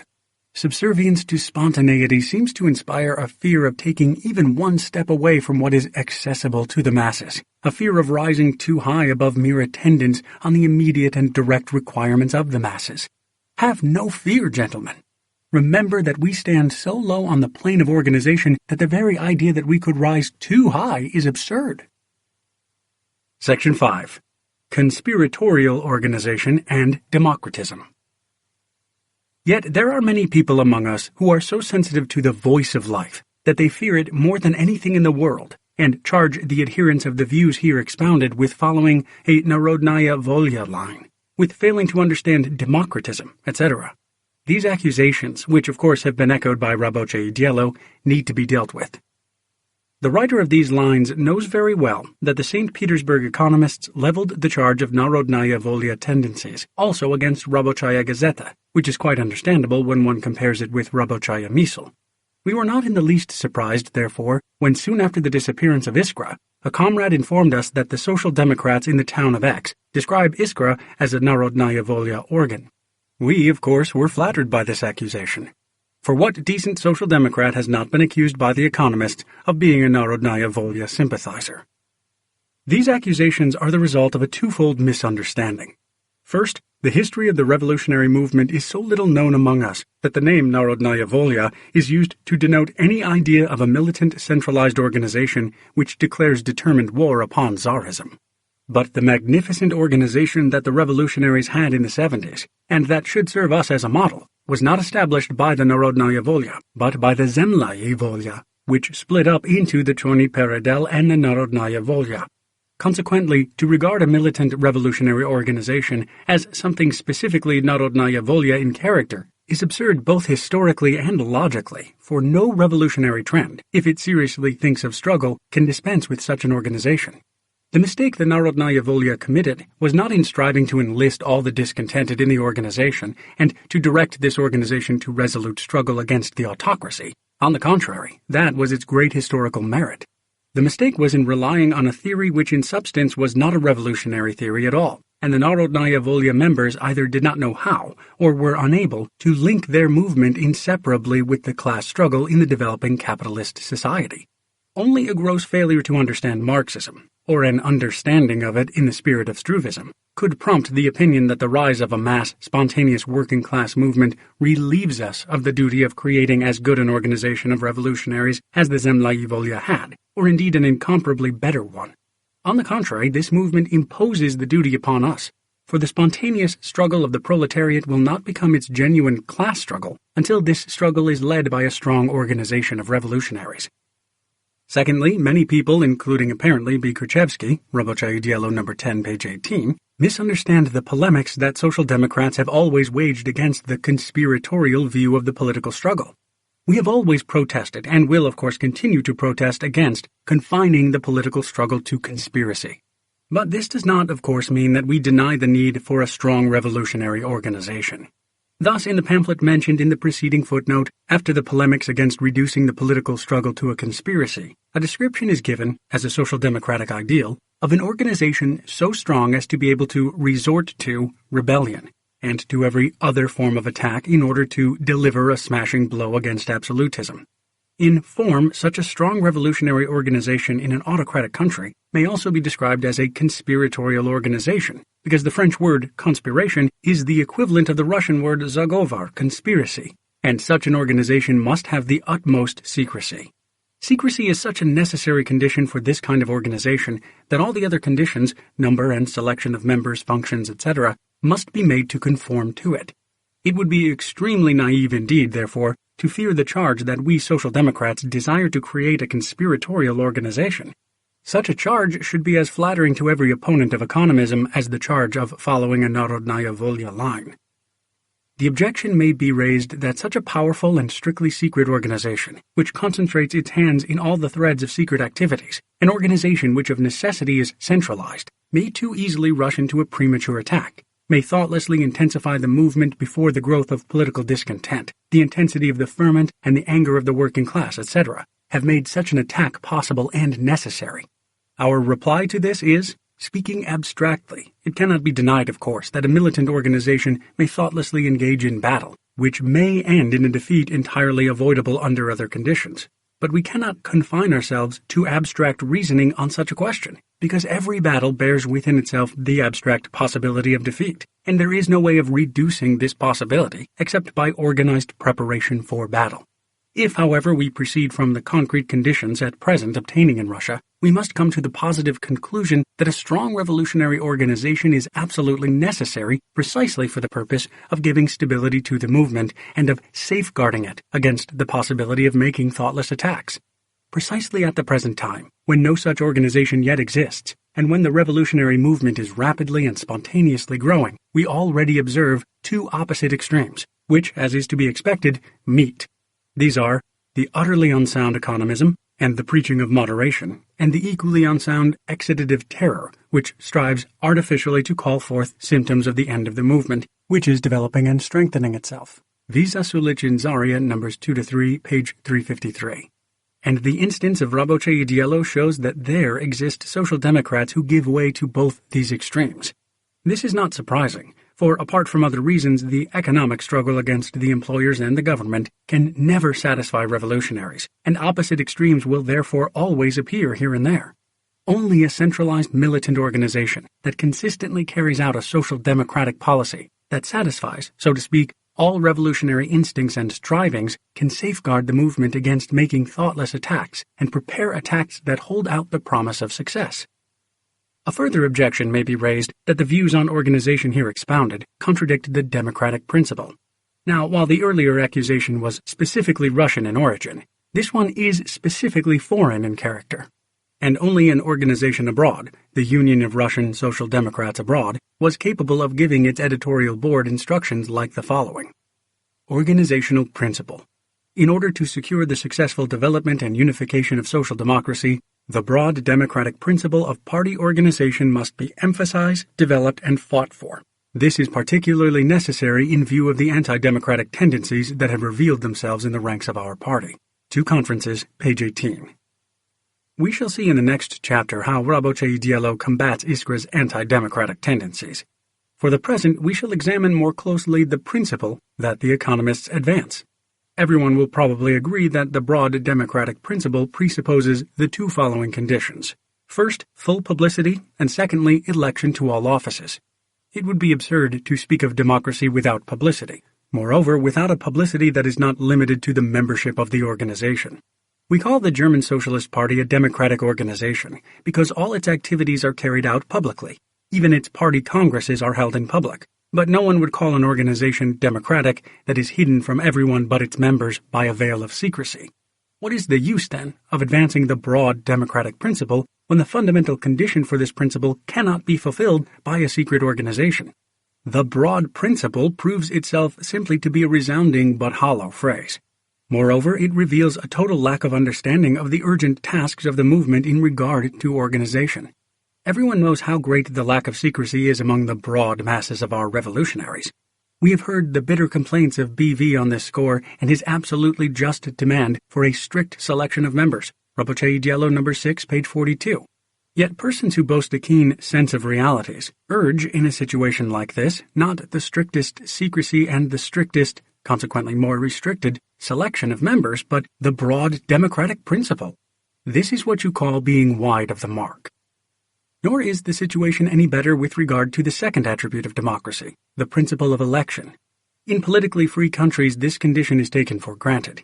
They are members of the party who accept the principles of the party program and render the party all possible support, reads clause number 1 of the rules of the German Social Democratic Party. Since the entire political arena is as open to the public view as is a theater stage to the audience, this acceptance or non-acceptance, support or opposition, is known to all from the press and from public meetings. Everyone knows that a certain political figure began in such and such a way, passed through such and such an evolution, behaved in a trying moment in such and such a manner, and possesses such and such qualities. Consequently, all party members, knowing all the facts, can elect or refuse to elect this person to a particular party office. The general control, in the literal sense of the term, exercised over every act of a party man in the political field brings into existence an automatically operating mechanism which produces what in biology is called the survival of the fittest. Natural selection by full publicity, election, and general control provides the assurance that, in the last analysis, every political figure will be in his proper place, do the work for which lie is best fitted by his powers and abilities, feel the effects of his mistakes on himself, and prove before all the world his ability to recognize mistakes and to avoid them. Try to fit this picture into the frame of our autocracy.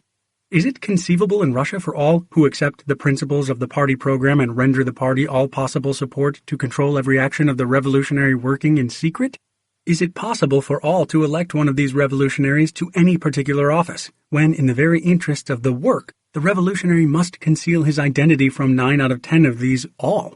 Reflect somewhat over the real meaning of the high-sounding phrases to which Rabotei Diallo gives utterance, and you will realize that broad democracy in party organization, amidst the gloom of the autocracy and the domination of gendarmerie, is nothing more than a useless and harmful toy.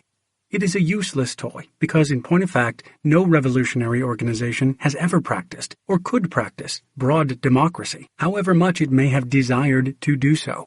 It is a harmful toy because any attempt to practice the broad democratic principle will simply facilitate the work of the police in carrying out large-scale raids, will perpetuate the prevailing primitiveness, and will divert the thoughts of the practical workers from the serious and pressing task of training themselves to become professional revolutionaries to that of drawing up detailed paper rules for election systems. Only abroad, where very often people with no opportunity for conducting really active work gather, could this playing at democracy develop here and there, especially in small groups. To show the unseemliness of Rabotei Diallo's favorite trick of advancing the plausible principle of democracy in revolutionary affairs, we shall again summon a witness. This witness, Y. Serebriakov, editor of the London magazine Na Kanun, has a soft spot for Rabotei Diallo and is filled with a great hatred for Plekhanov and the Plekhanovites. In its articles on the split in the Union of Russian Social Democrats abroad, Na Kanun definitely sided with Rabotei Diallo and poured a stream of petty abuse upon Plekhanov. All the more valuable, therefore, is this witness in the question at issue. In Na Kanun for July number 7, 1899, an article entitled Concerning the Manifesto of the Self-Emancipation of the Workers' Group. Serebrikov argued that it was indecent to talk about such things as self-deception, leadership, and the so-called Areopagus in a serious revolutionary movement.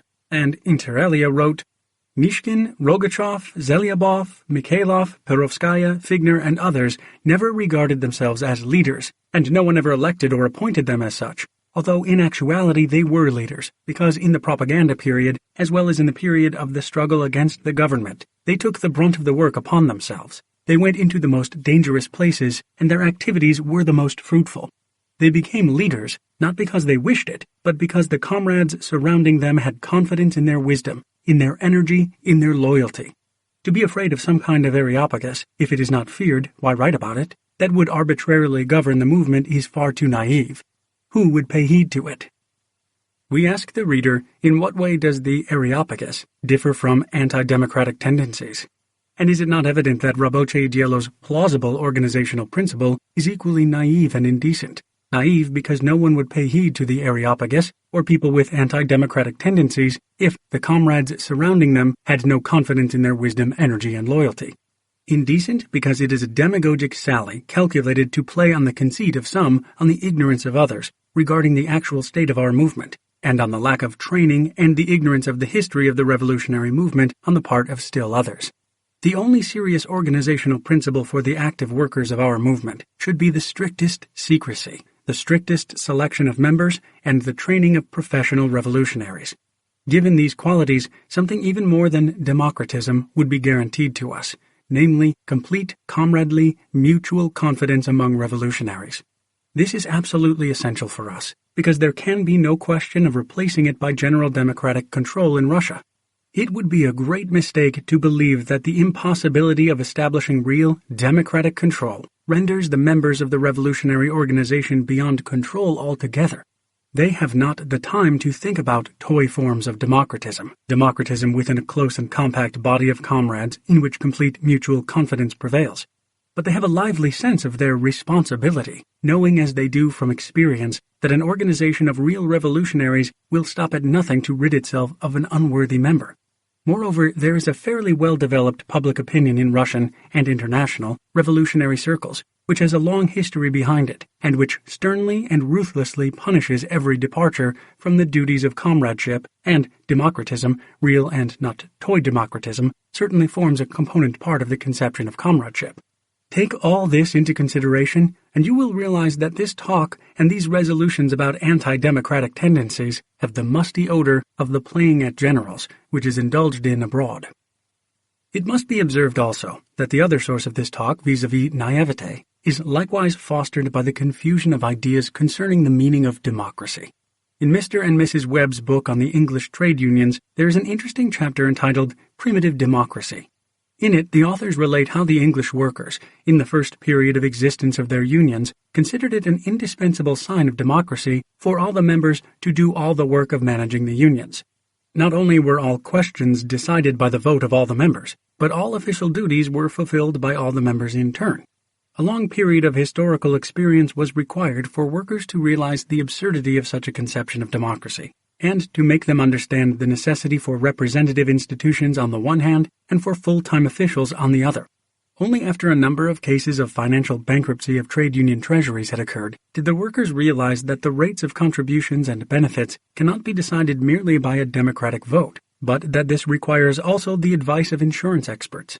Let us take also Kautsky's book on parliamentarism and legislation by the people.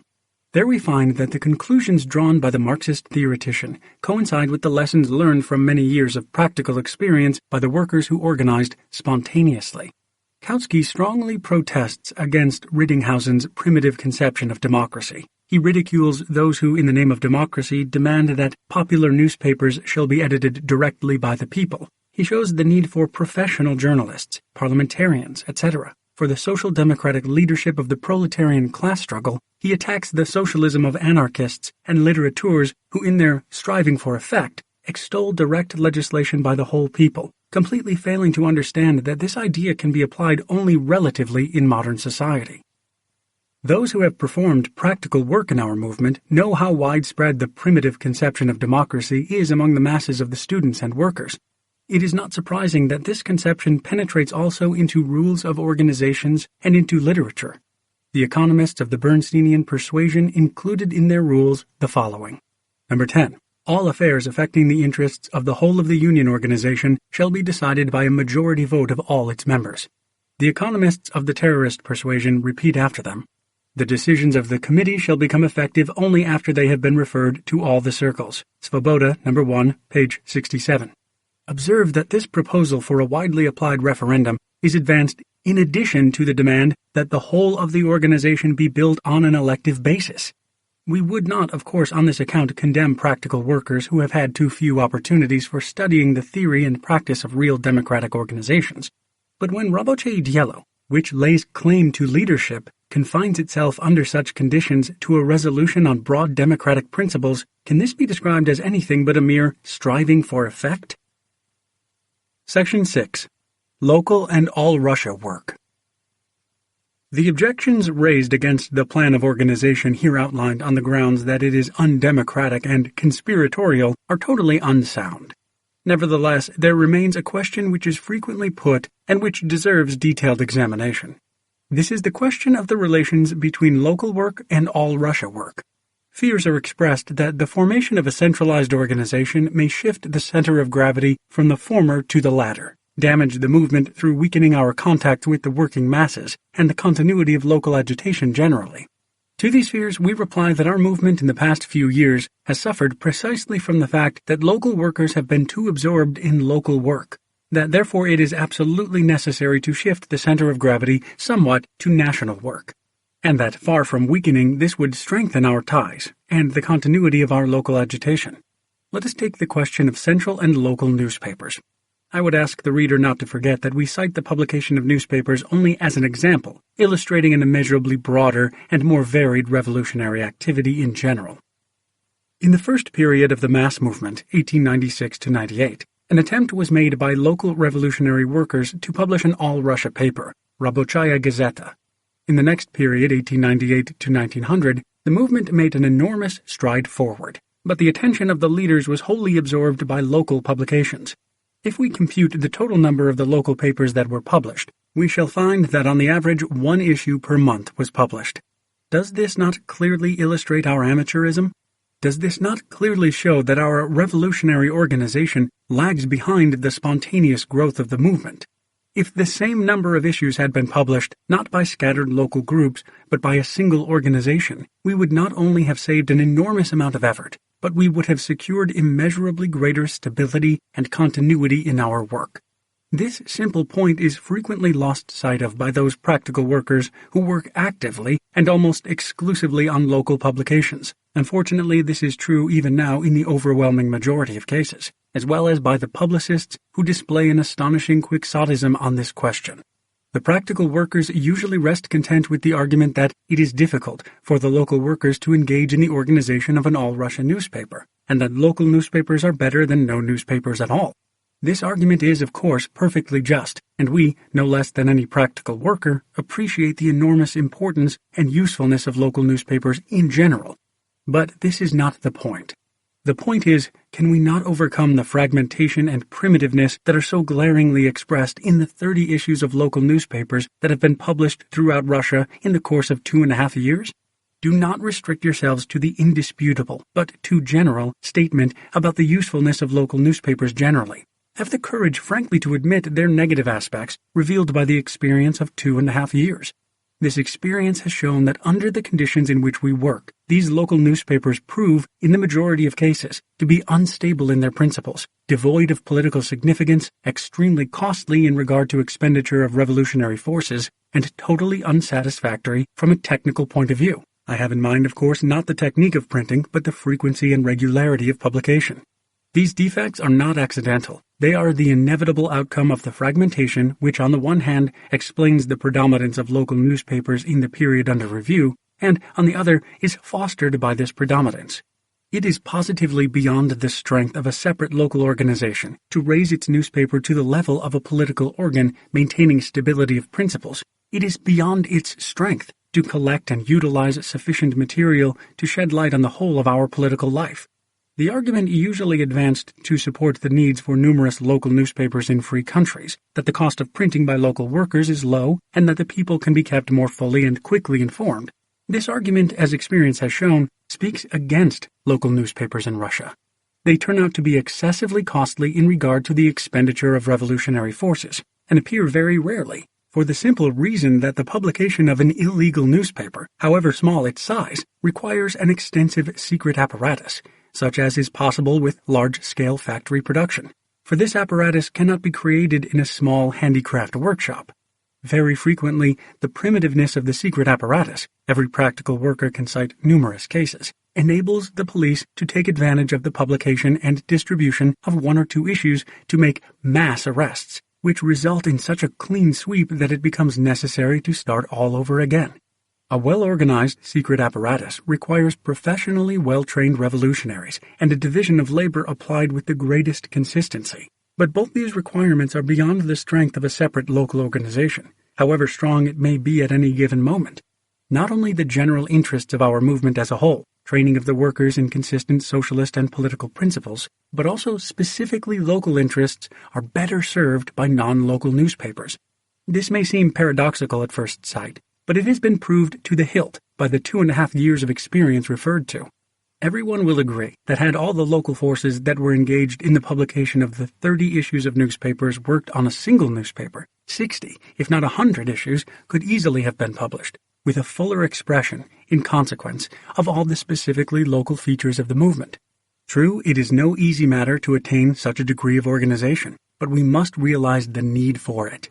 Every local study circle must think about it and work actively to achieve it, without waiting for an impetus from outside, without being tempted by the popularity and closer proximity of a local newspaper, which, as our revolutionary experience has shown, proves to a large extent to be illusory.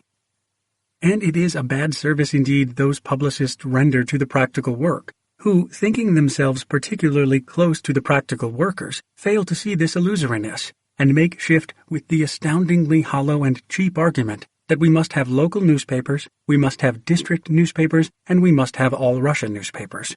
Generally speaking, of course, all these are necessary, but once the solution of a concrete organizational problem is undertaken, surely time and circumstances must be taken into consideration. Is it not quixotic for Svoboda, No. 1, page 68, to write in a special article dealing with the question of the newspaper? It seems to us that every locality, with any appreciable number of workers, should have its own workers' newspaper, not a newspaper imported from somewhere, but its very own. If the publicist who wrote these words refuses to think of their meaning, then at least the reader may do it for him. How many scores, if not hundreds, of localities, with any appreciable number of workers, there are in Russia? And what a perpetuation of our amateurish methods this would mean, if indeed every local organization set about publishing its own newspaper. How this diffusion would facilitate the gendarmerie's task of netting, and without any appreciable effort, the local revolutionary workers at the very outset of their activity, and of preventing them from developing into real revolutionaries. A reader of an all-Russia newspaper, continues the author, would find little interest in the descriptions of the malpractices of the factory owners and the details of factory life in various towns not his own. But an inhabitant of Orel would not find Orel affairs dull reading. In every issue he would learn who had been picked for a lambasting, and who had been flayed, and he would be in high spirits. Page 69. Certainly the Orel reader is in high spirits, but our publicist's flights of imagination are also high, too high. He should have asked himself whether such concern with trivialities is tactically in order. We are second to none in appreciating the importance and necessity of factory exposures. But it must be borne in mind that we have reached a stage when St. Petersburg folk find it dull reading the St. Petersburg correspondence of the St. Petersburg Rabochaya Misl. Leaflets are the medium through which local factory exposures have always been and must continue to be made. But we must raise the level of the newspaper, not lower it to the level of a factory leaflet.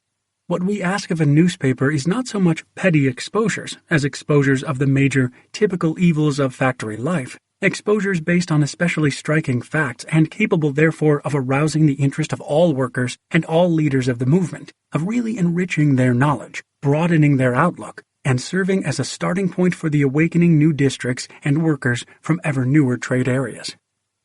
Moreover, in a local newspaper, all the malpractices of the factory administration and other authorities may be denounced then and there. In the case of a general, distant newspaper, however, by the time the news reaches it, the facts will have been forgotten in the source localities. The reader, on getting the paper, will exclaim, "When was that? Who remembers it?" Precisely, who remembers it? From the same source we learn that the 30 issues of newspapers which appeared in the course of 2.5 years were published in 6 cities. This averages 1 issue per city per half year. And even if our frivolous publicist trebled his estimate of the productivity of local work, which would be wrong in the case of an average town, since it is impossible to increase productivity to any considerable extent by our rule-of-thumb methods, we would still get only 1 issue every 2 months. That is, nothing at all like denouncing then and there. It would suffice, however, for 10 local organizations to combine and send their delegates to take an active part in organizing a general newspaper, to enable us every fortnight to denounce over the whole of Russia, not petty, but really outstanding and typical evils. No one who knows the state of affairs in our organizations can have the slightest doubt on that score. As for catching the enemy red-handed, if we mean it seriously, and not merely as a pretty phrase, that is quite beyond the ability of an illegal paper generally. It can be done only by a leaflet, because the time limit for exposures of that nature can be a day or 2 at the most. For example, the usual brief strikes, violent factory clashes, demonstrations, etc. The workers live not only at the factory but also in the city, continues our author, rising from the particular to the general, with a strict consistency that would have done honor to Boris Krichevsky himself.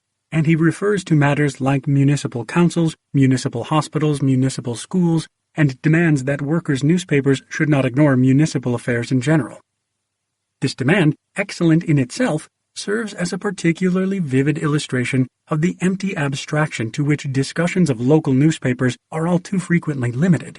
In the first place, if indeed newspapers appeared in every locality with any appreciable number of workers, with such detailed information on municipal affairs as Svoboda desires, this would, under our Russian conditions, inevitably degenerate into actual concern with trivialities, lead to a weakening of the consciousness of the importance of an all-Russia revolutionary assault upon the Tsarist autocracy, and strengthen the extremely viral shoots, not uprooted but rather hidden or temporarily suppressed, of the tendency that has become noted as a result of the famous remark about revolutionaries who talk a great deal about non-existent parliaments and too little about existent municipal councils. We say inevitably in order to emphasize that Svoboda obviously does not desire this, but the contrary to come about. But good intentions are not enough. For municipal affairs to be dealt with in their proper perspective, in relation to our entire work, this perspective must first be clearly conceived, firmly established, not only by argument, but by numerous examples, so that it may acquire the stability of a tradition. This is still far from being the case with us, yet this must be done first, before we can allow ourselves to think and talk about an extensive local press. Secondly, to write really well and interestingly about municipal affairs, one must have first-hand knowledge, not book knowledge, of the issues. But there are hardly any social democrats anywhere in Russia who possess such knowledge. To be able to write in newspapers, not in popular pamphlets, about municipal and state affairs, one must have fresh and varied material gathered and written up by able people. And in order to be able to gather and write up such material, we must have something more than the primitive democracy of a primitive circle in which everybody does everything and all entertain themselves by playing at referendums. It is necessary to have a staff of expert writers and correspondents, an army of social democratic reporters who establish contacts far and wide, who are able to fathom all sorts of state secrets, the knowledge of which makes the Russian government official so puffed up, but the blabbing of which is such an easy matter to him, who are able to penetrate behind the scenes, an army of people who must, as their official duty, be ubiquitous and omniscient. And we, the party that fights against all economic, political, social, and national oppression, can and must find, gather, train, mobilize, and set into motion such an army of omniscient people, all of which requires still to be done. Not only has not a single step in this direction been taken in the overwhelming majority of localities, but even the recognition of its necessity is very often lacking. One will search in vain in our social democratic press for lively and interesting articles, correspondence, and exposures dealing with our big and little affairs, diplomatic, military, ecclesiastical, municipal, financial, etc., etc. there is almost nothing, or very little, about these matters. That is why it always annoys me frightfully when a man comes to me, utters beautiful and charming words about the need for newspapers in every locality with any appreciable number of workers that will expose factory, municipal, and government evils. The predominance of the local papers over a central press may be a sign of either poverty or luxury. Of poverty, when the movement has not yet developed the forces for large-scale production, continues to flounder in amateurism, and is all but swamped with the petty details of factory life. Of luxury, when the movement has fully mastered the task of comprehensive exposure and comprehensive agitation, and it becomes necessary to publish numerous local newspapers in addition to the central organ. Let each decide for himself what the predominance of local newspapers implies in present-day Russia. I shall limit myself to a precise formulation of my own conclusion, to leave no grounds for misunderstanding. Hitherto, the majority of our local organizations have thought almost exclusively in terms of local newspapers, and have devoted almost all their activities to this work. This is abnormal. The very opposite should have been the case.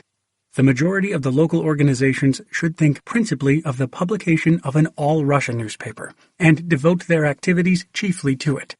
Until this is done, we shall not be able to establish a single newspaper capable to any degree of serving the movement with comprehensive press agitation. When this is done, however, normal relations between the necessary central newspaper and the necessary local newspapers will be established automatically. It would seem at first glance that the conclusion on the necessity for shifting the center of gravity from local to all-Russia work does not apply to the sphere of the specifically economic struggle. In this struggle, the immediate enemies of the workers are the individual employers or groups of employers who are not bound by an organization having even the remotest resemblance to the purely military, strictly centralized organization of the Russian government. Our immediate enemy in the political struggle, which is led in all its minutest details by a single will. But that is not the case. As we have repeatedly pointed out, the economic struggle is a trade struggle, and for that reason it requires that the workers be organized according to trades, not only according to place of employment.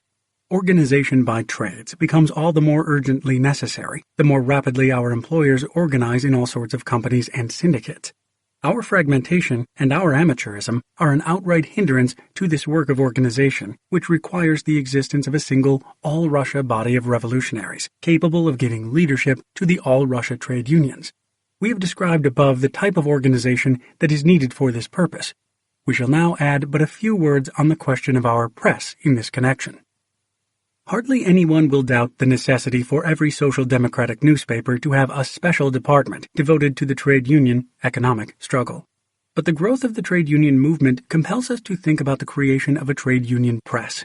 It seems to us, however, that with rare exceptions, there can be no question of trade union newspapers in Russia at the present time. They would be a luxury, and many a time we lack even our daily bread. The form of trade union press that would suit the conditions of our legal work and is already required at the present time is trade union pamphlets.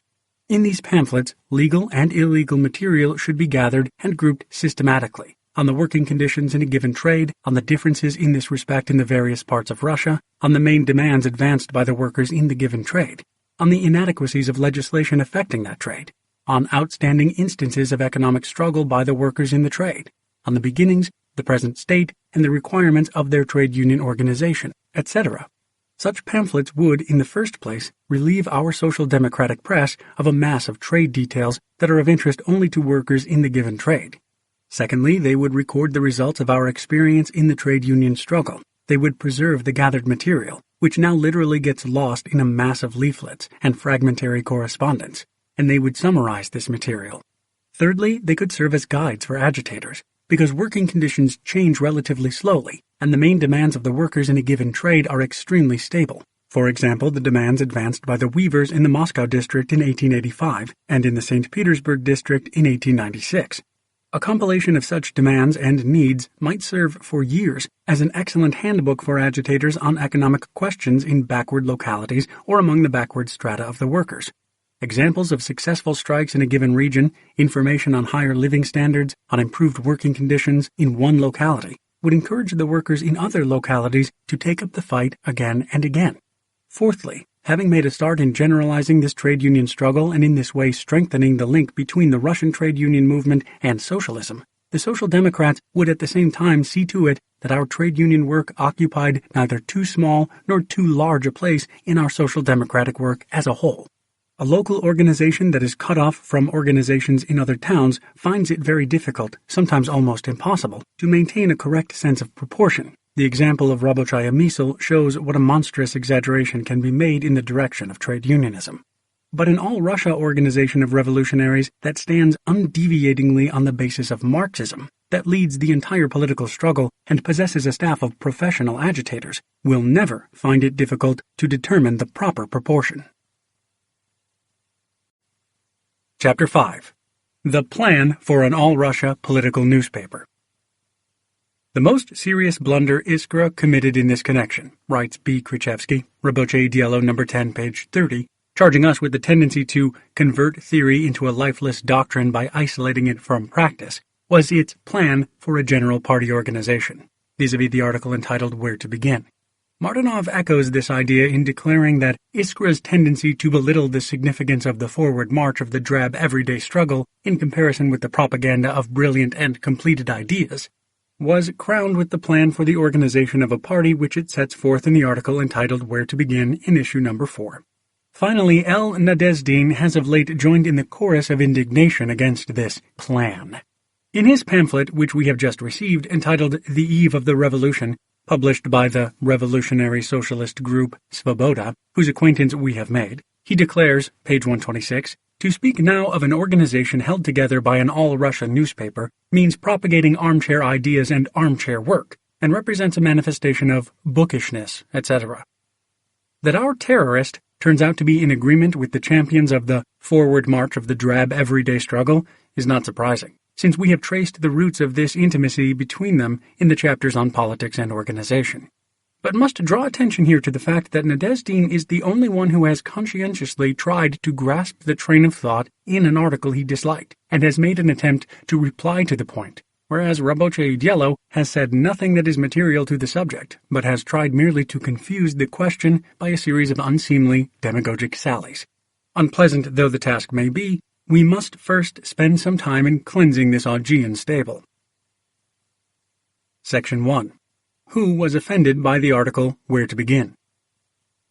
Let us present a small selection of the expletives and exclamations that Rabocheye Dielo hurled at us. It is not a newspaper that can create a party organization, but vice versa.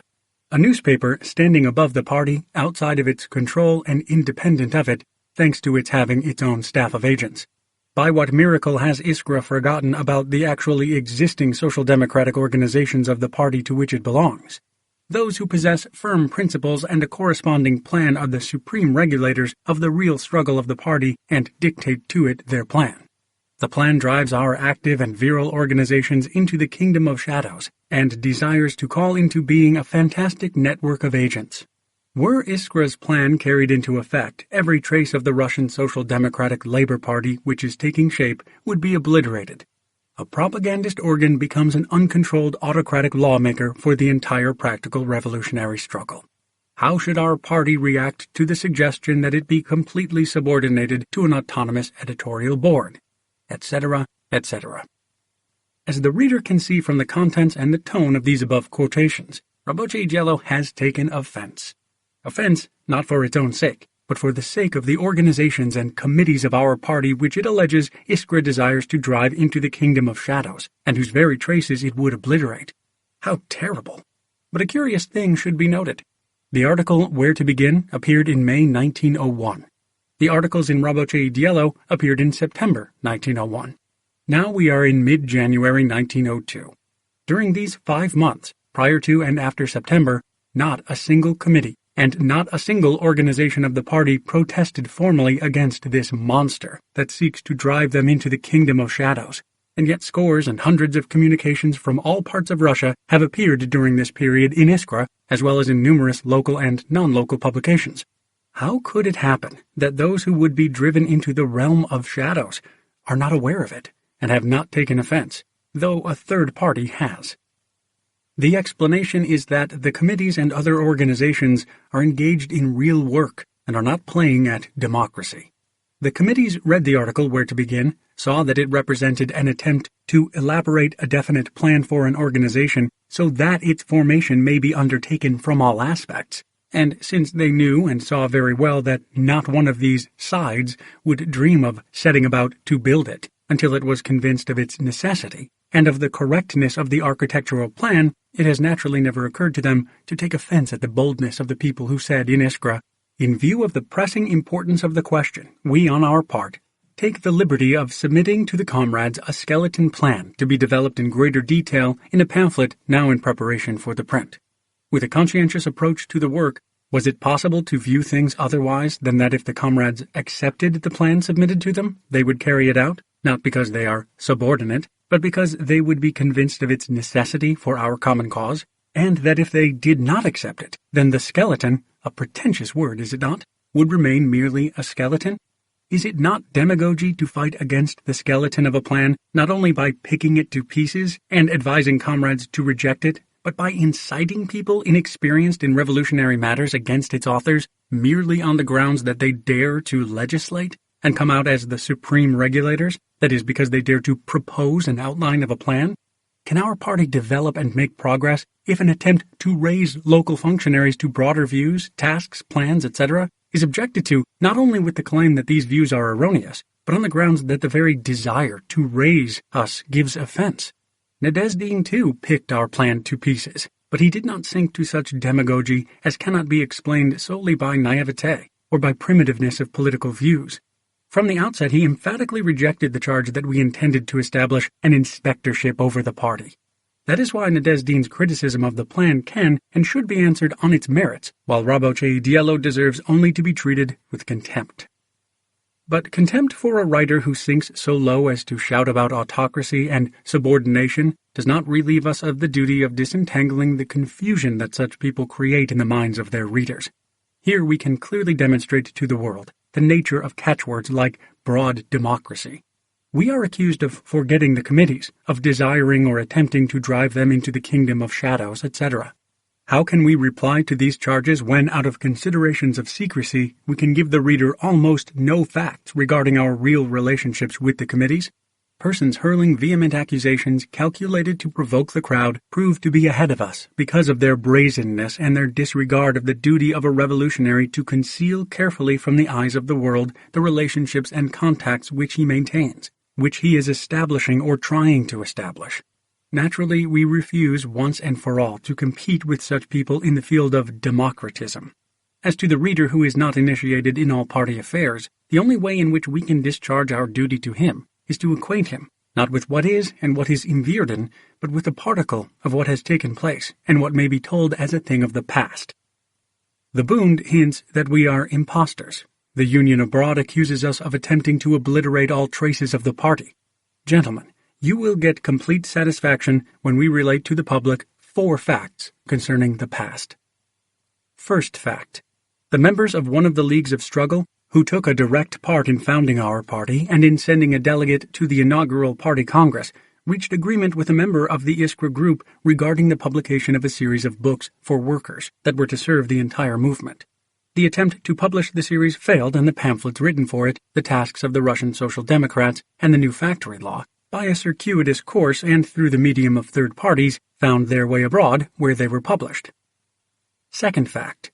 Members of the Central Committee of the Bund approached a member of the Iskra group with the proposal to organize what the Bund then described as a literary laboratory. In making the proposal, they stated that unless this was done, the movement would greatly retrogress. The result of these negotiations was the appearance of the pamphlet The Working Class Cause in Russia. Third fact. The Central Committee of the Bund, via a provincial town, approached a member of the Iskra group with the proposal that he undertake the editing of the revived Rabochaya Gazeta, and of course obtained his consent. The offer was later modified. The comrade in question was invited to act as a contributor in view of a new plan for the composition of the editorial board. Also, this proposal of course obtained his consent. Articles were sent, which we managed to preserve.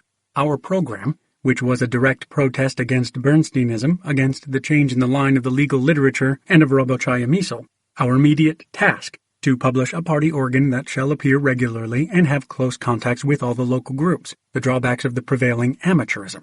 an urgent question, an examination of the objection that it is necessary first to develop the activities of local groups before undertaking the publication of a common organ, an insistence on the paramount importance of a revolutionary organization, and on the necessity of developing organization, discipline, and the technique of secrecy to the highest degree of perfection. The proposal to resume publication of Rabochaya Gazeta was not carried out, and the articles were not published. Fourth fact. A member of the committee that was organizing the second regular Congress of our party communicated to a member of the Iskra group the program of the Congress and proposed that group as editorial board of the revived Rabochaya Gazeta. This preliminary step, as it were, was later sanctioned by the committee to which this member belonged and by the Central Committee of the Bund. The Iskra group was notified of the place and time of the Congress and, uncertain of being able, for certain reasons, to send a delegate, drew up a written report for the Congress. In the report, the idea was suggested that the mere election of a central committee would not only fail to solve the question of unification at a time of such complete disorder as the present, but would even compromise the grand idea of establishing a party, in the event of an early, swift, and thorough police roundup, which was more than likely in view of the prevailing lack of secrecy. That, therefore, a beginning should be made by inviting all committees and all other organizations to support the revived common organ, which would establish real contacts between all the committees and really train a group of leaders for the entire movement, and that the committees and the party would very easily be able to transform such a group into a central committee as soon as the group had grown and become strong. In consequence of a number of police raids and arrests, however, the Congress could not take place. For security reasons, the report was destroyed, having been read only by a few comrades, including the representatives of one committee. Let the reader now judge for himself the character of the methods employed by the Bund in hinting that we were impostors, or by Rabocheye Dielo, which accuses us of trying to relegate the committees to the kingdom of shadows, and to substitute for the organization of a party an organization disseminating the ideas advocated by a single newspaper. It was to the committees, on their repeated invitation, that we reported on the necessity for adopting a definite plan of concerted activities. It was precisely for the party organization that we elaborated this plan, in articles sent to Rabochaya Gazeta, and in the report to the party congress, again on the invitation of those who held such an influential position in the party that they took the initiative in its actual restoration. Only after the twice repeated attempts of the party organization, in conjunction with ourselves, officially, to revive the central organ of the party had failed, did we consider it our bounden duty to publish an unofficial organ, in order that with the third attempt the comrades might have before them the results of experience, and not merely conjectural proposals. Now certain results of this experience are present for all to see, and all comrades may now judge whether we properly understood our duties, and what should be thought of people that strive to mislead those unacquainted with the immediate past simply because they are piqued at our having pointed out to some their inconsistency on the national question, and to others the inadmissibility of their vacillation in matters of principle. Section 2. Can a newspaper be a collective organizer? The quintessence of the article, Where to Begin, consists in the fact that it discusses precisely this question and gives an affirmative reply to it. As far as we know, the only attempt to examine this question on its merits and to prove that it must be answered in the negative was made by L. Nadez-Din, whose argument we reproduce in full. It pleased us greatly to see Iskra, No. 4, present the question of the need for an all-Russia newspaper, but we cannot agree that this presentation bears relevance to the title, Where to Begin. Undoubtedly, this is an extremely important matter, but neither a newspaper nor a series of popular leaflets nor a mountain of manifestos can serve as the basis for a militant organization in revolutionary times. We must set to work to build strong political organizations in the localities. We lack such organizations. We have been carrying on our work mainly among enlightened workers, while the masses have been engaged almost exclusively in the economic struggle. If strong political organizations are not trained locally, what significance will even an excellently organized all-Russian newspaper have? It will be a burning bush, burning without being consumed, but firing no one. Iskra thinks that around it, and in the activities in its behalf, people will gather and organize. But they will find it far easier to gather and organize around activities that are more concrete. This something more concrete must and should be the extensive organization of local newspapers, the immediate preparation of the workers' forces for demonstrations, the constant activity of local organizations among the unemployed, indefatigable distribution of pamphlets and leaflets, convening of meetings, appeals to actions of protest against the government, etc.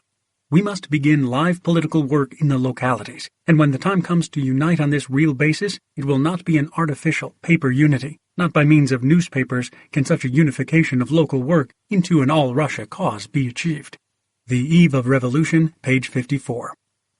We have emphasized the passages in this eloquent tirade that most clearly show the author's incorrect judgment of our plan, as well as the incorrectness of his point of view in general, which is here contraposed to that of Iskra. Unless we train strong political organizations in the localities, even an excellently organized all-Russian newspaper will be of no avail. This is incontrovertible. But the whole point is that there is no other way of training strong political organizations except through the medium of an all-Russian newspaper. The author missed the most important statement Iskra made before it proceeded to set forth its plan, that it was necessary to call for the formation of a revolutionary organization capable of uniting all forces and guiding the movement in actual practice and not in name alone. That is, an organization ready at any time to support every protest and every outbreak and use it to build up and consolidate the fighting forces suitable for the decisive struggle. But now, after the February and March events, everyone will agree with this in principle, continues Iskra. Yet what we need is not a solution of the question in principle, but its practical solution. We must immediately advance a definite constructive plan through which all may immediately set to work to build from every side. Now we are again being dragged away from the practical solution toward something which in principle is correct, indisputable and great, but which is entirely inadequate and incomprehensible to the broad masses of workers, namely, to rear strong political organizations. This is not the point at issue, most worthy author. The point is how to go about the rearing, and how to accomplish it. It is not true to say that we have been carrying on our work mainly among enlightened workers, while the masses have been engaged almost exclusively in the economic struggle. Presented in such a form, the thesis reduces itself to Svoboda's usual but fundamentally false contraposition of the enlightened workers to the masses. In recent years, even the enlightened workers have been engaged almost exclusively in the economic struggle. That is the first point.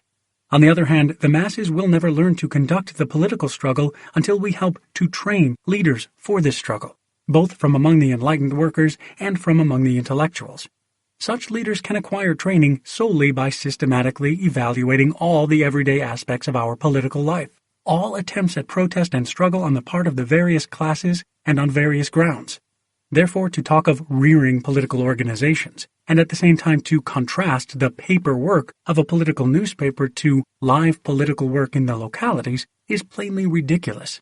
Iskra has adapted its plan for a newspaper to the plan for creating a militant preparedness to support the unemployed movement, peasant revolts, discontent among the Zemstvo people, popular indignation against some Tsarist Bashi Bazouk on the rampage, etc.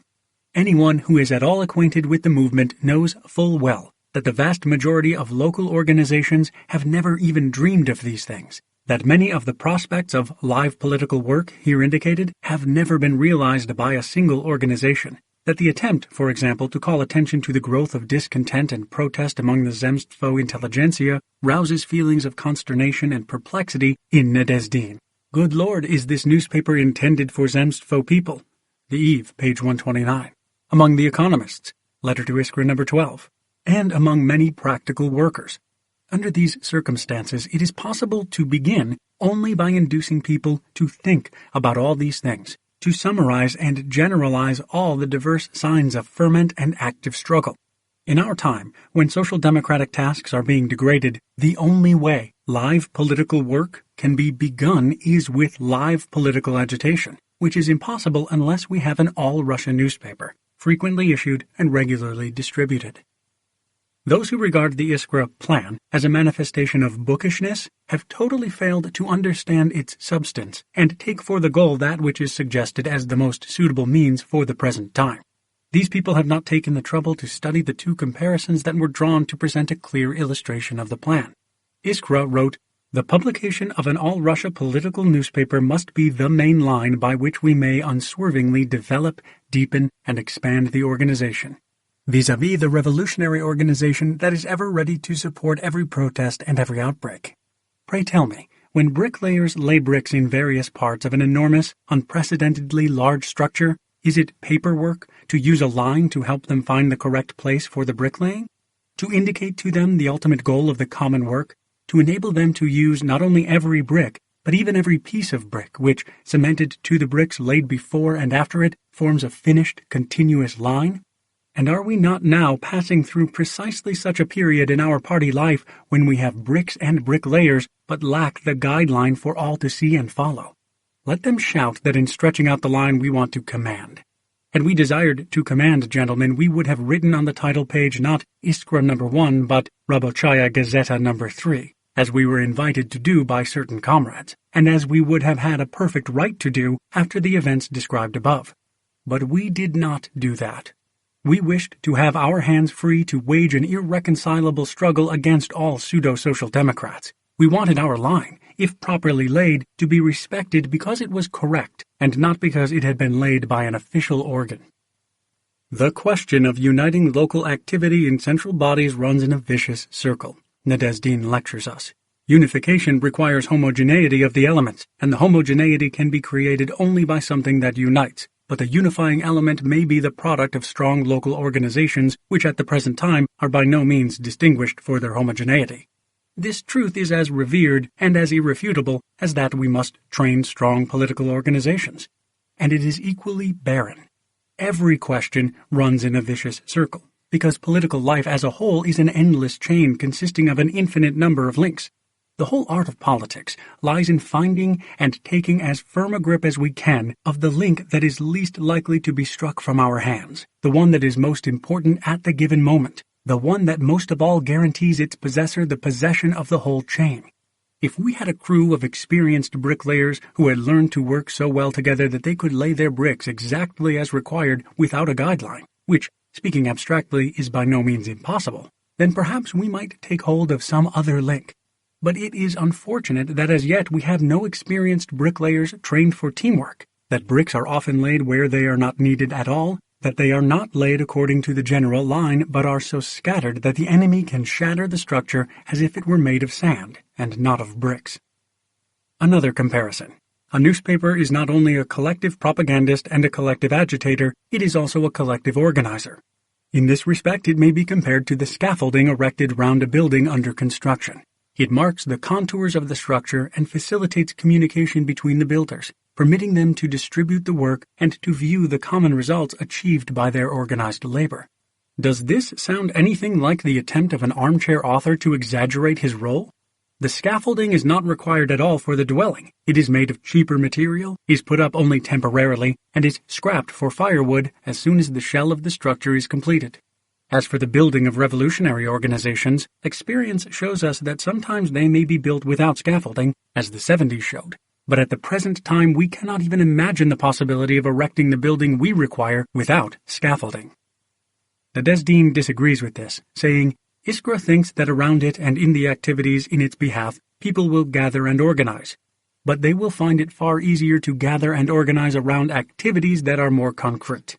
Indeed, far easier around activities that are more concrete.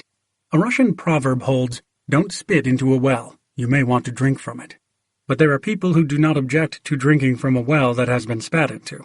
What despicable things our magnificent legal critics of Marxism and illegal admirers of Rabochaya Misl have said in the name of this something more concrete.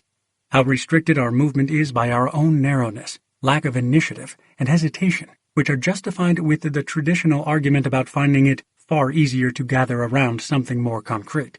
And Nadezhdin, who regards himself as possessing a particularly keen sense of the realities of life, who so severely condemns armchair authors, and, with pretensions to wit, accuses Iskra of a weakness for seeing economism everywhere, and who sees himself standing far above the division between the orthodox and the critics, fails to see that with his arguments he contributes to the narrowness that arouses his indignation, and that he is drinking from the most spat-in well. The sincerest indignation against narrowness, the most passionate desire to raise its worshippers from their knees, will not suffice if the indignant one is swept along without sail or rudder, and as spontaneously as the revolutionaries of the 70s clutches at such things as excidative terror, agrarian terror, sounding the tocsin, etc. Let us take a glance at these more concrete activities around which he thinks it will be far easier to gather and organize. 1. Local newspapers. 2. Preparations for demonstrations. 3. Work among the unemployed. It is immediately apparent that all these things have been seized upon at random as a pretext for saying something. For, however we may regard them, it would be absurd to see in them anything especially suitable for gathering and organizing. The self-same Nadezhdin says a few pages further, "It is time we simply stated the fact that activity of a very pitiable kind is being carried on in the localities. The committees are not doing a tenth of what they could do. The coordinating centers we have at present are the purest fiction, representing a sort of revolutionary bureaucracy, whose members mutually grant generalships to one another, and so it will continue until strong local organizations grow up." These remarks, though exaggerating the position somewhat, no doubt contain many a bitter truth. But can it be said that Nadezhdin does not perceive the connection between the pitiable activity in the localities and the narrow mental outlook of the functionaries, the narrow scope of their activities, inevitable in the circumstances of the lack of training of party workers confined to local organizations? Has he, like the author of the article on organization published in Svoboda, forgotten how the transition to a broad local press, from 1898, was accompanied by a strong intensification of economism and primitiveness? Even if a broad local press could be established at all satisfactorily, and we have shown this to be impossible, save in very exceptional cases, even then the local organs could not gather and organize all the revolutionary forces for a general attack upon the autocracy and for leadership of the united struggle. Let us not forget that we are here discussing only the rallying organizing significance of the newspaper, and we could put to Nadezhdin, who defends fragmentation, the question he himself has ironically put: have we been left a legacy of 200,000 revolutionary organizers? Furthermore, preparations for demonstrations cannot be contraposed to Iskra's plan, for the very reason that this plan includes the organization of the broadest possible demonstrations as one of its aims. The point under discussion is the selection of the practical means. On this point also Nadezhdin is confused, for he has lost sight of the fact that only forces that are gathered and organized can prepare for demonstrations, which hitherto in the overwhelming majority of cases have taken place spontaneously, and that we lack precisely the ability to rally and organize. Work among the unemployed. Again the same confusion, for this too represents one of the field operations of the mobilized forces, and not a plan for mobilizing the forces. The extent to which Nadezhdin here too underestimates the harm caused by our fragmentation, by our lack of 200,000 organizers, can be seen from the fact that many people, including Nadezhdin, have reproached Iskra for the paucity of the news it gives on unemployment and for the casual nature of the correspondence it publishes about the most common affairs of rural life. The reproach is justified, but Iskra is guilty without sin. We strive to stretch a line through the countryside too, where there are hardly any bricklayers anywhere, and we are obliged to encourage everyone who informs us even as regards the most common facts, in the hope that this will increase the number of our contributors in the given field, and will ultimately train us all to select facts that are really the most outstanding. But the material on which we can train is so scanty that, unless we generalize it for the whole of Russia, we shall have very little to train on at all. No doubt one with at least as much ability as an agitator, and as much knowledge of the life of the vagrant as Nadezhdin manifests, could render priceless service to the movement by carrying on agitation among the unemployed. But such a person would be simply hiding his light under a bushel if he failed to inform all comrades in Russia as regards every step he took in his work, so that others who, in the mass, still lack the ability to undertake new kinds of work might learn from his example. All without exception now talk of the importance of unity, of the necessity for gathering and organizing, but in the majority of cases what is lacking is a definite idea of where to begin and how to bring about this unity. Probably all will agree that if we unite, say the district circles in a given town, it will be necessary to have for this purpose common institutions, that is, not merely the common title of league, but genuinely common work, exchange of material, experience and forces, distribution of functions, not only by districts, but through specialization on a town-wide scale.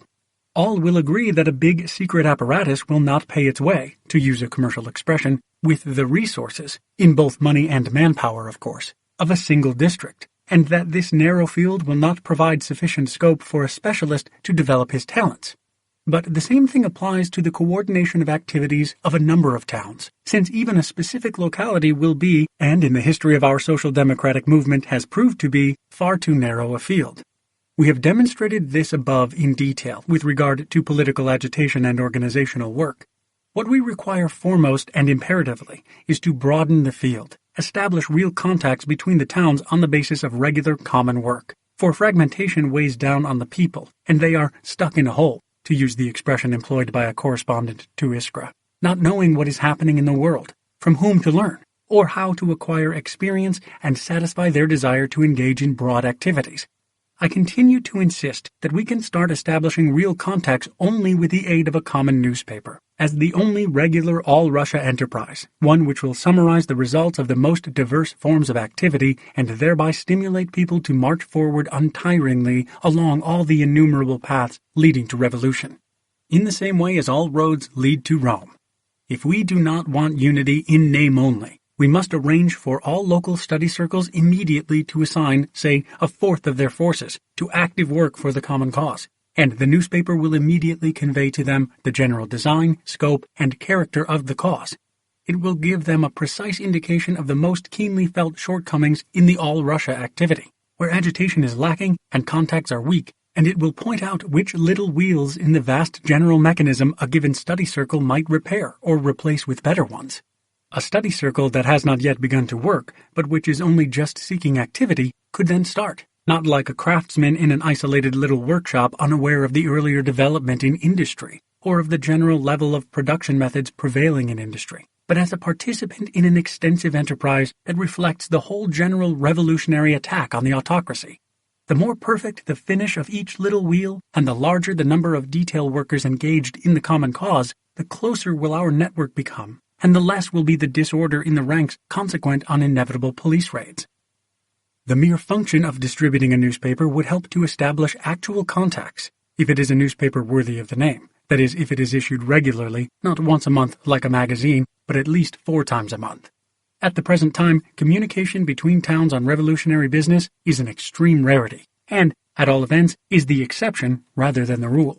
If we had a newspaper, however, such communication would become the rule and would secure not only the distribution of the newspaper, of course, but, what is more important, an exchange of experience, of material, of forces, and of resources. Organizational work would immediately acquire much greater scope, and the success of one locality would serve as a standing encouragement to further perfection. It would arouse the desire to utilize the experience gained by comrades working in other parts of the country. Local work would become far richer and more varied than it is at present. Political and economic exposures gathered from all over Russia would provide mental food for workers of all trades and all stages of development. They would provide material and occasion for talks and readings on the most diverse subjects, which would, in addition, be suggested by hints in the legal press, by talk among the people, and by shame-faced government statements. Every outbreak, every demonstration would be weighed and discussed in its every aspect in all parts of Russia, and would thus stimulate a desire to keep up with, and even surpass, the others. We socialists do not by any means flatly reject all emulation or all competition, and consciously prepare that which at first, as it were, sprang up spontaneously, a desire to take advantage of the favorable conditions in a given district or at a given moment for modifying the plan of attack, etc. At the same time, this revival of local work would obviate that desperate, convulsive exertion of all efforts and risking of all forces which every single demonstration or the publication of every single issue of a local newspaper now frequently entails. On the one hand, the police would find it much more difficult to get at the roots if they did not know in what district to dig down for them. On the other hand, regular common work would train our people to adjust the force of a given attack to the strength of the given contingent of the common army. At the present time, hardly anyone ever thinks of doing that, because in 9 cases out of 10, these attacks occur spontaneously. Such regular common work would facilitate the transportation from one place to another, not only of literature, but also of revolutionary forces. In a great many cases, these forces are now being bled white on restricted local work, but under the circumstances we are discussing, it would be possible to transfer a capable agitator or organizer from one end of the country to the other, and the occasion for doing this would constantly arise. Beginning with short journeys on party business at the party's expense, the comrades would become accustomed to being maintained by the party, to becoming professional revolutionaries, and to training themselves as real political leaders. And if indeed we succeeded in reaching the point when all, or at least a considerable majority, of the local committees, local groups, and study circles took up active work for the common cause, we could, in the not-distant future, establish a weekly newspaper for regular distribution in tens of thousands of copies throughout Russia. This newspaper would become part of an enormous pair of Smith's bellows that would fan every spark of the class struggle and of popular indignation into a general conflagration. Around what is in itself still a very innocuous and very small, but regular and common effort, in the full sense of the word, a regular army of tried fighters would systematically gather and receive their training. On the ladders and scaffolding of this general organizational structure, there would soon develop and come to the fore social democratic Zelyabovs from among our revolutionaries and Russian Babels from among our workers, who would take to their place at the head of the mobilized army and rouse the whole people to settle accounts with the shame and curse of Russia. This is what we should dream of. We should dream. I wrote these words and became alarmed. I imagined myself sitting at a unity conference, and opposite me were the Rabocheye Dielo editors and contributors. Comrade Martinov rises and, turning to me, says sternly, "Permit me to ask you, has an autonomous editorial board the right to dream without first soliciting the opinion of the party committees?" He is followed by Comrade Khrushchevsky, who, philosophically deepening Comrade Martinov, who long ago rendered Comrade Plekhanov more profound, continues even more sternly. I go further. I ask, has a Marxist any right at all to dream, knowing that according to Marx, mankind always sets itself the task it can solve, and that tactics is a process of the growth of party tasks which grow together with the party? The very thought of these stern questions sends a cold shiver down my spine, and makes me wish for nothing but a place to hide in. I shall try to hide behind the back of Pisarev. There are rifts and rifts, wrote Pisarev of the rift between dreams and reality. My dream may run ahead of the natural march of the events, or may fly off at a tangent in a direction in which no natural march of events will ever proceed. In the first case, my dream will not cause any harm. It may even support and augment the energy of the working men. There is nothing in such dreams that would distort or paralyze labor power. On the contrary, if man were completely deprived of the ability to dream in this way, if he could not from time to time run ahead and mentally conceive in an entire and completed picture the product to which his hands are only just beginning to lend shape, then I cannot at all imagine what stimulus there would be to induce man to undertake and complete extensive and strenuous work in the sphere of art, science, and practical endeavor. The rift between dreams and reality causes no harm if only the person dreaming believes seriously in his dream, if he attentively observes life, compares his observations with the castles in the air, and if, generally speaking, he works conscientiously for the achievement of his fantasies. If there is some connection between dreams and life, then all is well. Of this kind of dreaming, there is unfortunately too little in our movement. And the people most responsible for this are those who boast of their sober views, their closeness to the concrete, the representatives of legal criticism and of illegal tailism. Section 3. What type of organization do we require? From what has been said, the reader will see that our tactics as plan consists in rejecting an immediate call for assault, in demanding to lay effective siege to the enemy fortress, or, in other words, in demanding that all efforts be directed towards gathering, organizing, and mobilizing a permanent army. When we ridiculed Rabocheye Dielo for its leap from economism to shouting for an assault, for which it clamored in April 1901 in Listak Rabochego Diela 157, No. 6, it of course came down on us with accusations of being doctrinaire, of failing to understand our revolutionary duty, of calling for caution, etc. Of course, we were not in the least surprised to hear these accusations from those who totally lack principles, and who evade all arguments by references to a profound tactics as process, any more than we were surprised by the fact that these charges were repeated by Nadezhdin, who in general has a supreme contempt for durable programs and the fundamentals of tactics.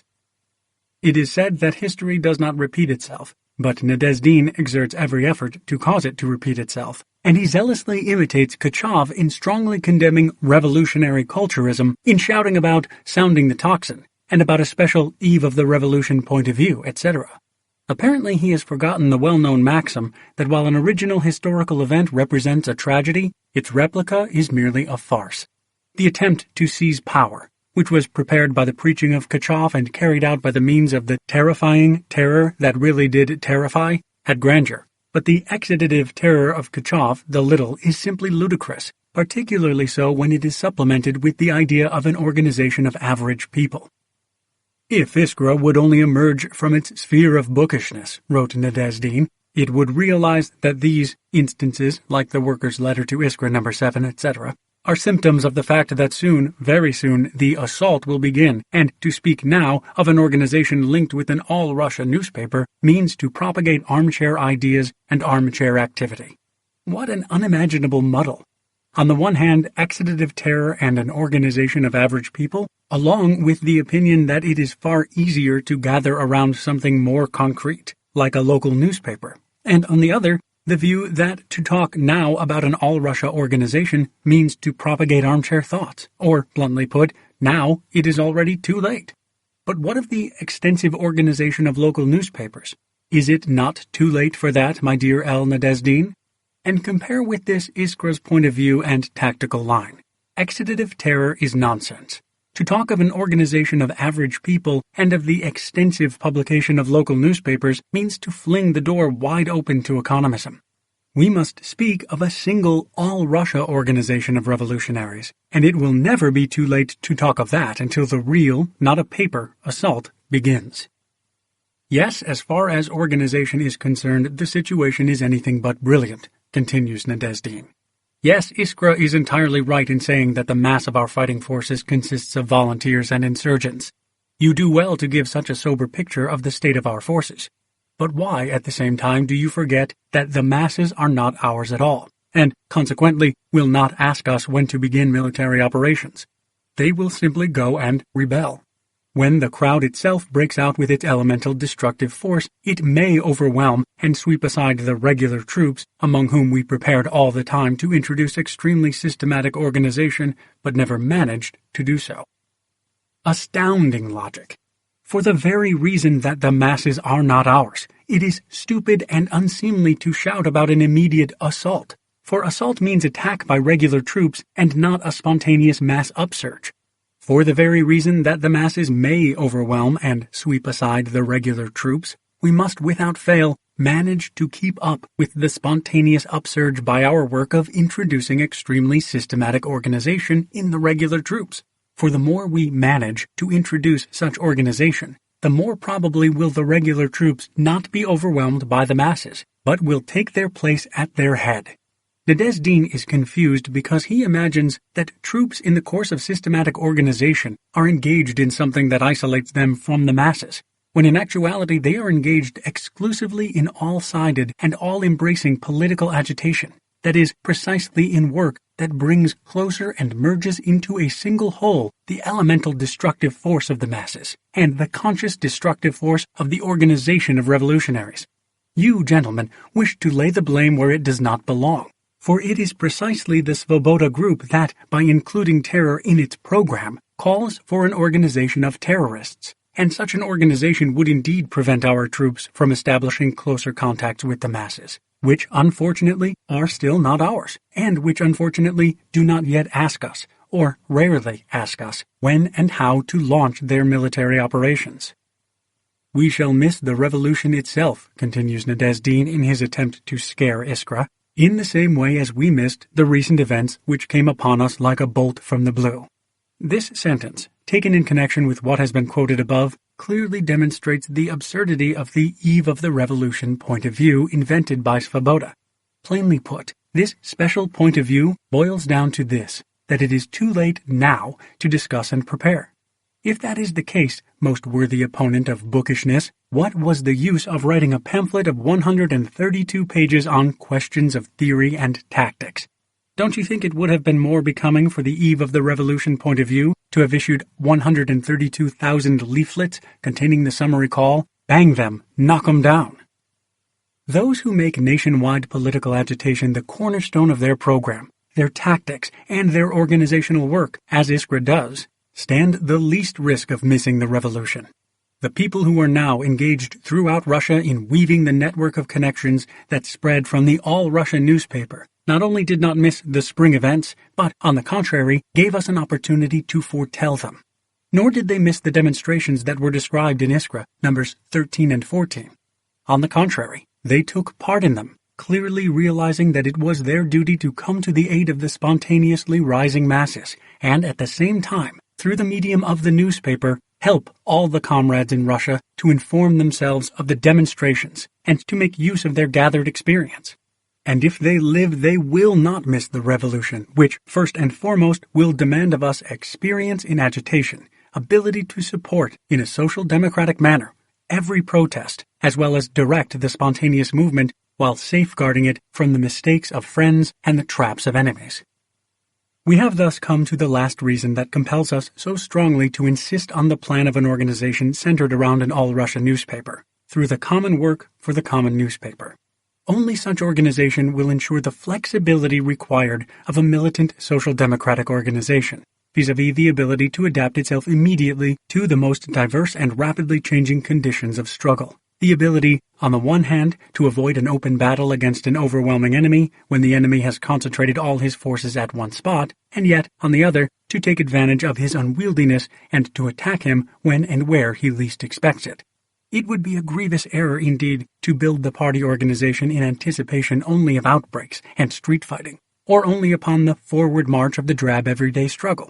We must always conduct our everyday work and always be prepared for every situation, because very frequently it is almost impossible to foresee when a period of outbreak will give way to a period of calm. In the instances, however, when it is possible to do so, we could not turn this foresight to account for the purpose of reconstructing our organization, for in an autocratic country these changes take place with astonishing rapidity, being sometimes connected with a single night raid by the Tsarist Janissaries. And the revolution itself must not by any means be regarded as a single act, as the Nadezdins apparently imagine, but as a series of more or less powerful outbreaks, rapidly alternating with periods of more or less complete calm. For that reason, the principal content of the activity of our party organization, the focus of this activity, should be work that is both possible and essential in the period of a most powerful outbreak as well as in the period of complete calm, namely, work of political agitation, connected throughout Russia, illuminating all aspects of life, and conducted among the broadest possible strata of the masses. But this work is unthinkable in present-day Russia, without an all-Russia newspaper issued very frequently. The organization which will form round this newspaper, the organization of its collaborators, in the broad sense of the word, that is, all those working for it, will be ready for everything, from upholding the honor, the prestige, and the continuity of the party in periods of acute revolutionary depression to preparing for, appointing the time for, and carrying out the nationwide armed uprising. Indeed, picture to yourselves a very ordinary occurrence in Russia, the total roundup of our comrades in one or several localities. In the absence of a single, common, regular activity that combines all the local organizations, such roundups frequently result in the interruption of the work for many months. If, however, all the local organizations had one common activity, then, even in the event of a very serious roundup, 2 or 3 energetic persons could, in the course of a few weeks, establish contact between the common center and new youth circles, which, as we know, spring up very quickly even now. And when the common activity, hampered by the arrests, is apparent to all, new circles will be able to come into being and make connections with the center even more rapidly. On the other hand, picture to yourselves a popular uprising. Probably everyone will now agree that we must think of this and prepare for it. But how? Surely the Central Committee cannot appoint agents to all localities for the purpose of preparing the uprising. Even if we had a Central Committee, it could achieve absolutely nothing by such appointments under present-day Russian conditions. But a network of agents that would form in the course of establishing and distributing the common newspaper would not have to sit about and wait for the call for an uprising, but could carry on the regular activity that would guarantee the highest probability of success in the event of an uprising. Such activity would strengthen our contacts with the broadest strata of the working masses, and with all social strata that are discontented with the autocracy, which is of such importance for an uprising. Precisely such activity would serve to cultivate the ability to estimate correctly the general political situation, and, consequently, the ability to select the proper moment for an uprising.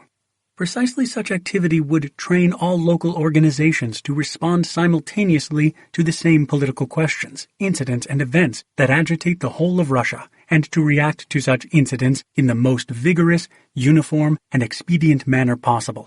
For an uprising is in essence the most vigorous, most uniform, and most expedient answer of the entire people to the government.